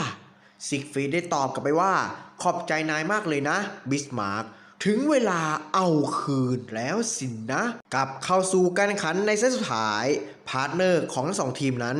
เข้าสู่การแข่งขันกลายเป็นการแข่งขันประเภทคู่ที่มีจำนวนเท่ากันซิกฟรีดได้เซิร์ฟลูกออกไปพร้อมทั้งตะโกนออกมาว่าพวกแกจงพ่ายแพ้ไปซะเถอะคิริฮาระได้ตอบซิกฟรีดกลับไปว่าหยุดพูดเรื่องงี่เง่าซะเพราะสิ่งที่นายพูดมันไม่มีค่าอะไรเลยบิสมาร์กได้บอกทานิกาจิมะว่ารู้สึกว่าเด็กมอต้นของพวกเราร่างกายกลับมาเป็นเหมือนเดิมแล้วล่ะนะทานิกาจิมะเลยตอบกลับไปว่าโอ้แน่นอนสนุกแน่ซิกฟรีดได้เข้าสู่สภาวะไร้ติได้บรรจงหัวสแมชไปอย่างแรงกลายเป็นเกมเซตที่3ทีมเยอรมัน3 เท่าคิริฮาระถึงกับออกการไม่สบอารมณ์สักเท่าไหร่ถึงกับพูดว่าเจ้าพวกนั้นจงใจเล่นงานมาดิฉันสินะเมื่อหมดสภาวะระเบิดเข้มข้นบัดซบเอ้ยทานิกาจิมะได้บอกว่า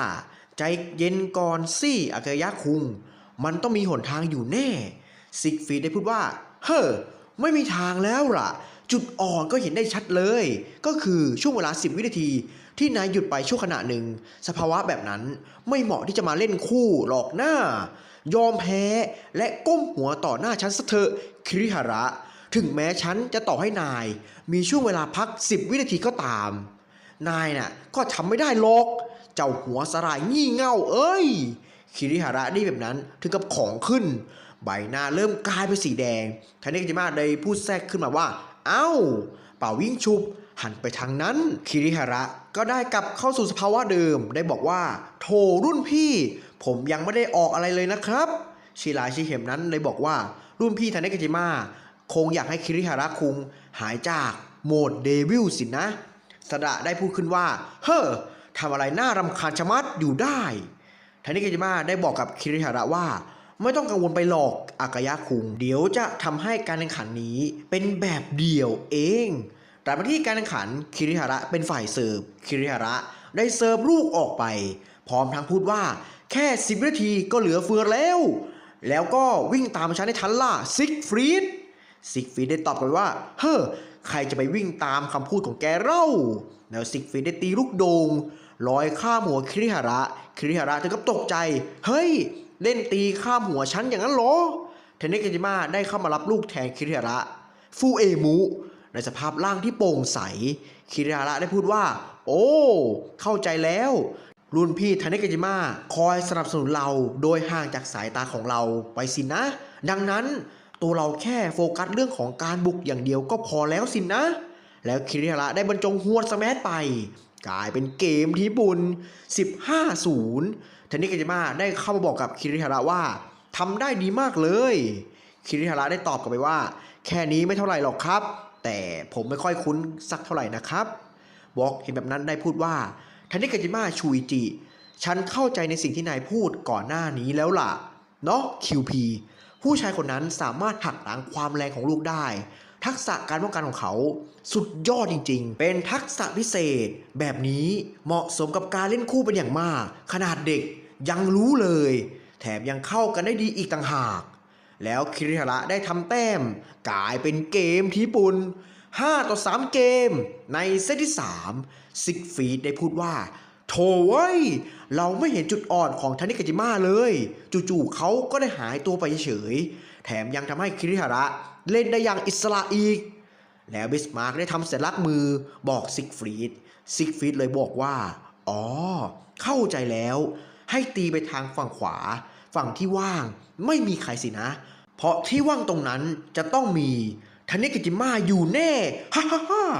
ส่วนเรื่องต่อจากนี้จะเป็นยังไงต่อไปติดตามได้ในตอนหน้านะครับก็จบไปแล้วครับสำหรับสรุปปินออพินิจภาคเวิลด์ครับตอนที่105ออพินิจภาคเวิลด์ครับตอนที่106หรือจะตรงกับมังงะในตอนที่333เดี๋ยวเรามารับชมกันเลยว่าเรื่องราวมันเป็นอย่างไรมาดูกันเลยนะมาดูเลยความเดิมจากตอนนี้แล้วการแข่งขันระหว่างคู่มือหนึ่งได้เข้าสู่ช่วงสุดท้ายแล้วทางคิริฮาระและซิกฟรีดกลับสู่เกมอีกครั้งในเซตที่3ซิกฟรีดได้พูดว่าโถ่เว้ยเราไม่เห็นจุดอ่อนของทาเนกิจิมะจู่ๆตัวเขาก็ได้หายไปเฉยๆแถมยังทำให้คิริฮาระเล่นได้อย่างอิสระอีกแล้วบิสมาร์กก็ได้ทำสัญลักษณ์มือบอกซิกฟรีดเลยบอกว่าอ๋อเข้าใจแล้วให้ตีไปทางขวาฝั่งที่ว่างไม่มีใครสินนะเพราะที่ว่างตรงนั้นต้องมีทาเนกิจิมะอยู่แน่ฮ่าฮ่าฮ่าแล้วซิกฟรีดได้ตีลูกเฉียวหน้าคิริฮาระไปทาเนกิจิมะในร่างโปร่งใสได้ตีลูกสวนกลับกลายเป็น15-0บิสมาร์กถึงกับพูดว่าโอ้ว้าวแผนการของเราคงใช้ไม่ได้ผลแล้วแฮะทาเนกิจิมะได้เข้ามาบอกกับคิริฮาระว่าไม่ต้องเป็นห่วงเดี๋ยวฉันจะปกป้องนายเองจากนั้นทาเนกิจิมะได้ตีโต้กับบิสมาร์กอย่างดุเดือดผู้ชมในสนามโดยก็พูดว่าสุดยอดไปแล้วมอปลาย2คนนั้นตีกันเร็วมากเลยล่ะซิกฟรีดได้บอกว่าแย่แล้วบิสมาร์กกำลังตกเป็นฝ่ายเสียเปรียบเพราะเขาต่อสู้กับศัตรูที่มองไม่เห็นเราจะต้องทำอะไรสักอย่างแล้วบิสมาร์กได้ตะโกนบอกซิกฟรีดอย่ารู้ตำแหน่งซิกแล้วทาเนกิจิมะก็ได้ตีลูกสวนกับนั่นมันมิสึโอมุนี่นาแล้วบิสมาร์กก็ได้อ่านทางออกได้วิ่งเข้ามารับลูกได้ทันทาเนกิจิมะได้พูดว่าตอนนี้แหละอากายะคุงไปเลยครับได้ครับรุ่นพี่แล้วคิริฮาระได้บรรจงหัวสแมัโจมตีใส่ซิกฟรีด ถึงกับแร็กเก็ตกระเด็นกลายเป็น30-0บิสมาร์กถึงกับพูดว่าพวกเขาสามารถดึงประสิทธิภาพของสภาวะระเบิดเข้มข้นได้ดีมากซิกฟรีดถึงกับออกการเจ็บใจบ้าที่สุดเจ้าพวกนั้นจะได้ใจเกินไปแล้วหัวใจของฉันเหมือนกับกำลังถูกบดขยี้ตัดมาที่การแข่งขันทางฝั่งทีมญี่ปุ่นได้บุกจู่โจมใส่ทีมเยอรมันบิสมาร์กได้พูดว่าว้าวสองคนนั้นเป็นคู่ที่สมบูรณ์มากเลยล่ะนะอย่างที่วอล์กเคยบอกไว้เลยถ้ารวมความสามารถของทานิกาจิมะเข้ากับคิริฮาระมันน่ากลัวจริงๆเลยนะแล้วจากนั้นคิริฮาระถึงกับตะโกนบอกทานิกาจิมะว่ารุ่นพี่ครับรีบๆทำให้เกมนี้จบกันเถอะทานิกาจิมะเลยตอบกลับไปว่าโอ้ฉันก็อยากจะเห็นแบบนั้นไม่ไหวแล้วอากายะคุงในระหว่างนั้นซิกฟรีดเครียดอย่างหนักได้พูดขึ้นว่าทำไมตัวเราช่างอ่อนแอขนาดนั้นทำอะไรไม่ได้เลยทำให้ภาระตกไปที่บิสมาร์กเพียงอย่างเดียวแต่เราอยากประสบความสำเร็จในรอบรองชนะเลิศนี้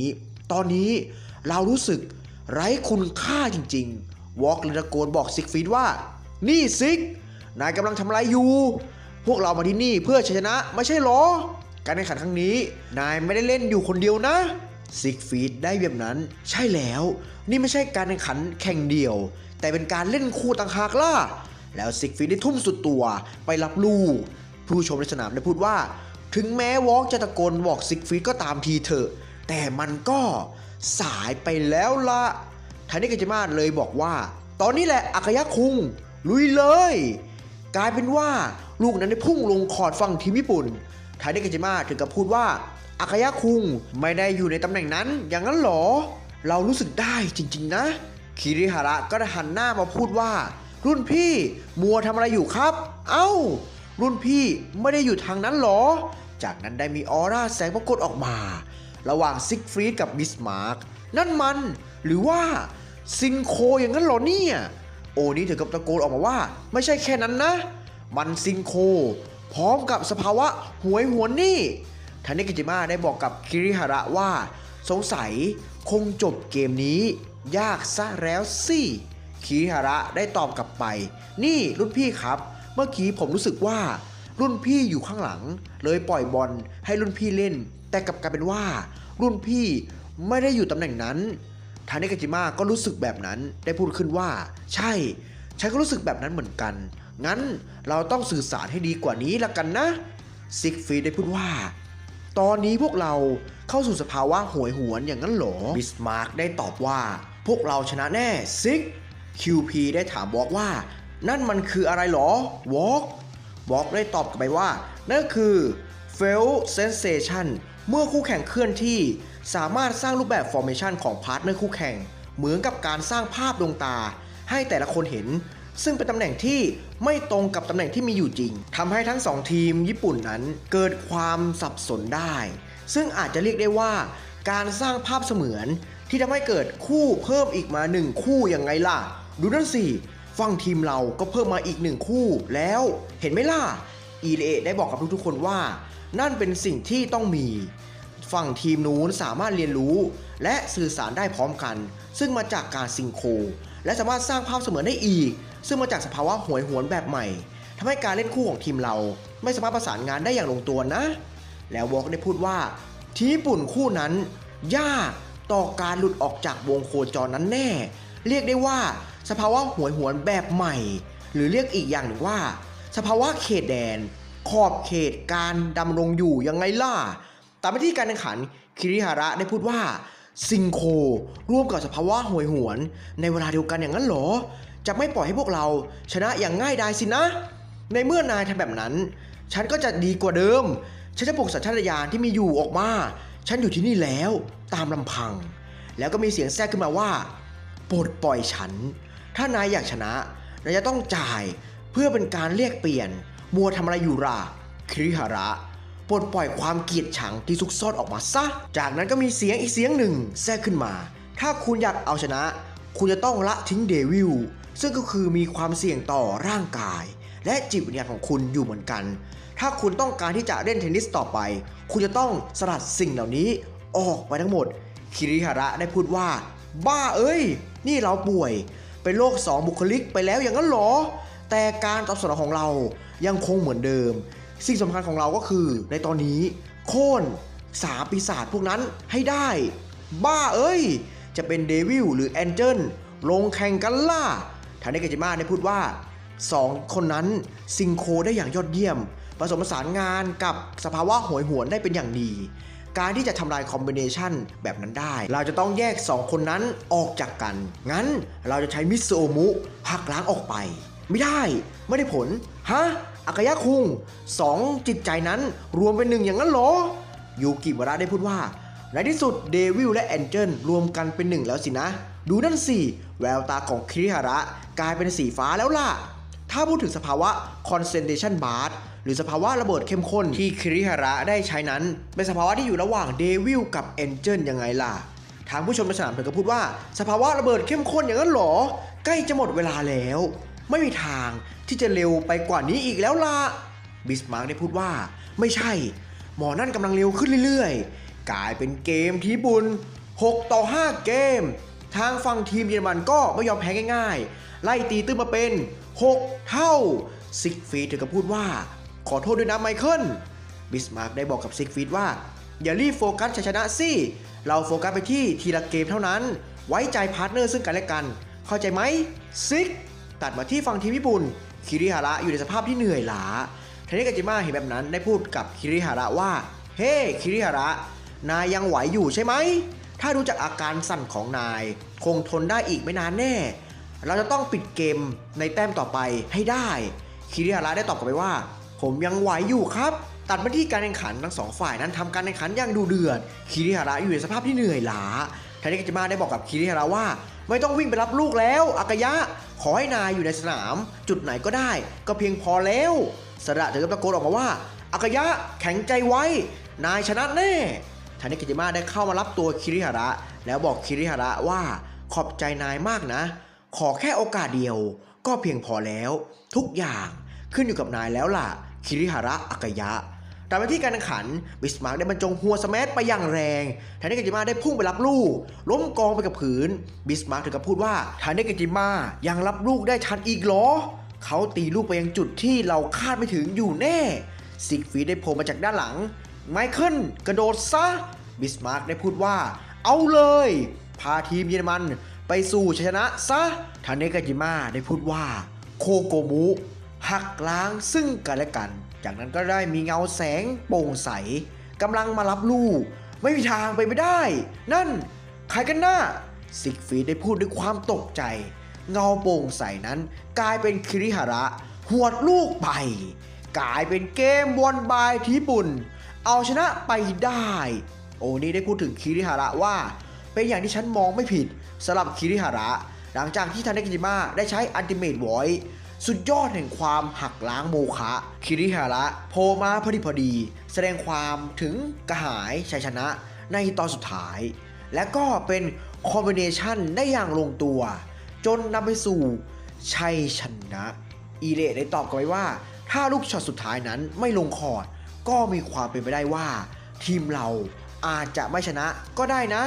บุญตะถึงกับโห่ร้องด้วยความสะใจเยี่ยมไปเลยคิริฮาระคุงสุดยอดเรียวมาได้เข้ามาบอกกับคิริฮาระว่าแค่นี้ยังอ่อนทันอยู่นะรุ่นพี่คิริฮาระได้ตอบเรียวมากกลับไปว่าเฮ้อใส่หัวออกไปซะแกน่ะอย่างนี้ได้พูดถึงคิริฮาระ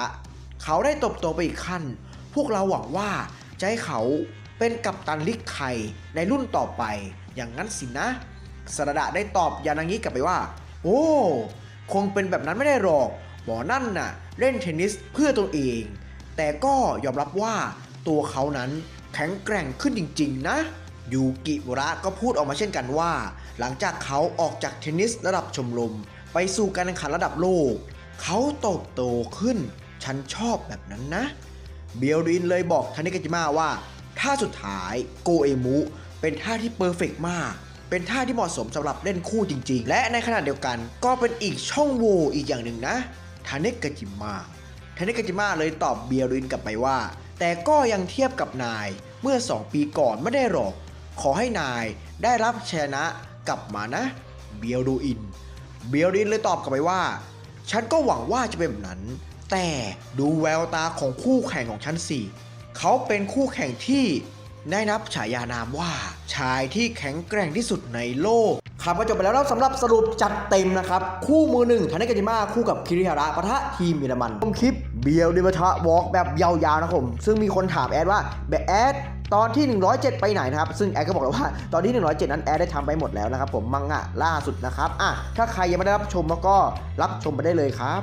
โดยการแข่งขันณตอนนี้ดำเนินมาถึงเดียวมือหนึ่งเป็นการปะทะระหว่างเบียวดูอินโฮโอกัปตันทีมญี่ปุ่นปะทะกับเจเกนวอล์กนักเทนนิสมูโปกัปตันทีมเยอรมันโดยผลการแข่งขันณตอนนี้แต้มรวมอยู่ที่2-2 เกมทีมญี่ปุ่นเก็บชัยชนะได้จากการเล่นคู่ทั้งหมดไม่ว่าจะเป็นคู่ของนีโอและดุ๊กแล้วก็คู่ของทาเนกาจิมะคู่กับคิริฮาระส่วนทางฝั่งทีมเยอรมันเก็บชัยชนะได้จากการเล่นเดี่ยวทั้งหมดได้เช่นกันได้จาก QP มือโปรเสนาธิการจากทีมเยอรมันเอาชนะโอนิไปได้และเทสกะคูนิมิสึสามารถเอาชนะยูกิมุระเซอิจิไปได้โดยการแข่งขันในแมตช์นี้เป็นแมตช์ที่น่าสนใจเป็นอย่างมากเมื่อเราผู้เล่นในแต่ละทีมอย่างเช่นทีมฝรั่งเศสทีมออสเตรเลียและทีมกรีซได้เข้ามาชมเกมนี้ซึ่งแมตช์นี้เป็นแมตช์ชี้ตาว่าทีมใดจะเข้าชิงชนะเลิศไปเจอกับทีมสเปนที่เข้ารอบไปก่อนหน้านี้แล้วทางผู้จัดการทีมเยอรมันได้พูดกับวอล์กไปว่าสุดท้ายต้องยืมพลังของเธอแล้วสินะวอล์กอีกอย่างคู่แข่งของเธอน่ะเขาว่ากันว่าเขาแข็งแกร่งที่สุดในทีมญี่ปุ่นเลยล่ะนะแต่วอล์กก็ไม่ได้สนใจอะไรแล้วก็ได้เดินเข้าสู่สนามไปแต่ฝั่งทีมญี่ปุ่นโค้ชมิฟุเนะได้พูดกับเบียวดูอินก่อนเข้าสนามไปว่าเฮ้ยไอ้บีเฮ้ยไม่ใช่สิเบียวดูอินฉันก็ไม่มีอะไรจะมาแนะนำแกหรอกนะก็ขอให้วันนี้แกทำให้เต็มที่มากที่สุดก็แล้วแต่แกนะแล้วกรรมการในสนามก็บอกว่าเอาล่ะวันเซตแมตช์ทีมญี่ปุ่นเป็นฝ่ายเซิร์ฟแล้วเบียวดูอินก็ได้กระโดดเซิร์ฟลูกออกไปวอล์กก็ได้ตีโต้กลับมาการแข่งขันดุเดือดเป็นอย่างมากเบียวดูอินเลยบอกวอล์กไปว่าแหมทำหน้านิ่งจังเลยนะจริงจังมากไปหรือเปล่าเนี่ยวอล์กเลยตอบกลับไปว่าเพื่อชัยชนะของทีมเยอรมันฉันจะไม่จริงจังได้ยังไงกันล่ะเอารับไปซะเกลียวแห่งการล้างบาปแต่เบียวดูอินก็สามารถตีโต้กลับไปได้อย่างรวดเร็วยูกิมุระและโทคุงาวะถึงกับอึ้งเลยอุทานมาว่าสุดยอดข้อมือของเขาแข็งแกร่งจริงๆไปเลยไม่น่าเชื่อเลยว่าจะตีโต้ท่าบ้าบอนั้นกลับไปได้นะซึ่งถ้าจะมาได้ก็เพราะท่านี้ท่าเกียวแห่งการล้างบาปเล่นงานพวกยูกิมุระและโทคุงาวะเอาซะไปไม่เป็นเลยทีเดียวโอนี้เลยเข้ามาคุยกับดุ๊กว่าไม่น่าเชื่อเลยนะว่าตัวเขาน่ะจะมีข้อมือที่แข็งแกร่งกว่าตัวฉันเองและโทคุงาวะซะอีกนะพวกนายไปทำอะไรมากันหรอดุ๊กเลยตอบกลับไปว่าตัวฉันและเบียรูอินได้ไปเก็บตัวที่หมู่เกาะแถบฟิลิปปินส์ที่นั่นเขาใช้มือเปล่าแกะมะพร้าวกินเองบอสเลยฝึกอยู่ที่นี่จนข้อมือของเขาแข็งแรงมากขึ้นเลยละวอล์กเห็นแบบนั้นเลยพูดออกมาว่าโอ้ไม่เลวเลยนี่สามารถตีโต้ท่าเกลียวแห่งการล้างบาปของฉันได้นะเบียร์ดูอินเลยตอบกลับไปว่าอันนี้เป็นแค่การทักทายเท่านั้นเอาล่ะรับไปแล้วเบียร์ดูอินก็ได้ตีลูกกลับไปซึ่งท่าที่เบียร์ดูอินใช้นั้นเป็นท่าที่เบียร์ดูอินใช้กับโทคุงาวะเป็นท่าล่างอวตารคู่แข่งจะเห็นลูกเทนนิสที่ใหญ่มาก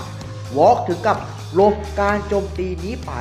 แล้วเบียร์อินก็ยังไม่พออีกได้ใช้ท่าใหม่ที่ชื่อว่า Hall of African Simba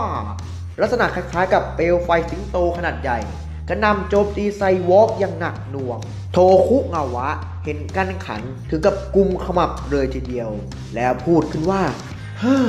นี่มันการแข่งขันอะไรกันเนี่ย มันเกินขีดจำกัดความเป็นมนุษย์ไปแล้วนั่นนาโอนิเลยตอบโทคุงาวะไปว่าก็ทำไงได้ล่ะก็กัปตันทีมเราไม่รู้จักออมมือซะด้วยสิ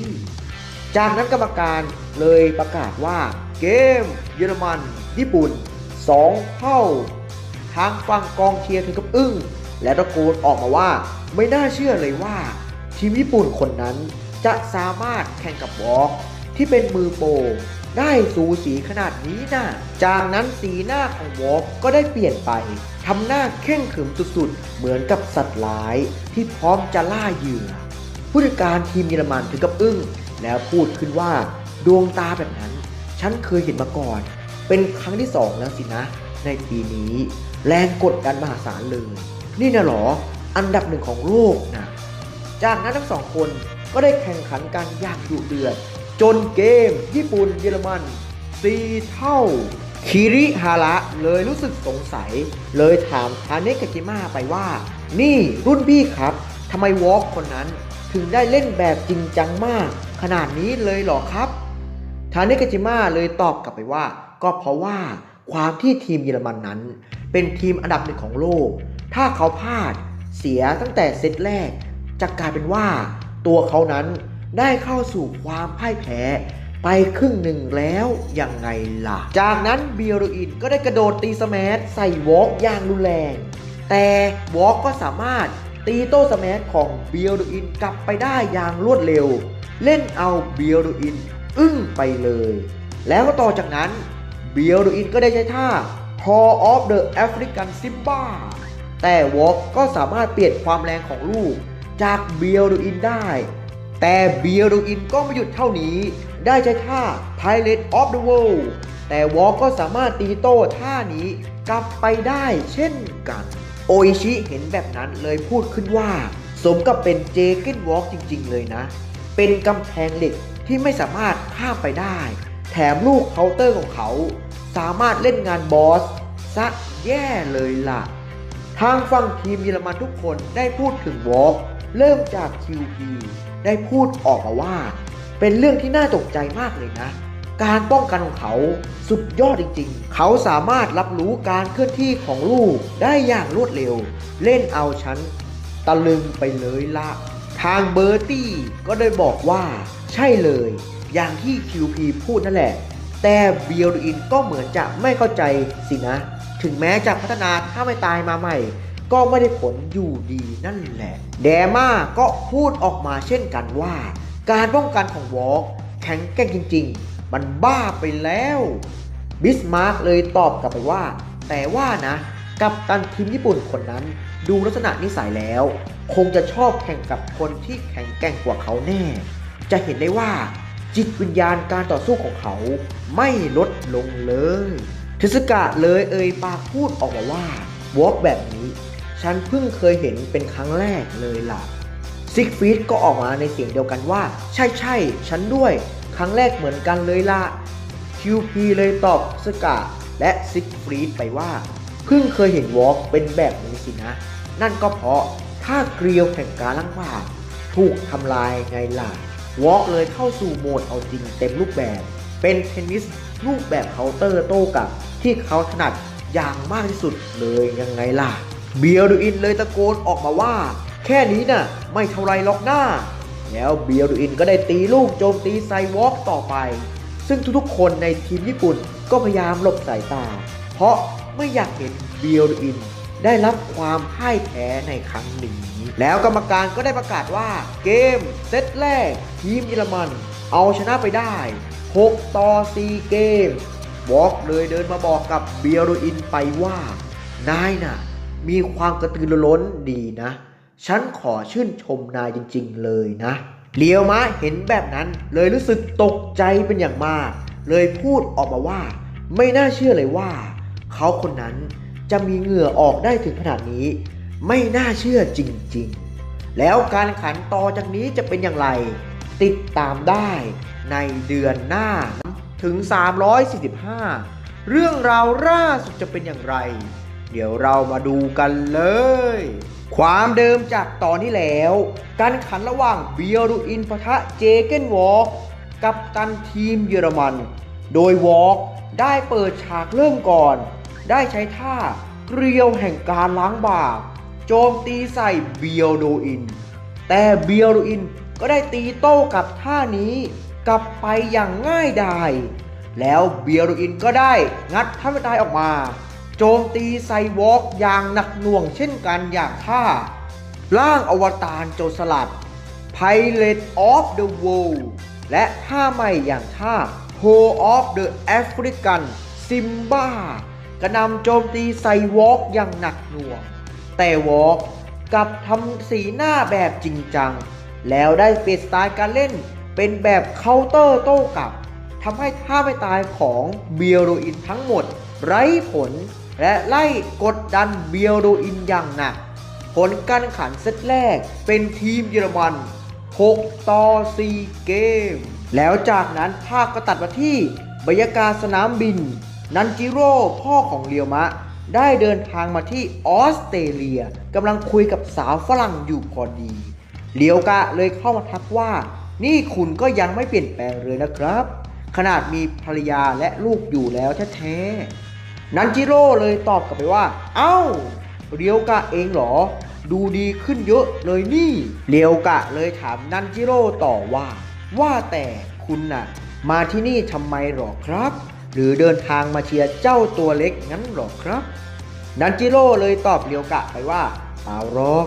ฉันแค่มาพักผ่อนเท่านั้นเองแหละฉันหันหลังให้กับวงการเทนนิสไปนานแล้วล่ะนะเรียวกะได้ยินแบบนั้นเลยเอ่ยปากพูดขึ้นว่างั้นหรอครับถ้าคุณคิดว่าจะมาหยุดผมก็เปล่าประโยชน์นะครับเพราะผมคนนี้นี่แหละจะโค่นเจ้าตัวเล็กเองอย่างไงล่ะ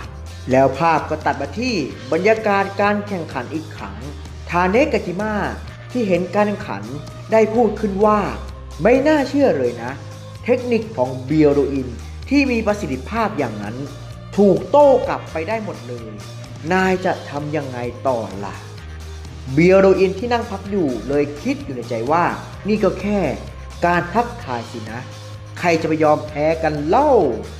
ส่วนอิเลเอะก็ยังตกใจไม่หายเลยพูดออกมาว่าไม่น่าเชื่อเลยว่าหลังจากท่าเกลียวแห่งการล้างบาปของวอล์กถูกทำลายลงไปทุกอย่างเปลี่ยนไปหมดเลยโอนี้ก็คิดอยู่ในใจว่านี่แหละคือความจริงความแข็งแกร่งของวอล์กอันดับหนึ่งของโลกอย่างพวกเราน่ะเทียบเขาไม่ติดล้อจากนั้นการแข่งขันก็ได้เริ่มขึ้นอีกครั้งแต่ไม่ทันไรวอล์กก็สามารถขึ้นนำเบียลโดอินไปได้1-0 เกมทางอาโดเบะเลยพูดถึงเบียลโดอินขึ้นมาว่าไม่อยากจะเชื่อเลยนะที่เขามีจิตวิญญาณที่แข็งแกร่งเป็นอย่างมากโอชิทาริก็ตอบอาโดเบะกลับไปว่านั่นสินะถ้าเป็นฉันเจอกับวอล์กคงควบคุมจิตใจให้เป็นแบบนี้ไม่ได้แน่ๆโอนี้ตะโกนบอกเบียลโดอินไปว่าในสถานที่แบบนี้นายจะพ่ายแพ้ไม่ได้นะพวกเราจะต้องบอกให้โลกรู้ว่าทีมเราน่ะแข็งแกร่งมากขนาดไหนเบียลโดอินที่กำลังโดนไล่ต้อนอย่างหนักหน่วงเลยครุ่นคิดอยู่ในใจว่าความแข็งแกร่งของวอล์กมันไกลเกินกว่าเราจะจินตนาการซะอีกไกลเกินไปอย่างกับสัตว์ประหลาดที่ยากเกินกว่าที่เราจะเอาชนะไปได้วอล์กเลยหันหน้ามาบอกเบียลโดอินว่านายน่ะจะทำท่าอ่อนแอไปถึงไหนกันถ้านายเป็นโจรสลัดนะก็จงลุกขึ้นยืนซิทางโค้ชคุโรเบะเห็นแบบนั้นเลยพูดขึ้นว่าสุดยอดนี่นะหรอเจเกนวอล์กกัปตันทีมเยอรมันอันดับหนึ่งของโลกถ้าเทียบกับเบียลโดอินมันคนละชั้นกันแค่เอาชนะวอล์กให้ได้1 เซตยังทำไม่ได้เลยทางด้านโค้ชมิฟุเนะเลยพูดตอบกลับไปว่าแต่ฉันคิดว่าเบียลโดอินน่ะทำได้แน่เพราะเจ้านั่นได้ฝึกฝนกับฉันคนนี้ยังไงล่ะฉันเชื่อมั่นว่าคนอย่างมันไม่มีทางพ่ายแพ้แน่จากนั้นเนื้อเรื่องก็ย้อนไปเมื่อ2 ปีก่อนหลังจากที่เบียลโดอินได้พ่ายแพ้ต่อโอนี้เขาจะต้องปีนหน้าผาที่สูงชันเพื่อไปถึงยอดเขาเพื่อเอาตัวรอดแล้วบนยอดเขานั่นมีเหล่าผู้พ่ายแพ้ ที่ฝึกฝนอย่างหนักกับโค้ชมิฟุนิโค้ชมิฟุนิก็เลยถามเบียโดอินไปว่านายน่ะเสียใจหรือเจ็บบ้างไหมที่ต้องมาพ่ายแพ้กับไอ้ปีศาจนั่นน่ะซึ่งไอ้ปีศาจนั่นก็คือโอนินั่นแหละครับซึ่งเบียโดอินก็ทำท่าเข่งขรึมแต่ก็ไม่ได้ตอบอะไรแล้วต่อจากนั้นเบียโดอินก็อยู่ฝึกฝนกับโค้ชมิฟุนิเป็นเวลา1 เดือนกว่าเบียโดอินเลยบอกโค้ชมิฟุนิไปว่าที่นี่ก็ไม่เห็นจะเท่าไหร่เลยนี่นาโค้ชมิฟุนิเลยตอบกลับไปว่านายน่ะฝีมือไม่เบาเลยนี่แตกต่างจากคนที่อยู่ที่นี่เป็นอย่างมากการพ่ายแพ้ในครั้งนั้นของนายคงสอนบทเรียนอะไรให้นายมากขึ้นเลยสินะถ้านายอยากจะเก่งขึ้นมากกว่านี้เดี๋ยวฉันจะแนะนำสถานที่ฝึกใหม่ให้กับนายเองแล้วจากนั้นเบียโดอินก็ได้เดินทางไปตามแผนที่โค้ชมิฟุนิได้เขียนไว้ว่าคนที่แก่จะต้องไปหาและฝึกกับเขานามว่าฮูยามาโตะเขาเป็นอาจารย์ของฉันเองเขาสามารถรู้ได้ว่าแกมีจุดอ่อนตรงไหนเขาเป็นคนที่แข็งแกร่งมากเขาอยู่ที่หมู่บ้านชาวประมงและแล้วให้เดินไปตามเส้นทางนี้จะเจอวัดบนยอดภูเขาสูงให้แกไปทางนั้นแล้วแกจะเจอเขาจากนั้นเบียโดอินก็เดินทางมาถึงได้พบกับชายแก่คนหนึ่งซึ่งคนนั้นก็คือที่ปรึกษาชมรมเทนนิสโรงเรียนล็อกคาคุนั่นเองเบียโดอินเห็นแบบนั้นเลยสบประมาทในใจไปว่านี่นะหรอคนที่ฉันจะต้องมาฝึกด้วยก็แค่ชายแก่ชราไม่ใช่หรือยังไงกันฮูเลยหันมาบอกเบียโดอินว่าจิตวิญญาณเป็นสิ่งที่เธอขาดหายไปสินะซึ่งเบียโดอินได้แบบนั้นก็เลยรู้สึกตกใจอย่างมากแล้วต่อจากนั้นเบียโดอินก็ได้อยู่ฝึกฝนสมาธิกับฮูถึงแม้จะโดนเด็กๆทำลายสมาธิยังไงก็ไม่หวั่นฮูเลยบอกเบียโดอินไปว่าฉันมีสถานที่หนึ่งเหมาะสำหรับการฝึกของนายอยู่นะชื่อว่าถ้ำอาชูระชินโตเป็นสถานที่ที่มีความสมดุลระหว่างสงบต่อจิตวิญญาณนะจากนั้นเบียโดอินก็ได้เดินทางไปที่ถ้ำแห่งนั้นแล้วเดินเข้าไปในส่วนลึกของถ้ำได้เจอประตูใหญ่ขวางหน้าเขาเมื่อเบียโดอินจะเอามือเพื่อพยายามจะเปิดประตูนั่นก็เปิดไม่ออกสักทีเบียโดอินเลยอ่านอักษรหน้าประตูมีข้อความว่าพลังจิตวิญญาณที่อ่อนแอไม่ควรที่จะได้เปิดประตูนี้เบียโดอินเลยบรรจงนั่งสมาธิหน้าประตูใหญ่นั่นทำจิตใจให้ว่างเปล่าแล้วเปิดประตูใหญ่นั่นอีกครั้งแล้วประตูก็เปิดออกมาได้อย่างง่ายดายกว่าครั้งที่แล้วก็มีแสงสว่างออกมาจากประตูนั่นเบียโดอินเลยรู้ว่าอย่างนี้นี่เองอาชูระชินโตแปลว่าผู้ประสบความสำเร็จในด้านจิตวิญญาณแล้วเบียโดอินก็ได้เห็นเส้นทางที่ผ่านมาแล้วพูดขึ้นว่าชินโตแห่งสายลมการปลดปล่อยจิตวิญญาณถนนสายนี้นี่แหละที่จะทำให้ฉันแข็งแกร่งขึ้นได้แน่แล้วภาพก็ตัดมาที่การแข่งขันอีกครั้งวอลก็สามารถเอาชนะเบียโดอินไปได้3-0เกมทาง QP เห็นแบบนั้นเลยพูดออกมาว่าการที่ยึดมั่นสไตล์การเล่นของตนเองมากเกินไปจะทำให้สูญเสียความถนัดบางอย่างไปสุดท้ายความพ่ายแพ้ก็จะมาถึงในที่สุดยังไงล่ะระหว่างพักเบียโดอินก็รู้สึกสับสนอย่างหนักเลยบ่นออกมาว่าไม่จริงนะเทนนิสของฉันถูกทำลายทั้งหมดงั้นหรอเนี่ยจะทำยังไงดีล่ะเนี่ยลุกเลยเข้ามาบอกเบียโดอินว่าหากเป็นแบบนี้ไม่ดีแน่สำหรับคุณตอนนี้คุณน่ะรวมไปหมดแล้วฉันอยากเล่นเทนนิสเคียงข้างกับคุณฉะนั้นสู้สิบอสเบียโดอินเลยตอบกลับดุ๊กไปว่าฉันขอโทษไม่ไหวฉันนี่แย่จริงๆเลยนะขนาดนายยังมาเป็นห่วงฉันเลยแล้วเบียโดอินก็ได้เดินเข้าสู่สนามไปจากนั้นการแข่งขันก็เป็นลูปเดิมเบียโดอินโดนวอล์กถล่มอย่างหนักจนขีดจำกัดร่างกายของเขาใกล้ถึงขีดสุดแล้ววอล์กเลยพูดขึ้นมาว่ามันจบแล้วล่ะนะทีมญี่ปุ่นดุ๊กเลยตะโกนบอกเบียโดอินว่าสู้สิในเมื่อคุณ ไม่มีอะไรจะเสียอีกต่อไปแล้ว สู้อย่างเต็มที่เลยสิครับจากนั้นเบียโรอินได้งัดท่าที่ซ่อนอยู่อีกท่าฟินิกซ์ถลาลมออกมาพวกคามิโอทาจิบานะจิโนเซถึงกับอุทานว่าฮะฟินิกซ์งั้นหรอไม่น่าเชื่อแสดงว่าคุณเบียโรอินทุ่มพลังออกมาถึงที่สุดแล้วสินะเนี่ยวอล์กที่กำลังตั้งท่าจะตีโต้ท่านี้เลยบอกเบียโรอินไปว่าท่านี้น่ะเป็นท่าไร้เทียมทานยากที่จะตีโต้คืนไปได้แต่ผลเสียก็คือท่านี้อาจจะย้อนกลับเข้าสู่เจ้าของที่ตีได้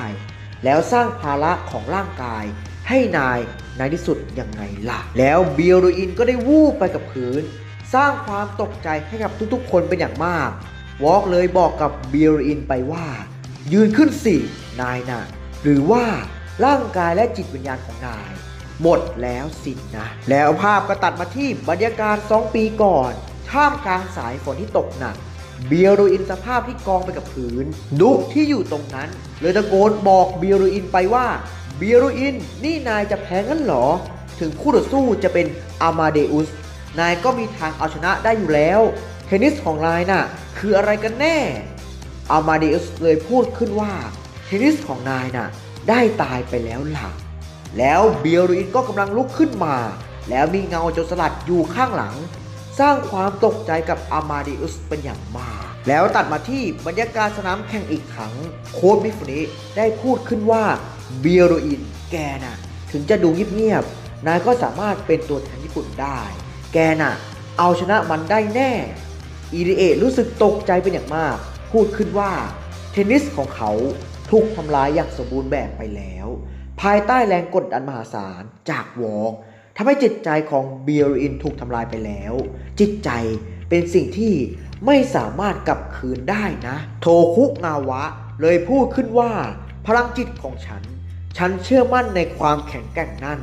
แม้ว่าจิตวิญญาณจะตายไป1 ครั้งก็สามารถคืนชีพแล้วก็สามารถเพิ่มความแข็งแกร่งขึ้นมาได้อีกครั้งแน่เลียวมะเลยพูดถึงเบียโรอินว่าการย้ายไปทีมอเมริกาถือเป็นเรื่องอัปยศอย่างยิ่งของผมถ้าอย่างนั้นในอนาคตถ้าหากพวกเราเป็นมือโปรได้ล่ะก็ผมจะล้มคุณเองแล้วเบียโรอินก็ได้ลุกขึ้นมาราวกับนกฟินิกซ์วิหกอมตะคืนชีพอีกครั้งแล้วการขันต่อจากนี้จะเป็นอย่างไรติดตามได้ในเดือนหน้า16ถึง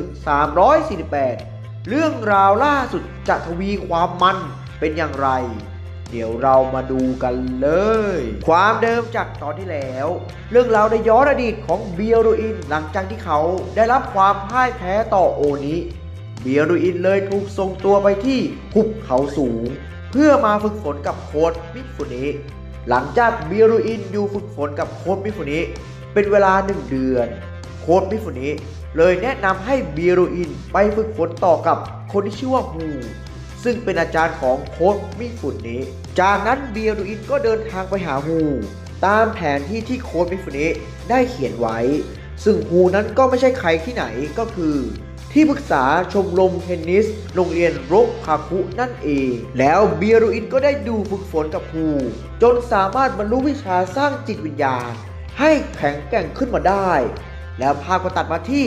การแข่งขันอีกครั้งบอกก็ได้เปิดฉากไล่อัดเบียโรอินซะยับเยิน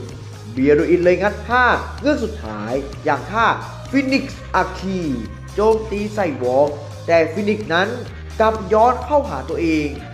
เบียโรอินเลยวูบกองไปกับพื้นแต่สิ่งที่ไม่คาดฝันก็เกิดขึ้นเมื่อเบียโรอินกลับฟื้นคืนชีพอีกครั้งราวกับนกฟินิกซ์วิหกอมตะที่เกิดใหม่อีกครั้งทางอามาเดอุสเห็นแบบนั้นเลยพูดออกมาว่าเบียโรอินเทนนิสของนายน่ะก็คือแบบนี้สินะจากนั้นเบียโรอินก็ได้เดินเข้าสู่สนามอีกครั้งด้วยสีหน้าที่มีความมั่นใจมากกว่าเดิมทางโค้ชมิฟุนิเลยคิดอยู่ในใจว่าเบียโรอินหัวใจของแกมันกำลังสั่นสะเทือนอย่างหนักเลยสินะเพราะครั้งนี้คู่ต่อสู้ที่แกเจออยู่มันแข็งแกร่งมากเลยสินะแต่ว่าแกในตอนนี้มีจิตวิญญาณที่แข็งแกร่งเพิ่มขึ้นมากแกน่ะสู้กับมันได้แน่จากนั้นวอล์กก็ได้โยนลูกแล้วเสิร์ฟออกไปวอล์กเลยได้พูดขึ้นว่า รู้สึกว่าฉันจะมองเห็นอะไรบางอย่างที่วิเศษออกมาจากตัวนายสินะแล้วเบรูอินก็โต้ลูกของวอกกลับไปจู่ๆร่างอวตารโจรสลัดได้หยิบปืนยิงใส่วอกดังปั้งวอกเสมือนโดนยิงเลยหยุดชะงักแล้วลูกก็ได้ลงคอร์ดไปวอกเลยบอกเบรูอินไปว่านี่น่ะหรอการวิวัฒนาการของโจรสลัดที่นายแสดงให้ฉันดูน่ะทางอามาดิอุสเห็นแบบนั้นเลยรู้สึกตกใจเป็นอย่างมากเลยพูดขึ้นว่าไม่น่าเชื่อเหมือนเหตุการณ์ในตอนนั้นไม่มีผิดเลยซึ่งถ้าจำกันได้ในตอนนี้แล้วในอดีตอามาดิอุสเคยแข่งกับเบโรอินเมื่อ2 ปีก่อนแล้วอามาดิอุสก็นึกถึงเหตุการณ์ย้อนหลังเมื่อ2 ปีก่อนในวันที่ฝนตกอย่างหนักพวกนั้นทั้ง2 คนมาดูการแข่งขันของฉันจากนั้นไอ้เจ้านั่นก็มาท้าฉันแข่งนอกรอบซึ่งมันก็เป็นความผิดพลาดของฉันเองนั่นแหละที่ฉันทำให้โจรสลัดในตัวเขาได้ปลดปล่อยพลังออกมาซึ่งเบโรอินในตอนนั้นที่ล้มกองไปกับพื้นก็ได้ลุกขึ้นมากระโดดตีสแมชใส่อามาดิอุสอย่างรวดเร็วอามาดิอุสเลยตั้งรับแบบไม่ได้ตั้งตัวแล้วก็อุทานในใจว่าไม่น่าเชื่อท่ามกลางความมืดแบบนี้ไอ้เจ้านั่นทำได้ขนาดนี้เลยเหรอแต่ยังไงก็ตามฉันจะทำให้มันจบไปซะฉันจะได้ออกจากสโมสรเทนนิสแห่งนี้สักทีแล้วอามาดิอุสก็ได้ตีลูกโต้กลับไปจากนั้นเองอามาดิอุสถึงกับอึ้งเมื่อเห็นท่าทีของเบโรอินเสมือนอยากฉีกร่างของเขาให้ขาดสะบั้นซึ่งเบโรอินก็ได้ใช้ท่าร่างอวตารโจรสลัดโจมตีใส่อามาดิอุสอย่างใจจดใจจ่อแล้วต่อจากนั้นภาพก็ตัดมาที่การแข่งขันในสนามอีกครั้งแล้วก็เป็นเบโรอินได้กระโดดสูงตีโต้ลูกของวอกกลับไปอย่างรุนแรงลูกได้ลงเส้นคอร์ดหลังไปจนเกมทีมญี่ปุ่นไล่มา1-3 เกมวอกเลยบอกเบโรอินไปว่ารู้สึกว่านายน่ะจะเปลี่ยนเป็นคนละคนเลยนะเบโรอินเลยตอบวอกกลับไปว่าใช่ฉันกลับมาแล้วกลับมาจากความมืดยังไงล่ะแล้วการแข่งขันทั้ง2 ฝ่ายได้ตีลูกโต้กันไปมาอย่างดุเดือดเป็นการแข่งขันที่ยากเกินกว่าจะจินตนาการได้ทางโค้ชมิฟุเนะเห็นแบบนั้นเลยพูดขึ้นว่าเบโรอินแกน่ะมีจิตวิญญาณที่แข็งแกร่งมากนั่นก็เพราะความเสียใจในแมตช์นั้นที่แกพ่ายแพ้ต่อโอนิสินะแต่ตอนนี้แกน่ะทำให้ผู้ชมฝั่งทีมเรารู้สึกคาดหวังกับแกมากขึ้นเลยล่ะนะจากนั้นหนึ่งในทีมสวิตเซอร์แลนด์ได้ถามอามาดิอุสไปว่ากัปตันครับเหตุการณ์เมื่อ2 ปีก่อนมันเกิดอะไรขึ้นกันแน่หรอครับที่ผมรู้มาเหมือนกับว่าเบโรอินแล้วก็กัปตันถึงขนาดเข้าโรงพยาบาลกันเลยใช่ไหมครับแต่อามาดิอุสก็เงียบไม่ได้ตอบอะไรแต่ก็นึกถึงเหตุการณ์ต่อจากนั้นว่าท่ามกลางสายฟ้าที่ผ่าออกมาเบโรอินได้กระโดดตีสแมชใส่อามาดิอุสไปจากนั้นเบโรอินก็ฟุบสลบไปต่อจากนั้นเองเบโรอินก็โดนหามส่งโรงพยาบาลเนื่องจากโดนฟ้าผ่าอย่างจังเป็นเกมที่น่าหดหู่ยิ่งนักโดยสัญญาณชีพจรของเบโรอินนั้น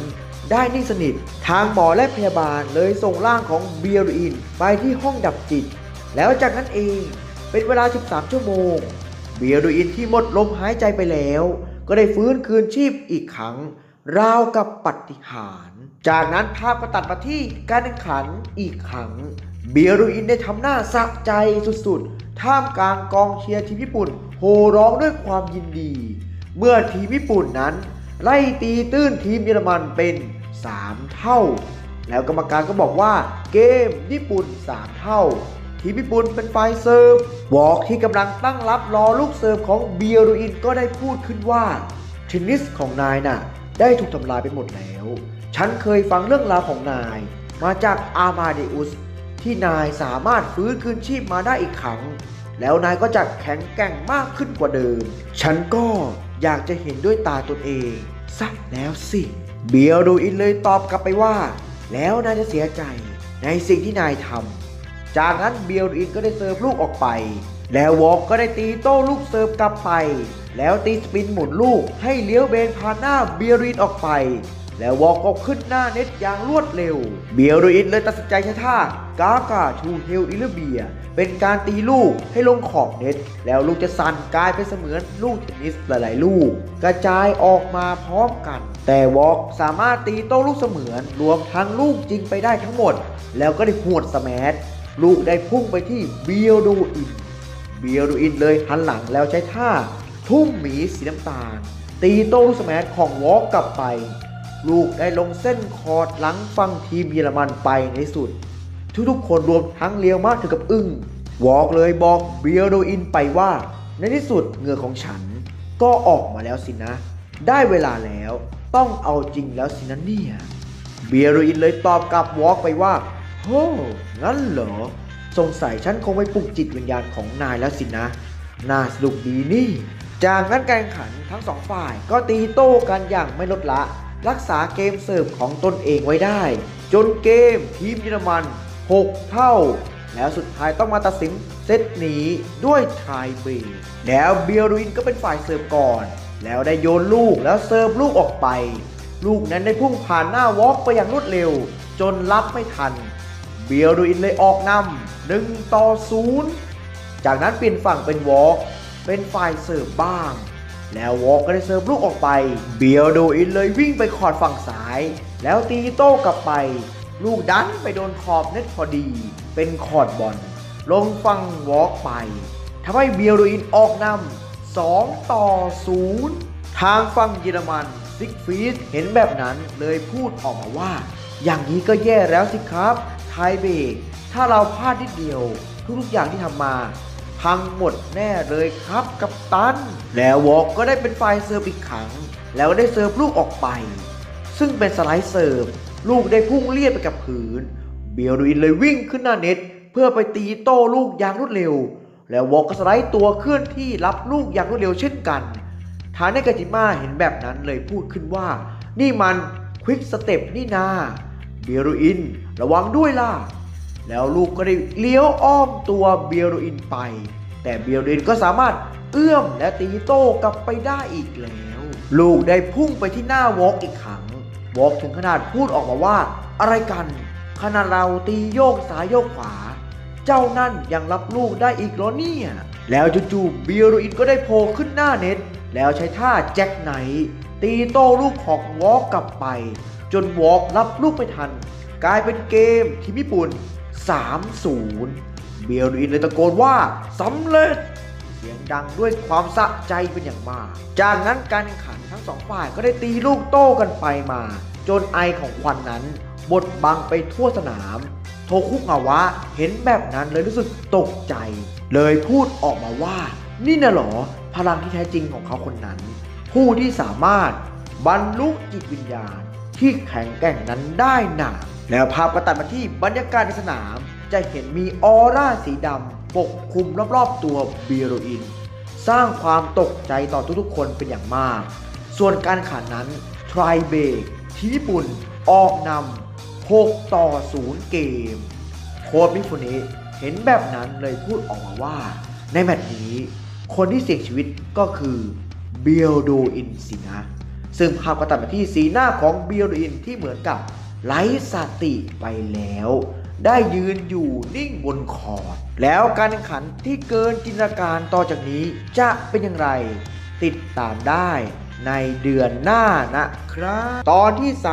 349ถึง351เรื่องราวล่าสุดทวีความมันเป็นอย่างไรเดี๋ยวเรามาดูกันเลยความเดิมจากตอนนี้แล้วการแข่งขันระหว่างเบียร์โดอินกับวอล์กได้เข้าสู่ช่วงเซตที่2โดยวอล์กนั้นได้ออกนำเบียร์โดอินไป3-0เกมเบียร์โดอินเลยทุ่มเทอย่างสุดชีวิตได้ใช้ท่าไม่ตายใหม่อีกแล้วอย่างท่ากากาเฮลอิลิเบียเป็นการตีลูกให้ลงขอบเน็ตแล้วลูกจะมีการสั่นกลายไปเสมือนลูกเทนนิสหลายๆลูกกระจายออกมาพร้อมกันไล่ตีตื้นมาเป็น6 เท่าแล้วเข้าสู่ช่วงไทยเบรกในเซตที่2เบียร์โดอินก็สามารถไล่อัดวอล์กไปยังขาดลอย6-0ซึ่งสภาพเบียร์โดอินในตอนนี้จะมีออร่าสีดำปรากฏออกมาสรุปผลการแข่งขันณตอนนี้ วอล์กได้ออกนำไปแล้ว1เซตส่วนเซตที่2อีกแค่ลูกเดียวเท่านั้นเบียร์ดูอินก็กำลังจะปิดเกมในเซตนี้แล้วจากนั้นทั้งสองฝ่ายก็ตีโต้กันไปมาเบียร์ดูอินที่ตอนนี้มีออร่าสีดำปกคลุมอยู่ก็ได้พูดขึ้นว่านี่สินะคือการเข้าถึงจิตวิญญาณที่สมบูรณ์ว่างเปล่าชะมัดเลยทางอามาริอุสเห็นแบบนั้นถึงกับตะโกนออกมาว่าไม่จริงหน้าออร่าสีดำนั่นเหมือนกับการแข่งในตอนนั้นเลยซึ่งตอนนั้นที่อามาริอุสพูดถึงก็คือแมตช์ที่เขา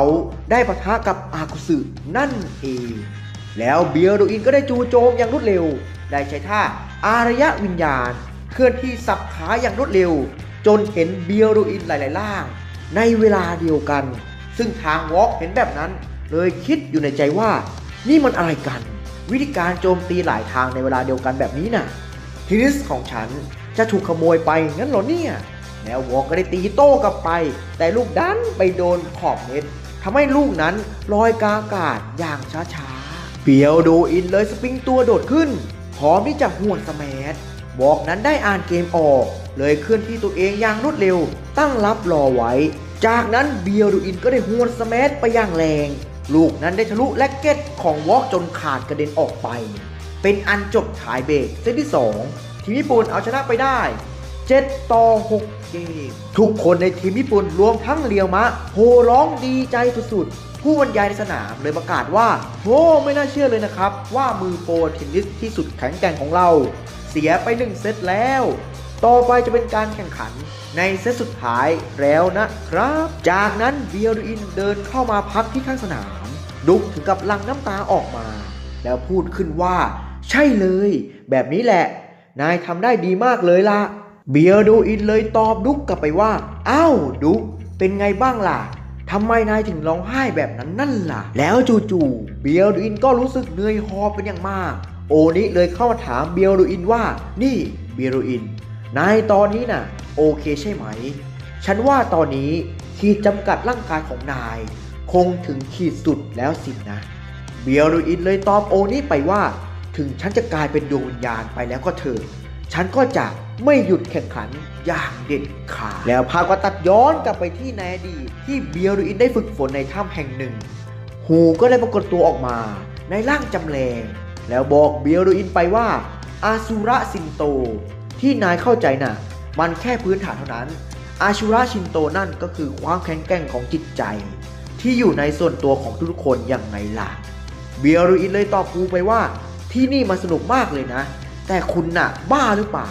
ที่ให้ฉันมาฝึกอะไรในที่แบบนี้น่ะฮูเลยบอกเบียร์ดูอินไปว่าความพินาศจะนำไปสู่การฟื้นคืนชีพอีกครั้งเฉพาะผู้สามารถเข้าถึงจิตสัมผัสที่8ได้เฉพาะคนคนนั้นที่สามารถฟื้นคืนชีพได้อีกครั้งน่ะเบียร์ดูอินเลยตอบฮูกลับไปว่าฉันคนนี้นี่แหละจะเป็นคนที่สามารถทำแบบนั้นได้จากนั้นเบียร์ดูอินก็ได้กระโดดเข้าไปในหลุมลึกที่อยู่ข้างหน้าแล้วก็หายวับไปแล้วภาพก็ตัดมาที่การแข่งขันอีกครั้งเบียร์ดูอินที่กำลังนั่งพักอยู่ก็ได้พูดขึ้นว่าเฮ้โทคุงาวะและเอดิเซนเรียวมะถ้าพวกนายอยู่ตรงนั้นหรือเปล่ามานี่หน่อยสิแล้วเบียร์ดูอินก็ได้พูดต่ออีกว่าพลังชีวิตของฉันกำลังจะหมดไปแล้วคงฟื้นคืนชีพมาได้แล้วล่ะต่อจากนี้ไปฉันขอฝากทีมญี่ปุ่นให้พวกนายดูแลต่อด้วยล่ะแล้วจู่ๆใบหน้าของเบียร์ดูอินก็มีเลือดไหลออกมาไหลแบบไม่หยุดจากนั้นการแข่งขันเซตที่3ได้เริ่มขึ้นทั้งสองฝ่ายได้ระเบิดศึกอย่างดุเดือดกองเชียร์ทั้ง2ทีมโห่ร้องปลุกเร้าเสียงกระหึ่มแล้วเบียร์ดูอินก็ได้บุกจู่โจมโดยใช้ท่าอารยวิญญาณโจมตีใส่วอล์กอย่างไม่ลดละทางโค้ชมิฟนิเห็นแบบนั้นเลยพูดให้ทุกๆคนฟังว่าเมื่อกี้ที่ฉันเห็นเบียร์ดูอินสามารถบรรลุวิชาอาชูระชินโตได้เจ้านั้นสามารถจัดการจิตใจของตัวเองได้อย่างอิสระแล้วเขาก็ได้เปิดประตูสู่เส้นทางแห่งความมืดฉันก็ไม่รู้หรอกว่าเจ้านั่นมันทำได้อย่างไรซึ่งมันจะคล้ายกับเจ้าหนูนั่นที่ได้ใช้ท่านี้ให้เราเห็นในแมตช์สวิตเซอร์แลนด์นั่นแหละไอ้เจ้าบ้านั่นก็คงรู้กันอยู่ว่าถ้าใช้ท่านี้เป็นนานๆอาจจะถึงตายได้แต่เจ้านั่นก็ไม่สนใจเพราะความเป็นผู้นำของทีมญี่ปุ่นอย่างไงล่ะเมื่อประตูสู่อาซูระชินโตปิดลงทุกอย่างก็จะจบพวกแกจงตั้งใจดูการแข่งขันนี้ให้ดีล่ะ ซึ่งสิ่งที่เจ้านั่นทิ้งไว้อาจจะเป็นแมตช์สุดท้ายของเขาก็ได้แล้วโค้ชมิฟุนิก็ได้อธิบายต่อไปอีกว่าสิ่งที่เจ้านั่นกำลังเข้าสู่ขั้นต่อไปจะเรียกว่าเดธพาเรดตอนนี้ชีวิตของเจ้านั่นกำลังถูกสังหารไปเรื่อยๆความพ่ายแพ้ไม่มีอยู่ในหัวของเจ้านั่นอยู่แล้วอย่ามองข้ามการแข่งในแมตช์นี้มันจะช่วยให้พวกแกทุกๆคนในที่นี้ขัดเกลาฝีมือให้เก่งขึ้นในอนาคตซึ่งเจ้านั่นต้องแลกด้วยชีวิตและวิญญาณเป็นค่าตอบแทนก้าวไปข้างหน้าต่อไปเรื่อยๆท่ามกลางเสียงครวญครางด้วยความเจ็บปวดของเจ้านั่นไปซะซึ่งทุกๆคนในทีมได้ยินแบบนั้นถึงกับอึ้งไปไม่เป็นเลยทีเดียวซึ่งเบียโรอินในตอนนี้สภาพเหมือนวิญญาณกำลังจะหลุดลอยไปแล้วและกระนำโจมตีไซวอล์กอย่างไม่หยุดหย่อน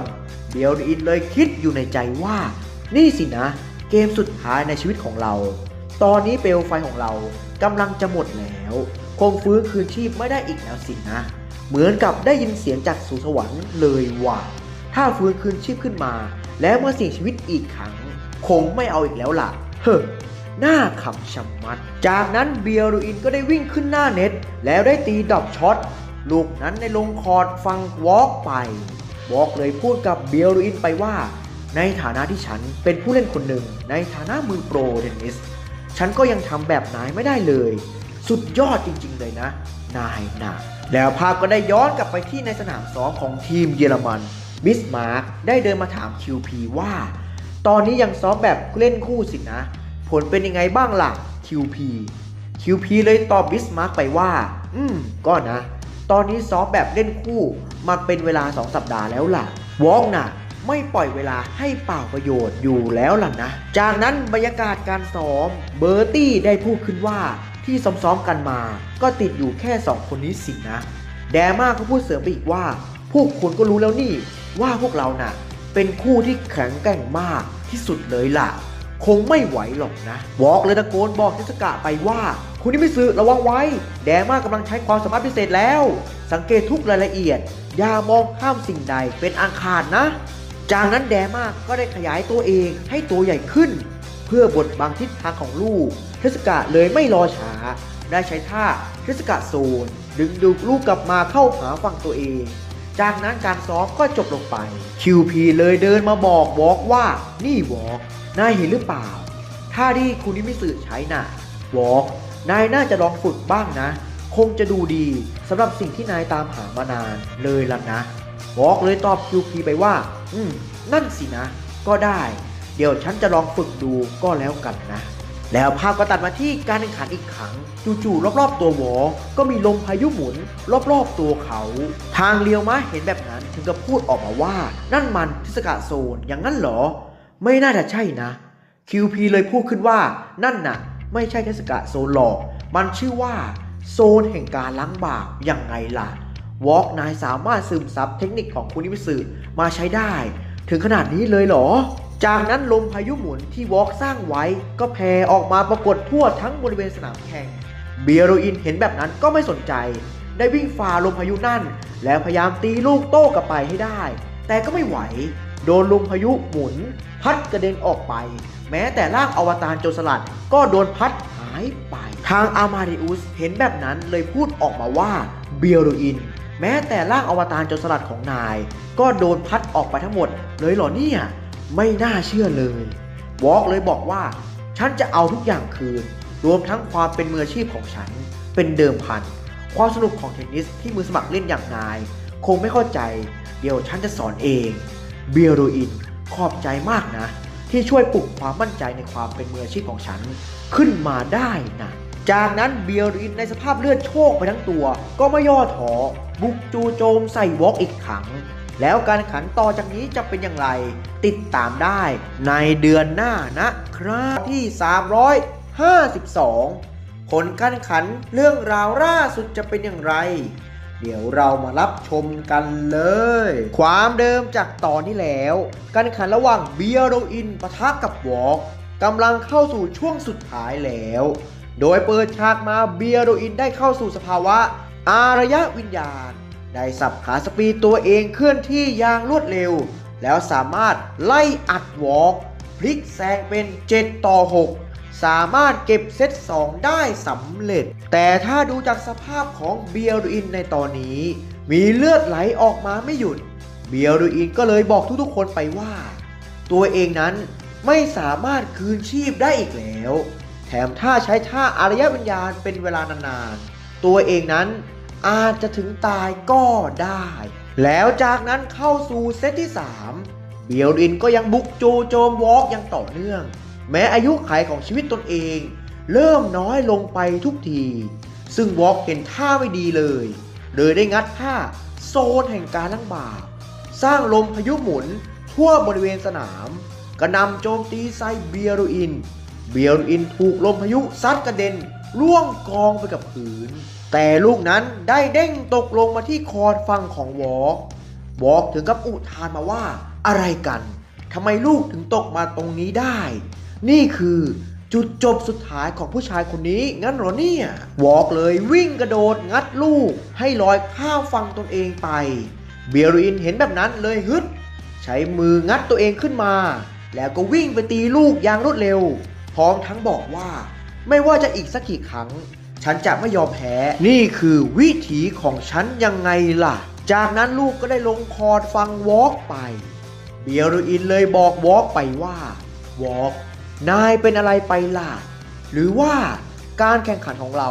จะจบลงแบบนี้งั้นเหรอต่อจากนั้นการแข่งขันก็ดุเดือดมากขึ้นทั้งสองฝ่ายตีโต้กันจนฝุ่นตลบกองเชียร์ทั้งสองทีมลุ้นเชียร์กันแบบไม่ละสายตาสิ่งที่ไม่น่าเชื่อก็เกิดขึ้นเมื่อมือโปรเทนนิสที่แข็งแกร่งที่สุดกำลังโดนไล่ต้อนอย่างหนักลมพายุหมุนจากโซนแห่งการล้างบาปได้พัดทั่วบริเวณสนามทั้งบังการมองเห็นของลูกพร้อมทั้งสะบัดตัวเบียร์ดูอินให้ปลิวซึ่งเบียร์ดูอินนั้นในตอนนี้เลือดออกทั่วไปทั้งตัวก็ได้ตีลูกโต้กลับไปแต่ลูกนั้นกลับไม่ลงคอร์ดลูกได้หมุนเวียนถูกดึงดูดกลับมาหน้าวอล์กอีกครั้งคล้ายกับความสามารถของเทสึกะโซนเบียร์ดูอินก็เลยไม่ยอมแพ้ง่ายๆได้ตีลูกโต้กลับไปในขณะนั้นลมพายุหมุนก็แรงขึ้นเรื่อยๆลูกนั้นได้ฝ่าวงล้อมของพายุหมุนไปได้แต่ลูกนั้นถูกทำให้หมุนออกนอกสนามไปเป็นความสามารถคล้ายกับเทสึกะแฟนทอมซึ่งตอนนี้เบียร์ดูอินอาการเริ่มแย่ลงไปทุกทีแล้วถึงกับกากเลือดออกมาเทสึกะเห็นแบบนั้นเลยพูดออกมาว่าวอล์กนี่นะหรอสุดยอดโซนที่ได้รับวิวัฒนาการมาแล้วแข็งแกร่งจริงๆเลยนะแต่นายจะต้านทานไหวแค่ไหนกันตอนนี้ไม่ทีมเยอรมันหรือไม่ก็ทีมญี่ปุ่นจะต้องพินาศเป็นแน่จากนั้นภาพได้ตัดไปเสมือนเรือโจรสลัดกำลังแล่นในกลางมหาสมุทรเต็มไปด้วยลมพายุหมุนขนาดหนักในเรือโจรสลัดมีกัปตันเบียร์ดูอินกำลังควบคุมพังงาเรือท่ามกลางคลื่นซัดถาโถมมาอย่างหนักหน่วงจะไม่ไหวอยู่แล้วแต่แล้วทาเนกาจิมะและริวจิในสภาพชุดลูกเรือมาช่วยพยุงเรือเอาไว้ได้ส่วนโทโนะคิมิจิมะโมริซึกิได้เตรียมปืนใหญ่พร้อมใช้งานรอไว้ส่วนดุ๊กได้หยิบลูกปืนใหญ่ใส่เข้าไปพร้อมยิงแล้วโอนิก็ได้ยื่นมือมาพยุงเบียร์ดูอินไว้และสุดท้ายอีริเอะได้หยิบกล้องส่องทางไกลมาให้กับเบียร์ดูอินแล้วเบียร์ดูอินได้สั่งการยิงเป้าหมายลมพายุหมุนตรงหน้าพร้อมยิงจากนั้นลมพายุก็ได้หายไปเบียร์ดูอินก็เลยได้ตีลูกโต้กลับไปในทิศทางตรงข้ามกับวอล์กที่ยืนอยู่วอล์กเลยรีบวิ่งไปตรงนั้นอย่างรวดเร็วแล้วคิดอยู่ในใจว่ายอดเยี่ยมมากเบียร์ดูอินแต่การสร้างทีมชาติให้ยอดเยี่ยมนั้นจะต้องใช้เวลาจากแรงบันดาลใจของฉันน่ะจะไม่มีทางแพ้อย่างเด็ดขาดเพื่อความรุ่งโรจน์ของทีมเยอรมันของเราจากนั้นวอล์กได้สไลด์ตัวแล้วสามารถรับลูกได้ทันตีโต้กลับไปส่วนเบียร์ดูอินนั้นได้วูบหมดสติกองไปกับพื้นแล้วลูกที่วอล์กตีโต้กลับไปนั้นได้พุ่งไปติดเน็ตอย่างรุนแรงแต่ความแรงของลูกนั้นทำให้ลูกนั้นหมุนไปเรื่อยๆจนติดขอบเน็ตแล้วร่วงตกไปคอร์ดฝั่งของเบียร์ดูอิน